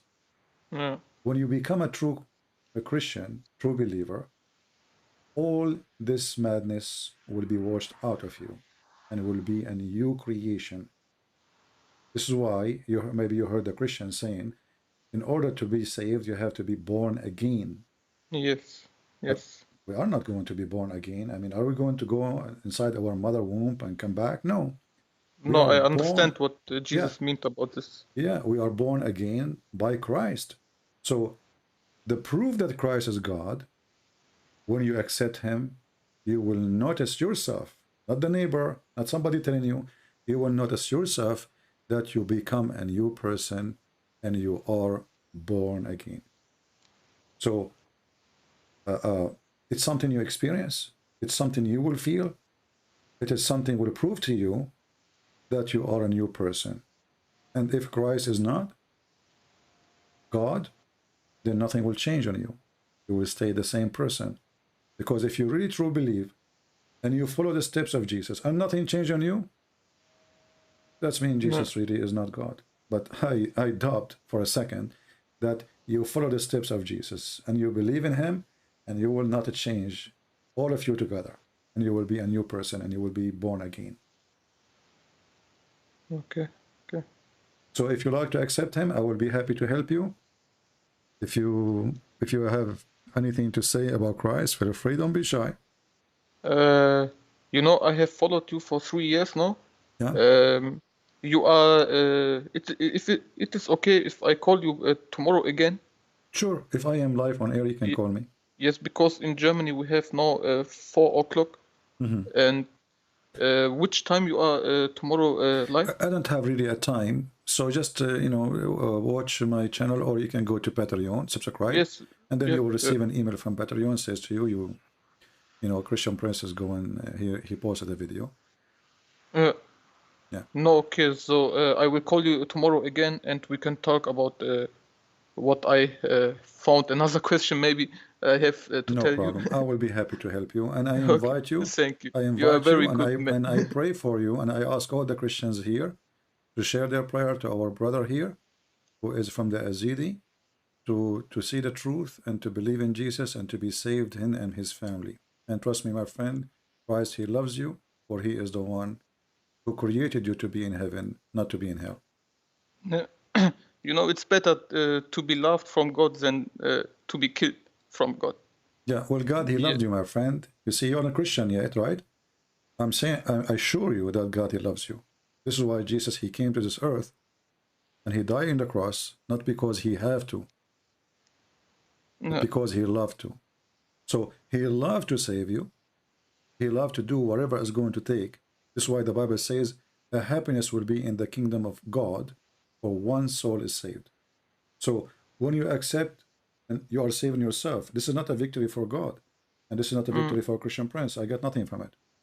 The only one who will get the victory is you, for you are the one who saved yourself. So this is why Jesus said, your faith healed you. So Jesus is a savior, yes, but in reality, it is you who is saving yourself by accepting Jesus. So the matter, my friend, is in your hand. Jesus already, he have a signature says, just let him come to me. He is saved. He said, knock at my door, I will open for you. Yeah, I know this. So it's in your hand to knock at his door or to ignore his door. Okay, I will. Yeah, I will think about it. No problem. Yes, I will call you then tomorrow again, my friend. All right, my friend. If it's okay. Take care. God bless. Okay. Where is the person who said we should not talk to the Yazidi?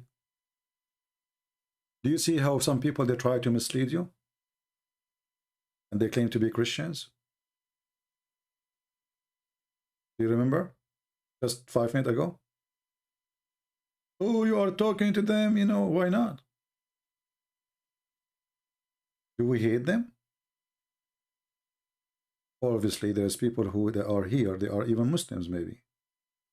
Or this is not a behavior of a Christian.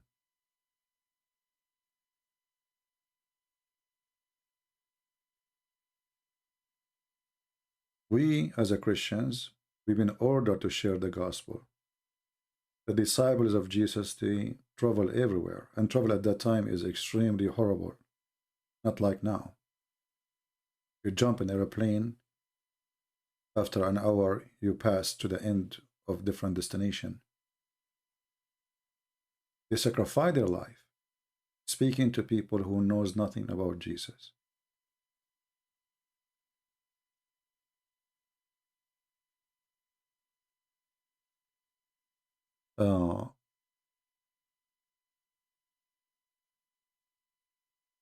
We have a Muslim here is saying the following. Mr. was why? Okay. Let us see what Mr. Was why is saying. And he is quoting Miss Stupid. Thank you very much. We will see in a second if I'm stupid or not, or who is the stupid here.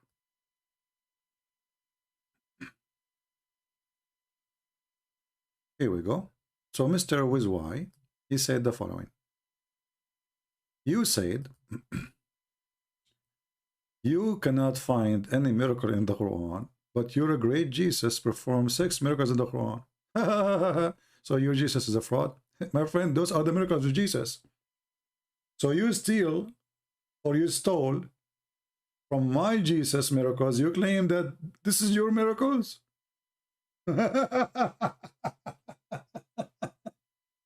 So look what happened now. We challenged Muhammad to show us one miracle. He could not find himself, so he had to go back to Jesus. So the second we talk about miracles, we talk about Jesus, even in the Quran. Thank you very much. And you said 6 miracles. By the way, what 6? Well, there's many more. I can show you. You are ignorant. But as long as you are saying 6 miracles, so how come Jesus have 6 miracles and Muhammad have 0 and Allah have 0? If you want to say to me, oh, those are miracles given to Jesus by Allah, this is your claim, prove it. Prove it. I can claim now that Jesus, he did miracle because of me. I gave him power. People will laugh at me for saying such a thing. So who is the fool here? Your Quran keeps saying that Allah, he did not give Muhammad any miracle. The Quran says that. So what we will do now? And now you are in trouble. Why Jesus have all those miracles, Muhammad have none?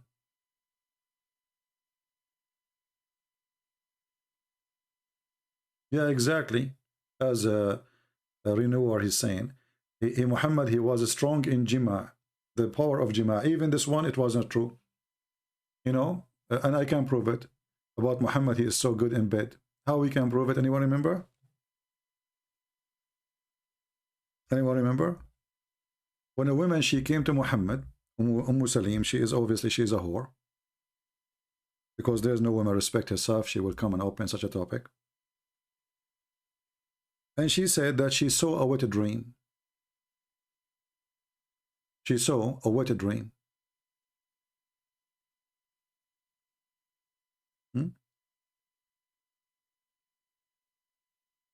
Muhammad, he told her, well, if she said that she have orgasm. So Muhammad, he told her, well, if you see the liquid in your private part, then you need to wash. The wife of Muhammad, she said to him, like, what the heck? Women, they have this charge?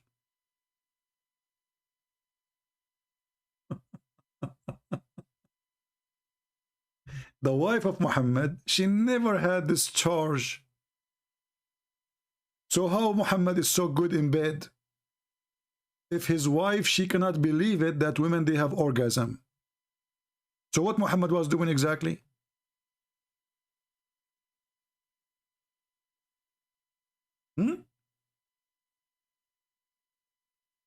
Look, the woman who is having masturbation, she have this charge. Which means she don't even have a man for real. She is this just masturbating.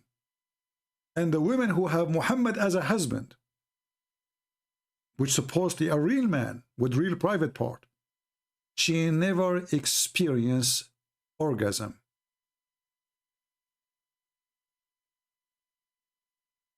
She said, the wife of Muhammad, oh, do the women have this charge? This really happened? He said, yes. Otherwise, how the child resemble the mother or the parents, which is stupid to say.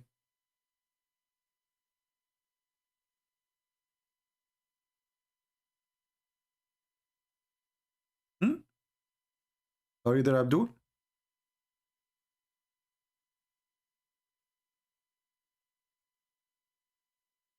Your prophet wife, she never saw this charge. And then there is a story, not to forget to mention it, where Muhammad, he said that I was the most weak person between all mankind, and then I invoked my God, and he sent me a dish of kebab. I ate it, and I got the power of 40 men. Have you ever heard of a God? He fixed the private part of his prophet by a dish of shish kebab.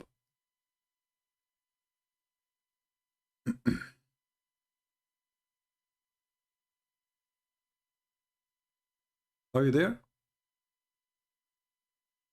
The one who's asking for miracles. Here we go. This is a miracle. God sent in a dish of shish kebab to fix the private part of his prophet. So while Jesus was making the blind see and the dead alive, and the one who cannot walk, Muhammad was praying to his God to fix his penis.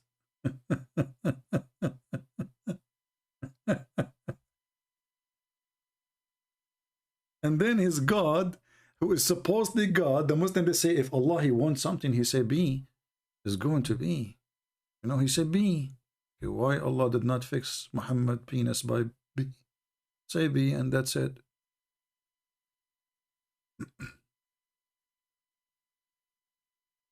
And then Allah, he sent him al-Kufayt.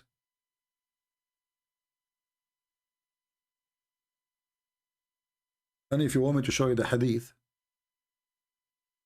call me and I will make you read it. Do you remember the guy from Afghanistan? Once he challenged me to show him such a reference, and he was very aggressive with me. He said, you are a liar. He said, this is not true. This is absolutely false. And then he challenged me for the end this penis too. And then when I showed him, second day or 3 days after, I don't know how many days, he called. He said, you are right, I'm out of this garbage.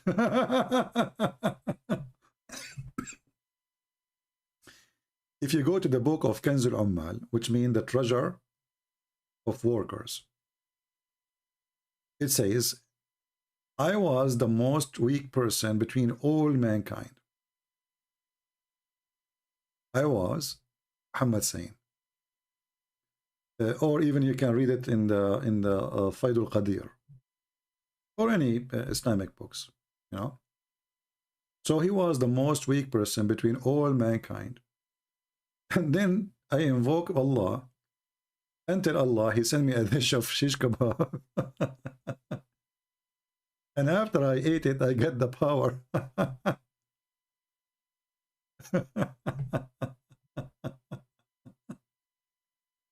This is religion. And the funny is that Muhammad, he confirmed that he got the power of 40 men after he ate the dish.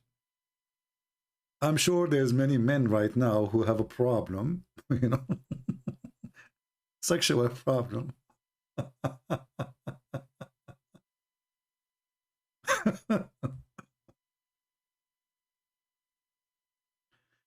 And who is the one who delivered the dish? Jibreel. Let me show you here.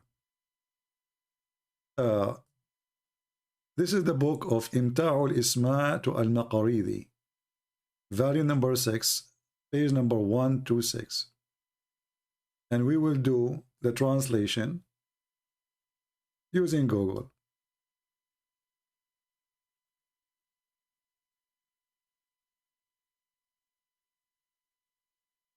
Translate to English. Read and laugh. Are you there, miracle person? So Jibreel, he brought to me, he came to me and he brought a pot, and he have in it al-kufayt, which means kufta, you know, kufta, shish kebab, kaboob, whatever you call it. And I ate from it, and I was given then the strings of 40 men in intercourse. Boom, boom.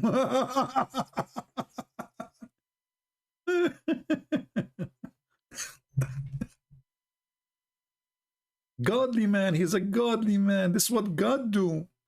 True God, like the person who just called me, he was asking me what is the proof that Jesus is God. So if I'm a Muslim and he asked me what is the proof that Muhammad is a prophet and Allah is God, I will show him this. This is a miracle. Brother, the guy, his penis was not even working. Even they played the anthem for him.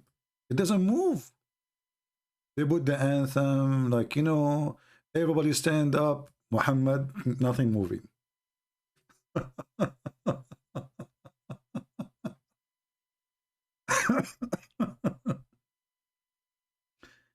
So Jesus, he have the power to heal the leper, to heal the blind, to walk in water, to create from the mud the bird, and he is the word of God, and he is born as a word of God and a spirit from God. And Muhammad was busy crying that his penis is not a crying no more. Answer: why Jesus, your God, healed the blind, but why he cannot do it first try? Who said that Jesus could not do it first try? That's your prophet. The guy, he keep telling him, go and eat honey. Jesus, he put mud in the eye of the person and he saw. What first try, second try? What's wrong with you? Abdul. Potato. Guys, if you are, let me try to convert some people to Islam. If you are a person and your is not working good, if you convert to Islam, you pray to Allah, tell him about your problem, that your penis is not functioning no more. And then Allah, he will go to his kitchen. He will start cooking shish kebab.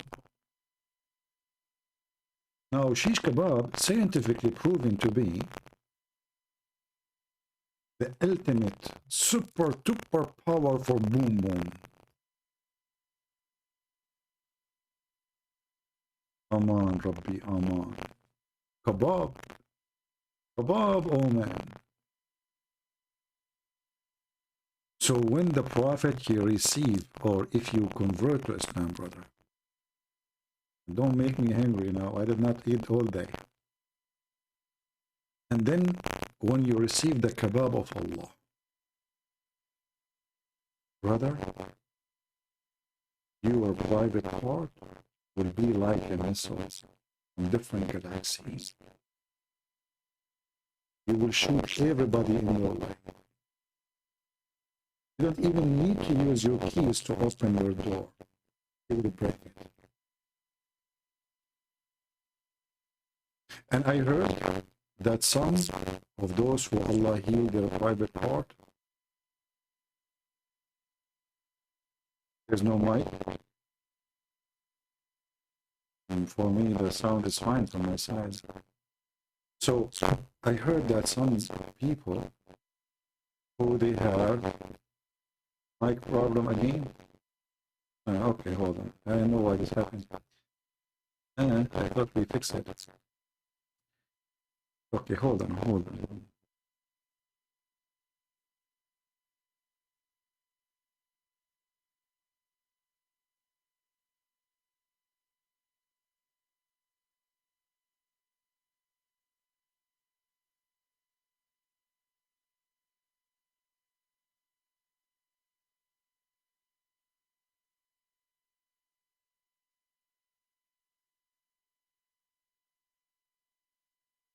All right, is it working now better? I hope so.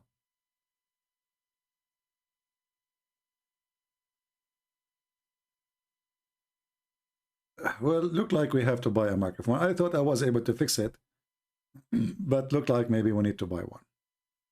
What we can do. See what when you talk about kebab, what happened? Your mic go wrong. Because this kebab is connected to boom boom.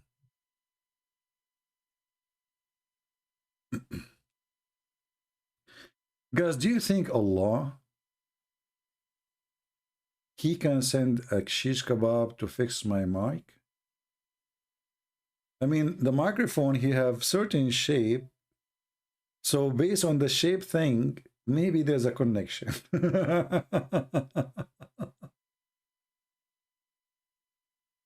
Kebab. I mean, a prophet of God is telling about how God, he saved his penis by sending a dish of shish kebab. Is that a story for kids or for porn station? And what kind of God he need to fix a penis by kebab? That's mean he's not God. And if Allah is the one who made Muhammad, why Allah he made Muhammad with bad penis, brother? Is that a defect?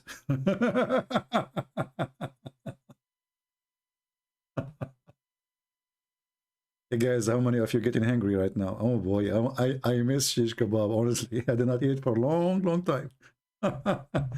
Maybe I should do, you know, yeah, I'm getting hungry now. Oh boy. It hurt to talk about it. Yeah. Anyway, what we can do, I mean, this is God wisdom, brother. God, he decided to fix the penis of the prophet penis by his shish kebab. Not all, normal gods don't do that. Only special gods, kebab gods. Look, he did not only send him the kebab, he sent him a pot. He sent him the whole pot full of kebab. And the story can get more fishy, actually, because in one of the stories says that Fatima, she ate with Muhammad. Fatima Muhammad, stepdaughter, Muslim, they believe it's his real daughter. She ate from the same shish kebab. Did she get the power of 40 men too?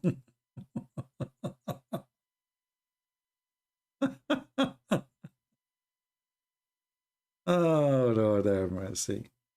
So look where, you see how noble is Jesus and how trashy is this man. And yet they want to kill you if you speak negative about him. You have that every 2 weeks, Ali? Shame on you, Ali. And you don't invite me? Ali is wanted from now on. Ali, give me your address. I will come to your house every 2 weeks. I'll just come for the shish kebab, like Abu Hurairah.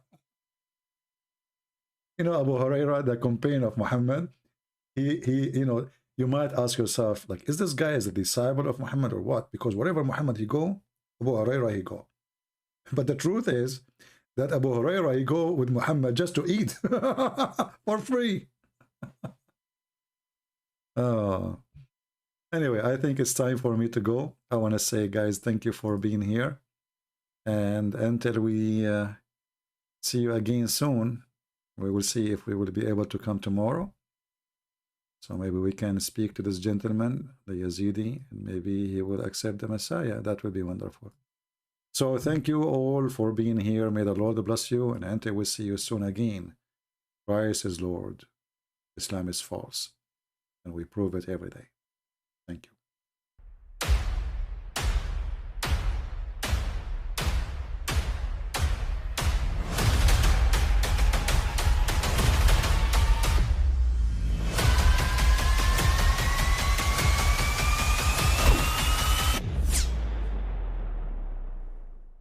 But I mean, again, he doesn't know who Gabriel is, right? Because he didn't come from an Abrahamic faith. The people of Mecca were pagan. The Quran is mentioned, if this book was from other than God, they would have found in it many contradictions. If a book is without contradictions, that has no bearing on whether it comes from God or not. I've had phone books that are inerrant, but I certainly don't think God gave them. That we believe without understanding. The brother asked a very important question, that most of the scholars say that listening to music, watching movies, and most of the television programs, they're haram. So how can we have fun? Let me tell you, brother, at the outset, that having fun is permitted in Islam as long as the fun is halal fun.